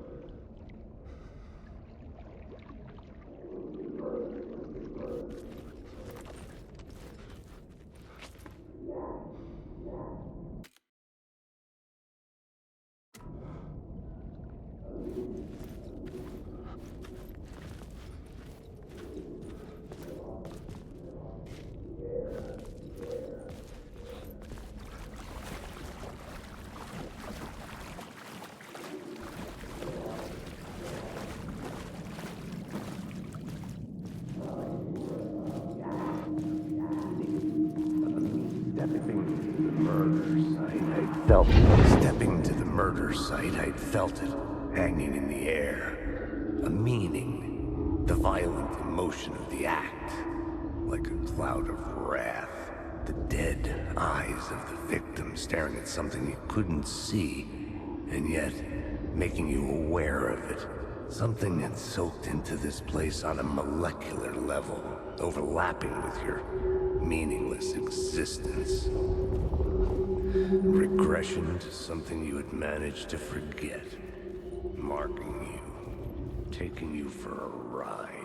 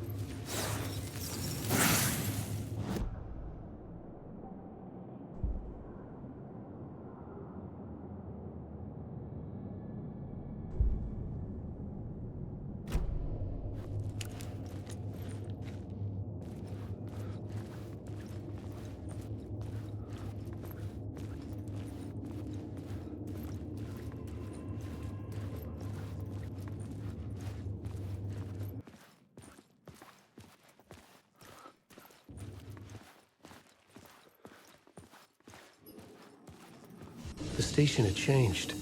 I was closer now. Writer, I write. Writing is the key. Art is the key to find my way out of the dark place. I can't forget this. Don't you fucking forget this.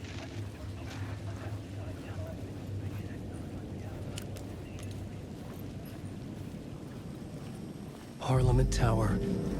Our home in New York. Was I really this close to being home? Going up to our apartment? Would I be home? Or was this just an echo of the real thing? Even then, the murder site had brought me one step closer to escape.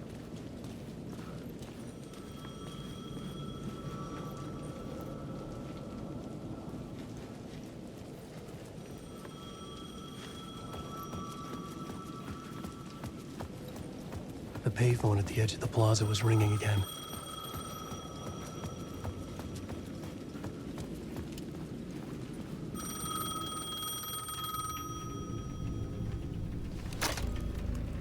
Hey, Alan. Thank God it picked up. I thought I lost you again. Who are you? Why are you helping me? Did you go deeper? To the overlap? Are you talking about the murder site? Yeah, I did. That's fantastic, Alan. We're closer to getting out. We're making progress. Well, we would be if you would answer my damn questions. Last time we spoke, you were pretty worried about Alice. Did you ever check Parliament Tower?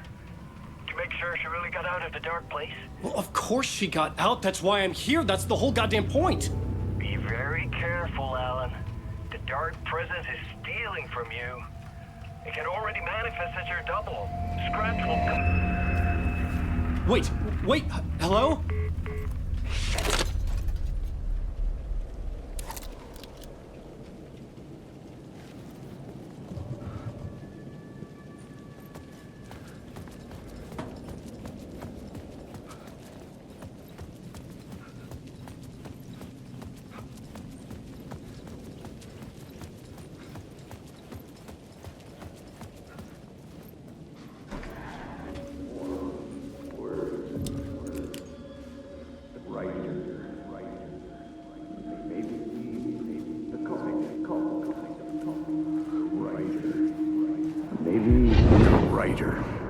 Maybe he was a victim. The cult, using his words. Or maybe he was the monster behind it all. Either way, Alice Wake, his ex, she knew things. It was there in her art for all to see. A cry for help. The darkness she'd witnessed. And that put her in danger. Was Alice here? In the story?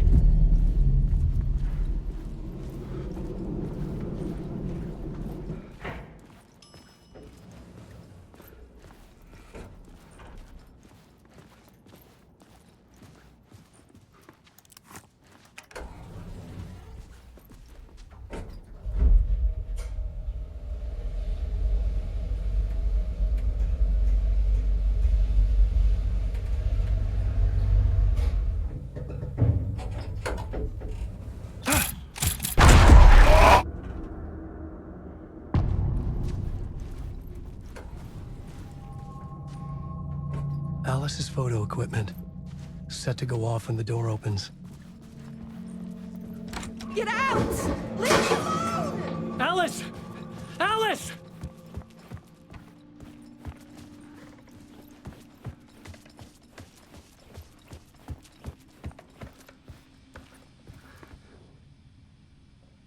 Part 1. What was Alice working on?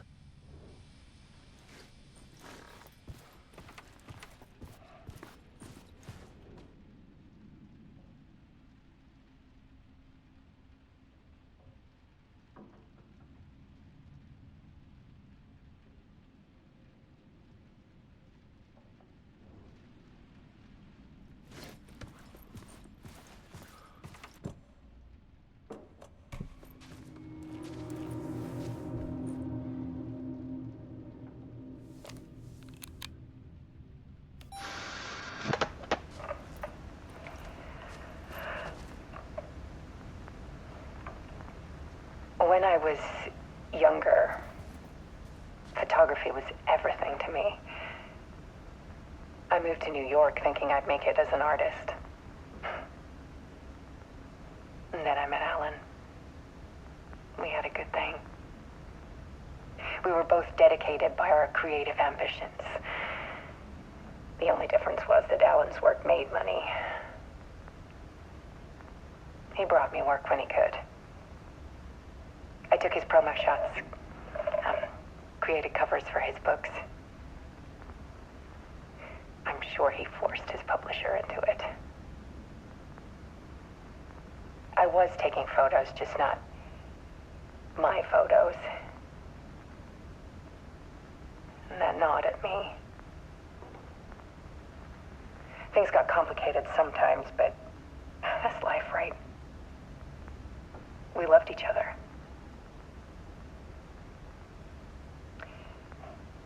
Then Alan hit a block. I brought out a meaner side of him. One I didn't like.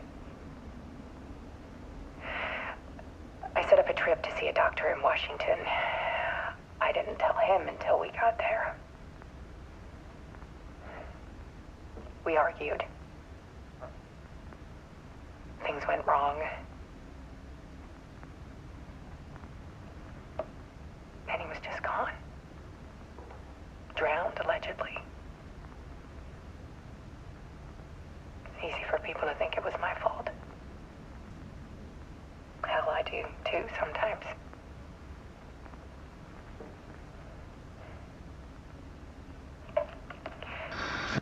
About 6 years ago, I started hearing noises in the night. Typewriter keys clacking. Voices. Alan was back. Haunting me.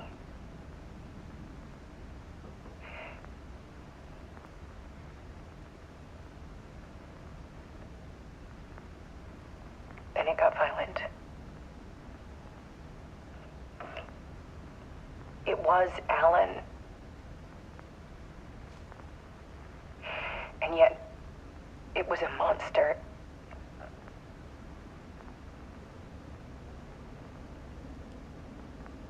He always did have anger in him.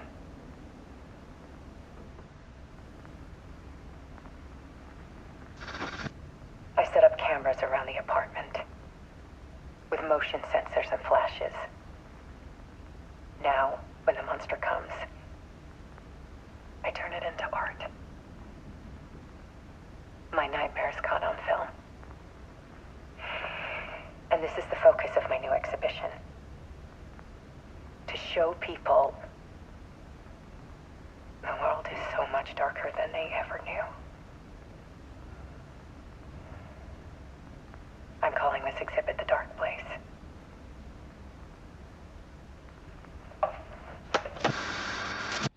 Alice. Scratch was terrorizing her.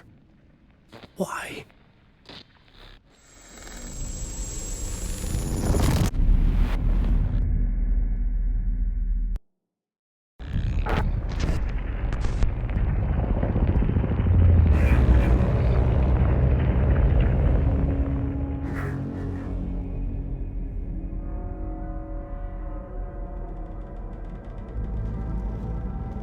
I sat in the writer's room and wrote a story. Initiation. To project myself through the dark place, to look for a way out. The story had brought me here, brought me nowhere. Looped me back. I was writing the story. And in the story, I now stepped into the writer's room. But there was no one here writing it.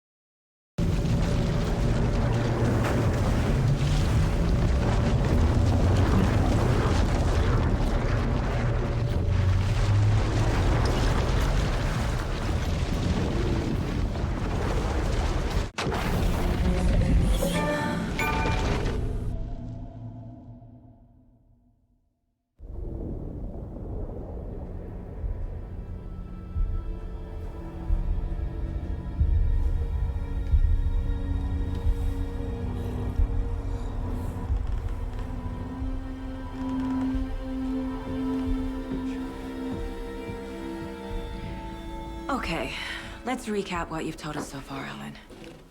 For the past 13 years, you've been trapped in a nightmare dimension called the Dark Place. Yeah. It's like New York, but it's not New York. And can be reached from the bottom of Cauldron Lake, but it's not really under the lake. And after all this time, you've managed to get out. Yeah. But so has your evil doppelganger. Mr. Scratch? Or is it the Dark Presence? Both. It's interchangeable. He's Scratch when he looks like me, but he can change into this other form. And Scratch, the Dark Presence, wants to rewrite the world in his own image. Which would be in your image, as he looks just like you. And turn the world into a fucking nightmare. During Deerfest, which is scheduled to take place in a couple of days. You got out of the Dark Place by writing a novel, The Pages We've Been Finding. But your double edited it into a horror story that's now changing reality, taking over people, making them crazy, bringing the Dark Place to Bright Falls. Yes, fiction coming in contact with the Dark Place can change reality. The story is coming true, soaking into everything like darkness when night falls. But last time This will be back in 2010. Yes, last time it didn't happen all at once. The story came true bit by bit as it unfolded. And that dark presence was still bound to the lake. I stopped it before it got the ending it wanted. Before it broke free.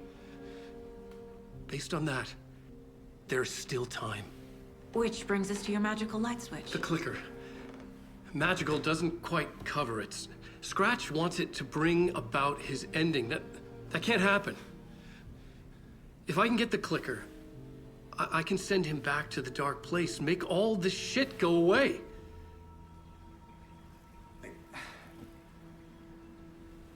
Look, I know it's batshit crazy. My memory is full of holes, and I'm not sure how much I can trust. It's like a half-forgotten dream.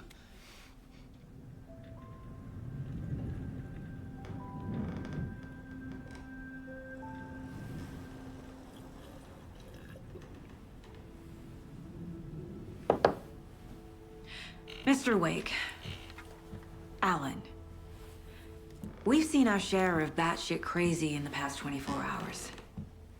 What I want to know is, why am I? Why are we written into the story? I think I saw you.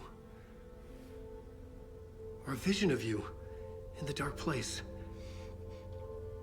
I think you helped me reach out and escape somehow. With that in the story, Scratch would have edited it to get to you.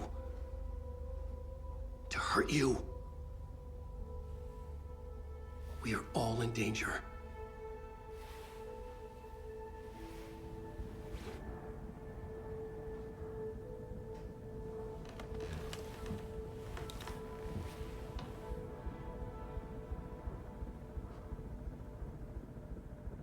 It's insane. And there's so much of it.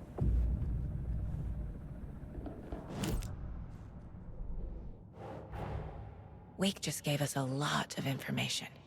But this clicker seems like a good place to start.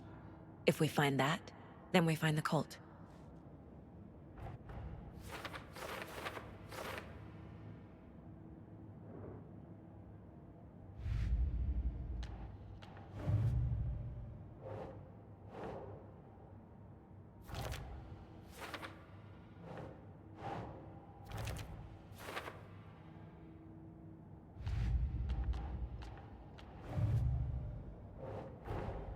The pages we've been finding are from a horror story called Return, written by Alan Wake. And the contents of this book are coming true. Why couldn't it have been a romance?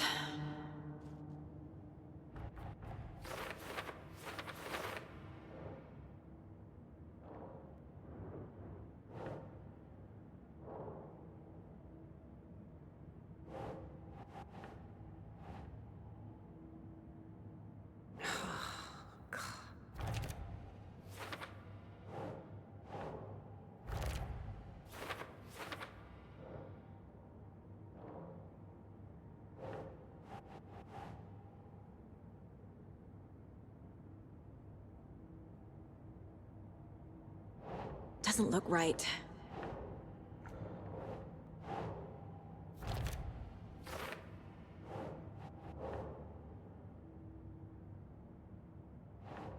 Huh.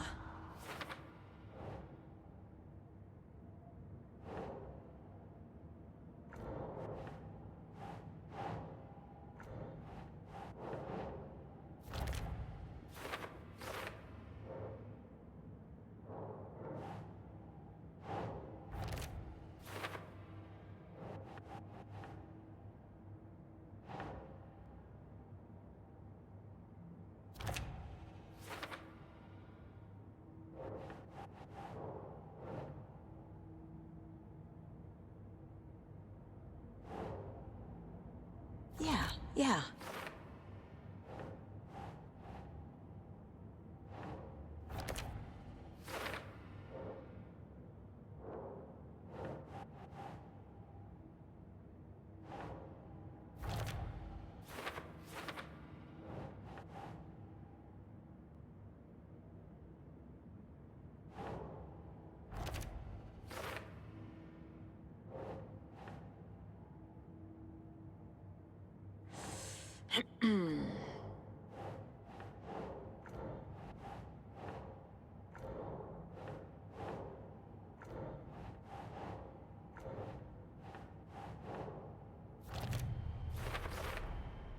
The dark place.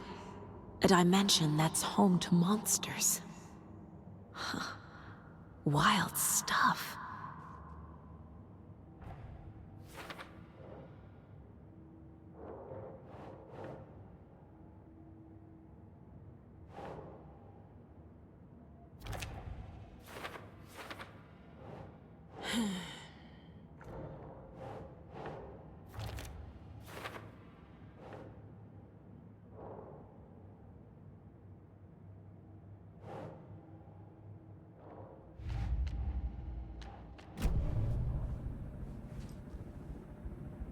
Have you ever heard of the Cult of the Tree? Creepy bunch. In the habit of wearing deer masks, performing murder rituals, victims turning into monsters possessed by darkness, possibly inspired by a horror story written by a certain author. Ring any bells? The cult. Yes. Yes. They have the clicker.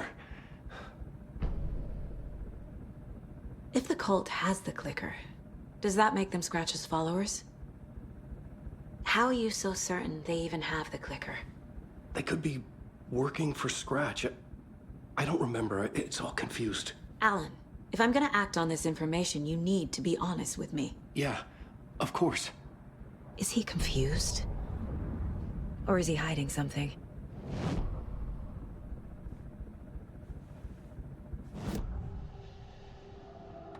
Wake said the cult has the clicker. How does he know? The writer is the reader. The next chapter, the next chapter, the next chapter. Keep the pages safe, the dark shining of the words. Wake is hiding pages. That's how he knows the cult has the clicker. Wake has a double. Mr. Scratch. Where is he now? A cloud of wrath wears my face. The dark place in your place. Scratching out my body of work. Scratch is here. In Washington. He's hunting Wake.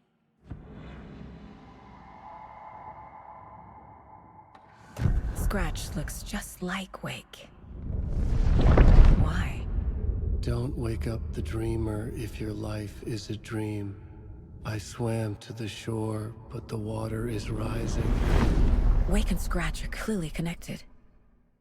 Maybe Scratch got out because Wake did. Or vice versa.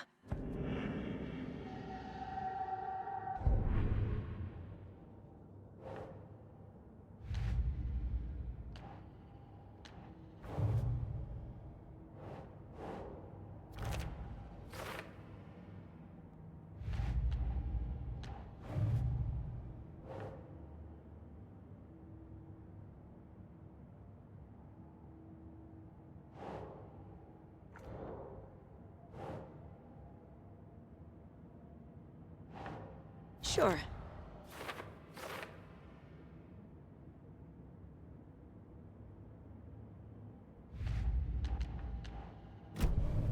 Okay, Mr. Wake. I know you have more pages of the manuscript on you. You don't understand how vital these pages are. They're the only way I can know what's coming. You're not the only one trying to solve this. This is our job. Okay. Here. Now, this is all I have. Be careful with them. Inside the trailer, at the outskirts of Watery, Saga had seen Wake's fabled clicker for the first time, in the hands of the Cult of the Tree. A cultist stared at her. She drew her weapon.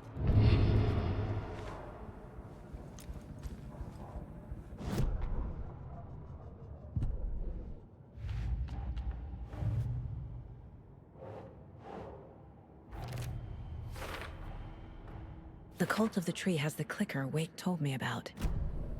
They're a part of all this. It's all on the page.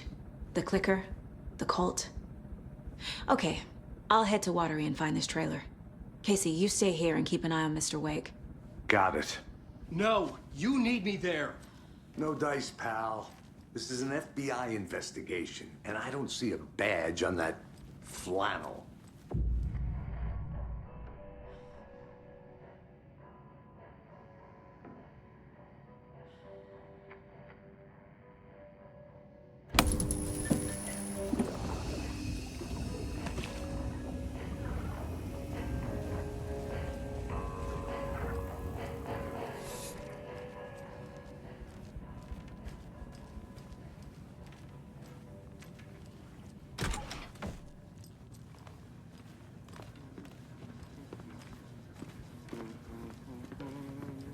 Okay, past favorite Deerfest floats. Go. The yarn puppet monstrosity. Hello, and welcome to This is the World. third time I've requested something be done about the TV emergency. It keeps going on by itself. It's Terribly sorry for that. We called a professional electrician. In the meantime, have you tried unplugging the TV for the night?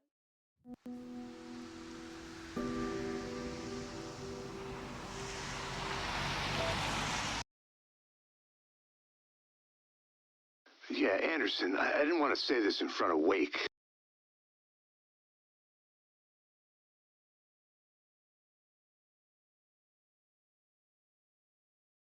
But are you sure that...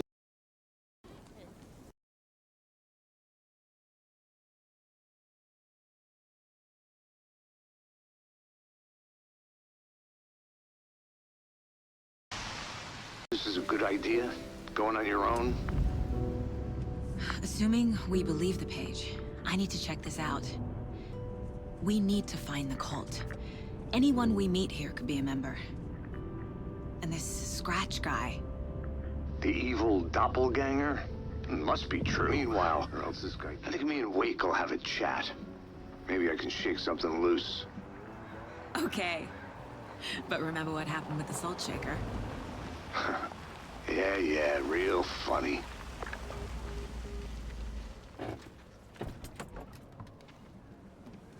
The page placed me in a trailer, somewhere in Watery. I should ask around.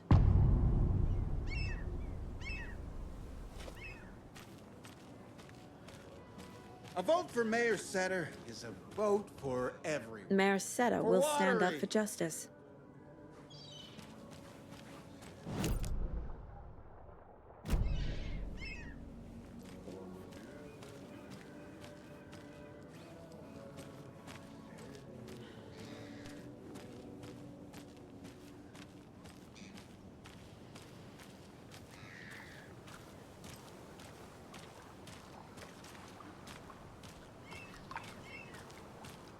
Hey, what did you used to say your dream job was as a kid? I bet it wasn't dock worker. I don't know about all that, but idle hands are the devil's playground, so... Well, us fishing guys... The flooding is even worse here. More like underwatery. I'll have to tell Casey that one later.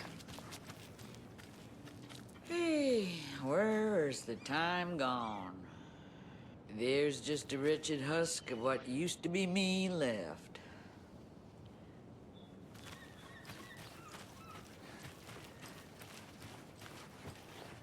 Watery's definitely quaint. How's it going? I bet they have good fish here.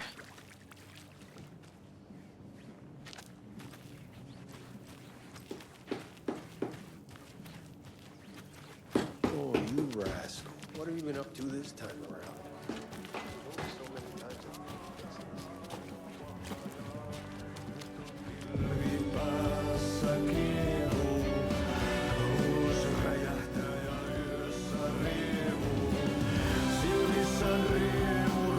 Oh, excuse me. Do you know? Hush! Audrey's in the middle of a show. I wonder if I'm the first FBI agent to ever get shushed.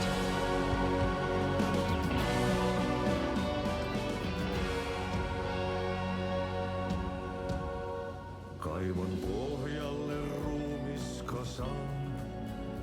Tästä yöstä ei selviä kukaan. Synkäs huoneessaan kirjoittain.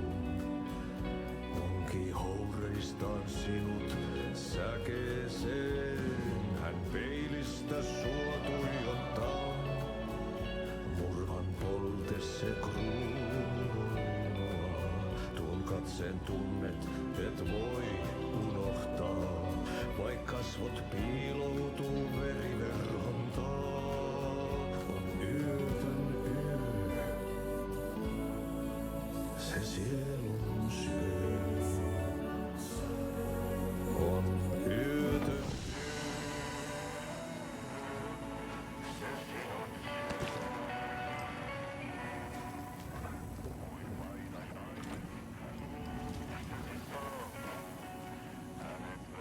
You were a handsome deer.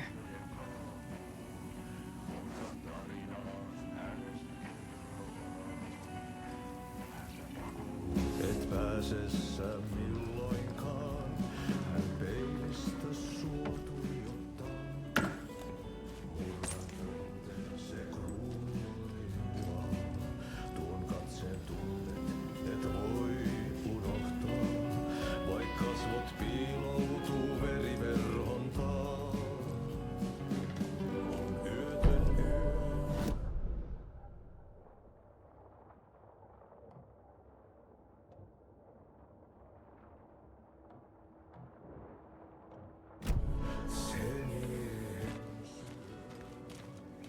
Hello. Do you have a second? Ah, long time and no see, Miss Anderson. Thor and Odin are not here. They are old tricksters always sneaking off. Sorry. No, I wanted to ask you about something else.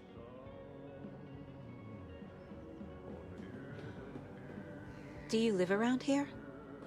I live in Bright Falls. You've seen me around. I am Mr. Blum. You call me Vladimir. I work at a nursing home.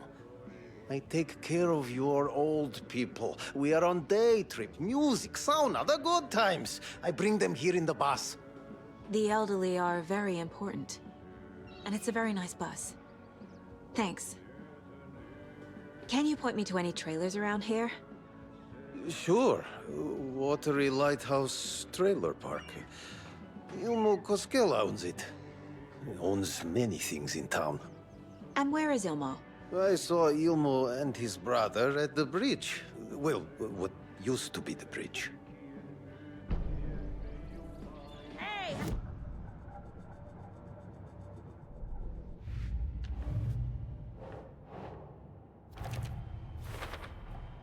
A trailer park is a good place to look for a trailer. Keep it simple, Saga.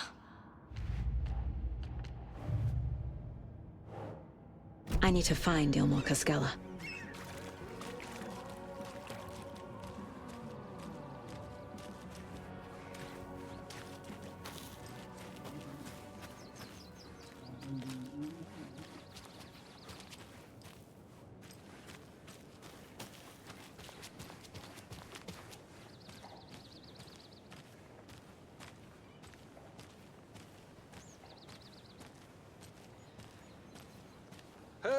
Saga!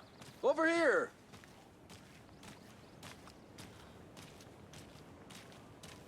Hey, Ilmo.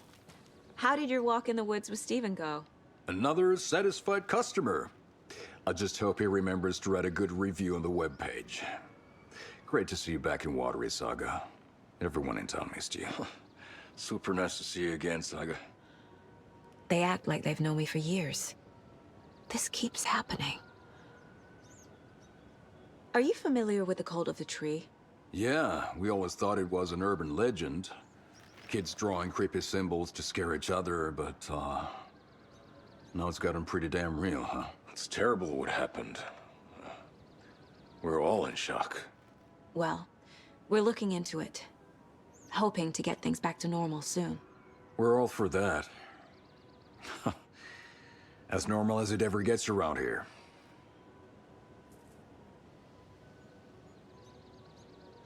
You own the trailer park, right?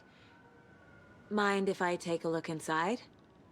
Yeah, I'm pretty sure the owner of the Watery Lighthouse Trailer Park, me, can help you with that. It's good to have our funniest resident back. Resident? I don't understand what you mean. If this is your way of getting out of any outstanding bills, don't worry. They've been handled. Must be hard coming back to where you and your little girl lived. It's like they remember a different reality. Is the horror story messing with their memories? So what is Coffee World? You mean you haven't seen our commercial for it? Coffee World is a smooth blend of rides, food, and fun. We even had a real moose. Until recently. Plus, right next to Coffee World is the workshop of our own Kalevala Knights motorcycle club. We're busy building the floats for Deerfest. Don't go peeking, though. You know, we're saving the big reveal for Deerfest. So... your commercials? They're more than commercials, Saga. Our goal is to both entertain and educate local viewers about the fine products and services we provide. And, Yako here really comes alive in front of the camera. Really. Fuck off. I'm just there for the free beer. Not sure what Ilmo's excuse is. Hey, I'm writer, producer, co-lead, director. Do yourself a favor and, check them all out. Profiling will give me the answers.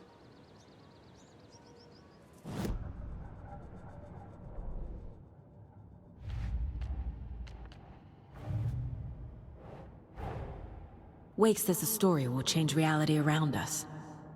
If that's true, then I need to know what's real and what's fiction.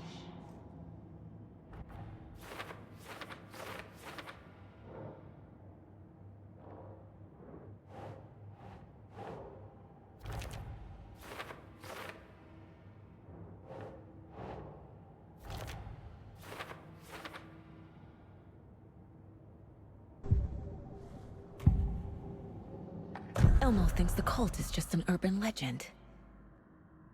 Or does he? There are things that go bump in the night. It's all true. It's all true. Sound the alarm, brother. Gather the troops, brother. Yako, the shadow of the forest is creeping closer. They don't think it's an urban legend at all. They understand it's dangerous. Ilmo made it sound like I lived here. Does he really believe that? Light, laughter, and love will guide you home. Saga and her daughter. Oh boy. Happy faces raise property value. Family comes first, Ilma. We take care of her trailer while she's gone. She's one of us, Yako. Her spare key is safe and sound. The Koskela brothers have happy memories of me living here. This must be the story affecting them. I'll play along for now. I need the key to that trailer.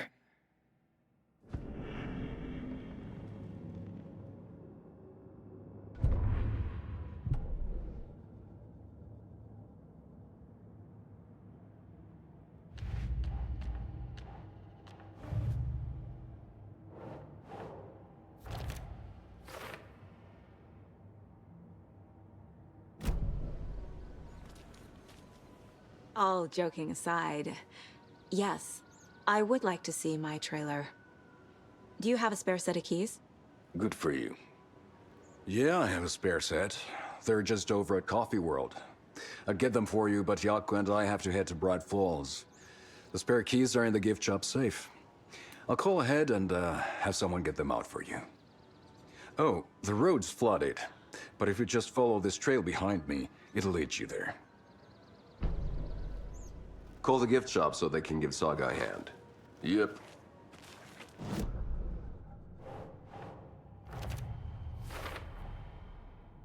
The Koskelas think I lived in the trailer park. With Logan. The story really is changing people's memories. Why aren't mine affected?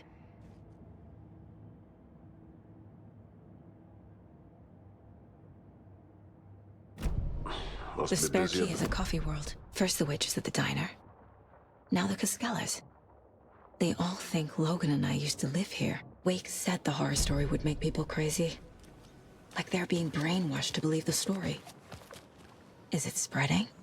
Flooding did this?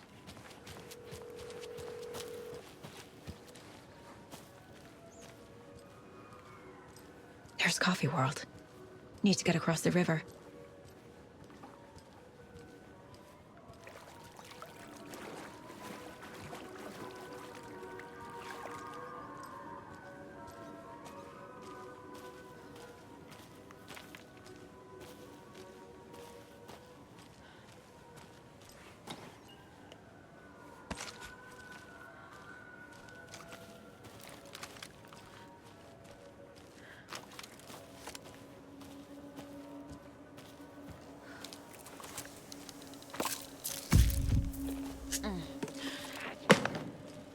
What was that?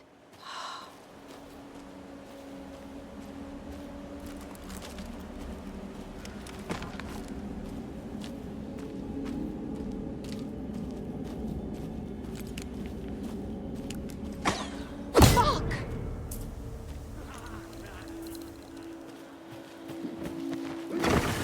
FBI, show yourself!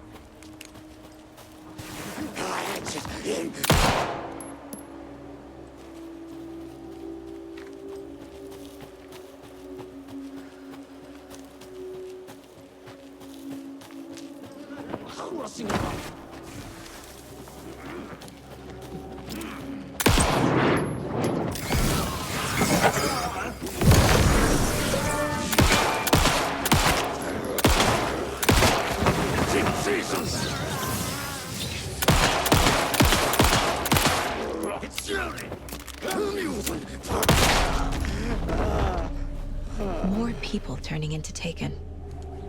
Is this the cult? Or the story? Or both?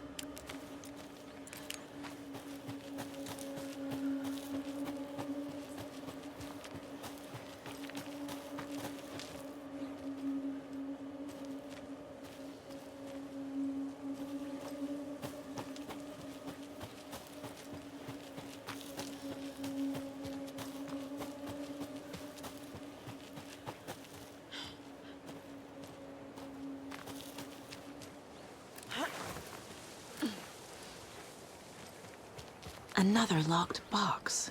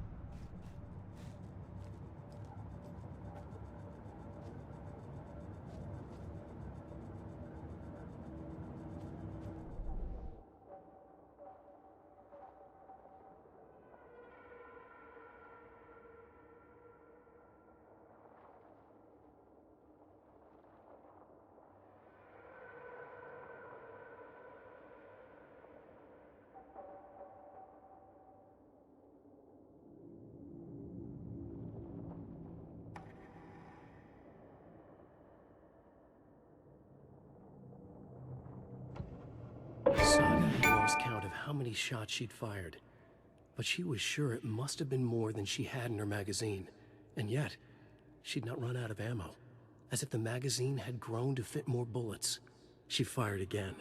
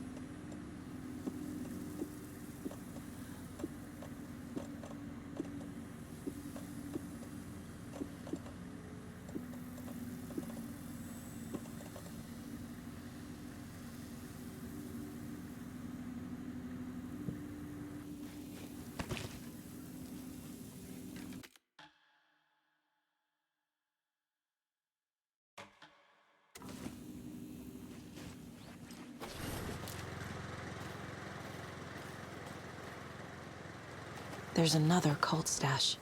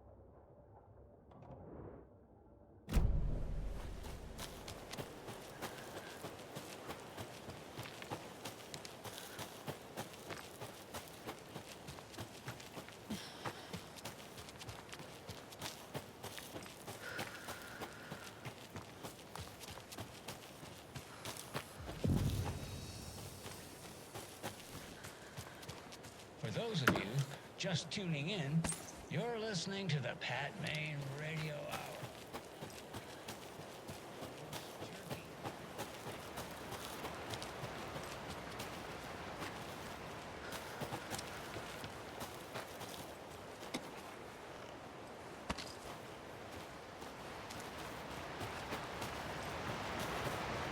Another Alex Casey lunchbox?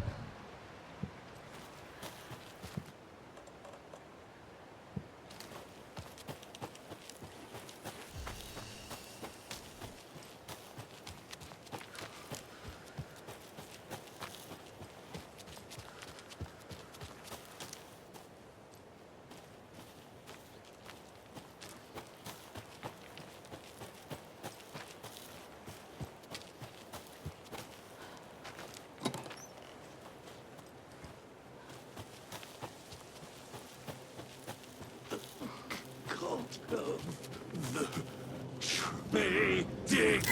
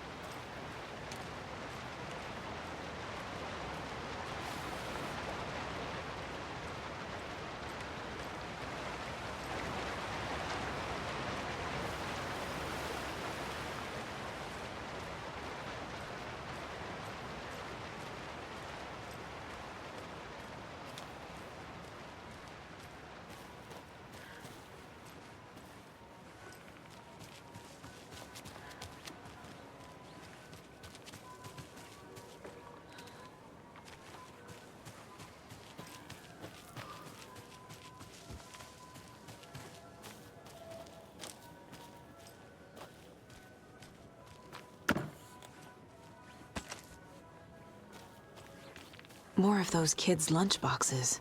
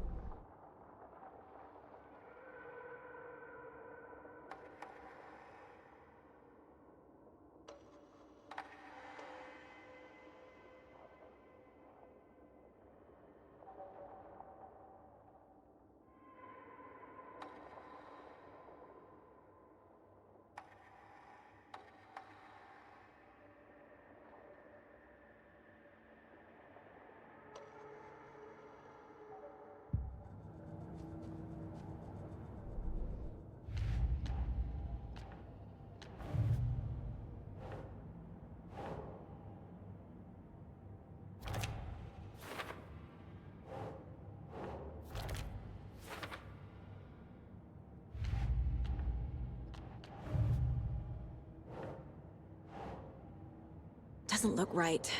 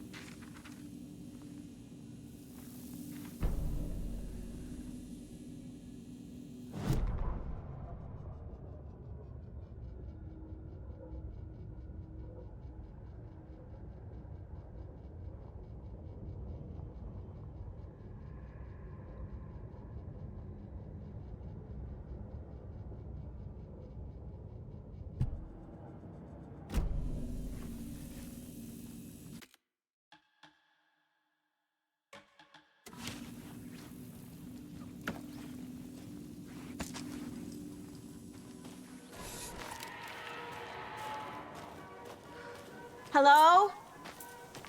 Anyone here? Nope. Did they get out? Did the Taken get them? Or were they turned into Taken? I'll need to get the key to the trailer park myself.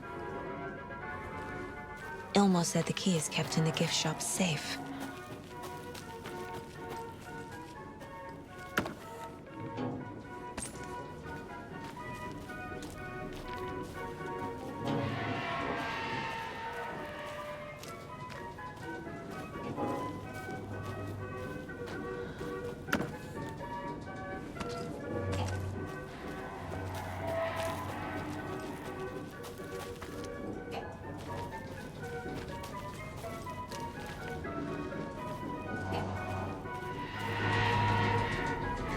Another one of those cult boxes.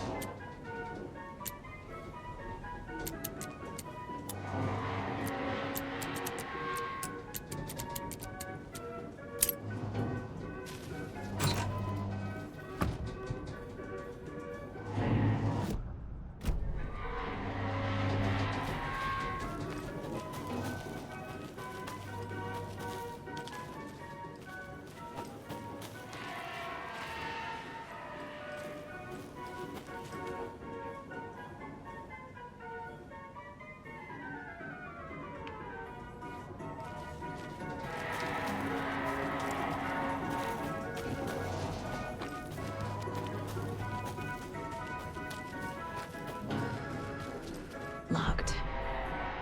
Need something to jimmy it open with.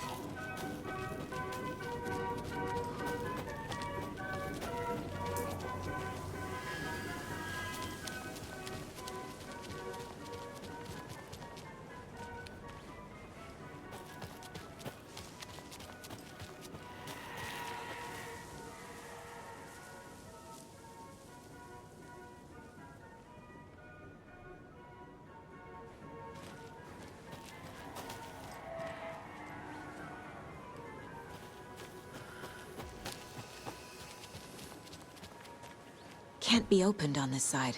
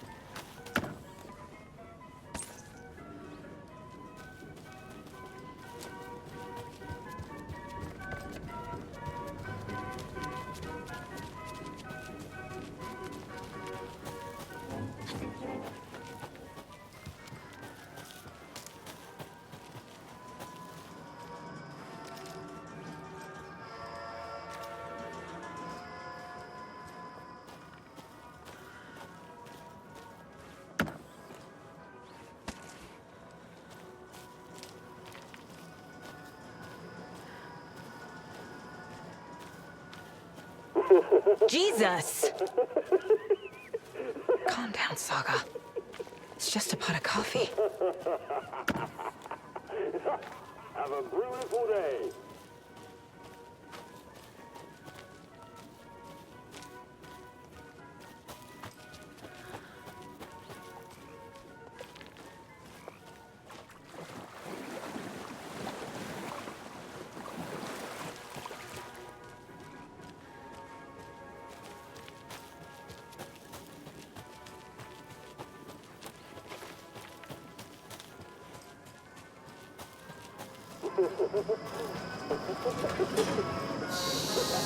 Okay, then.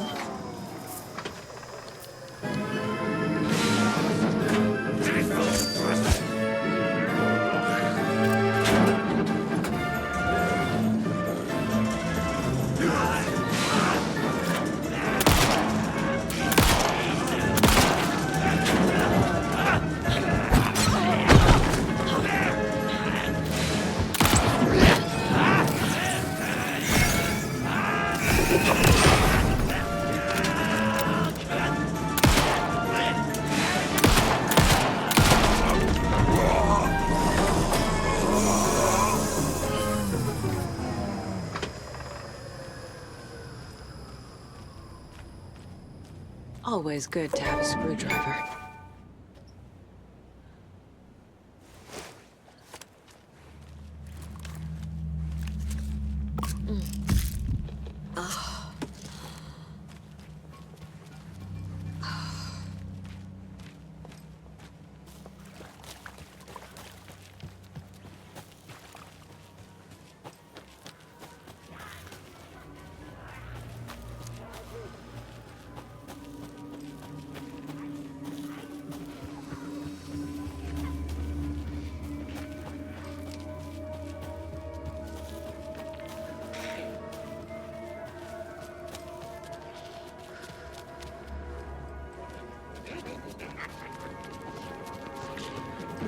More than ever.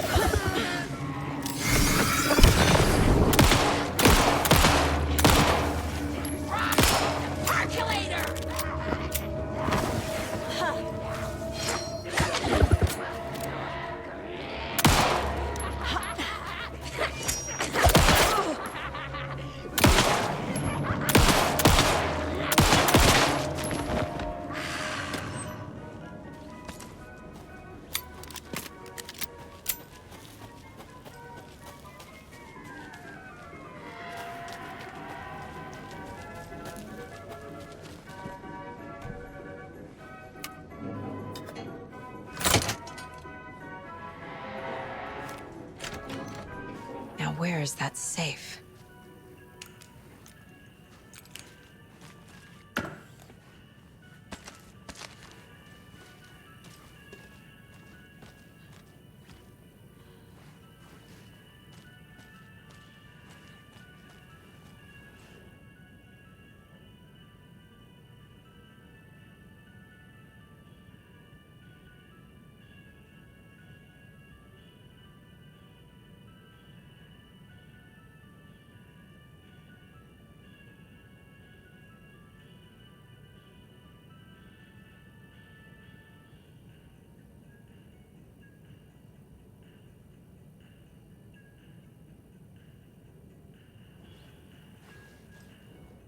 Locked. Okay. What would Ilmo use for a code?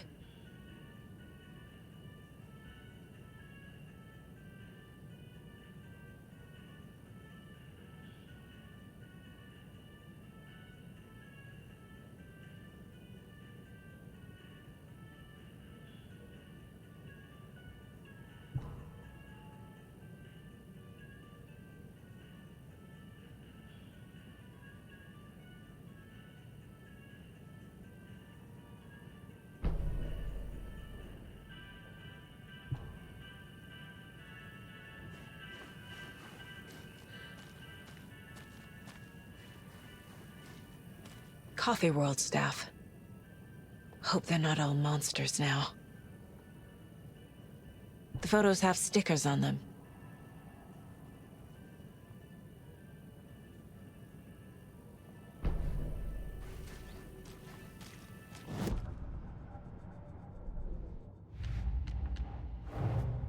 Coffee World. The most caffeinated place on Earth. And yet nobody's here to help me get that key.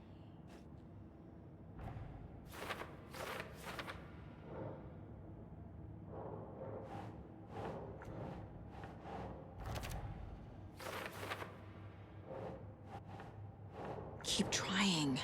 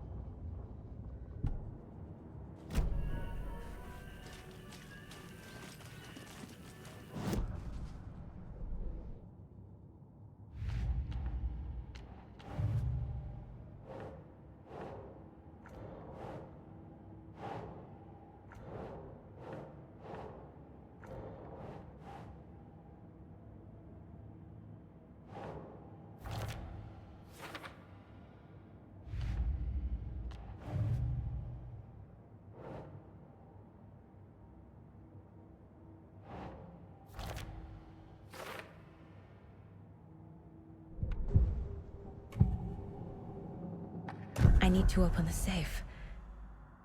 What's the combination? People hate the puzzles, Ilmo. Why not just use keys?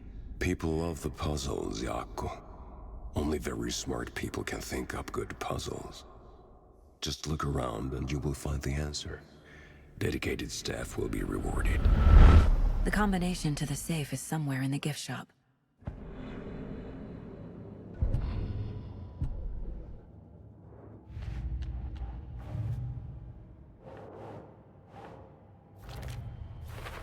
I bet Ilmo's the kind of guy who likes Sudokus.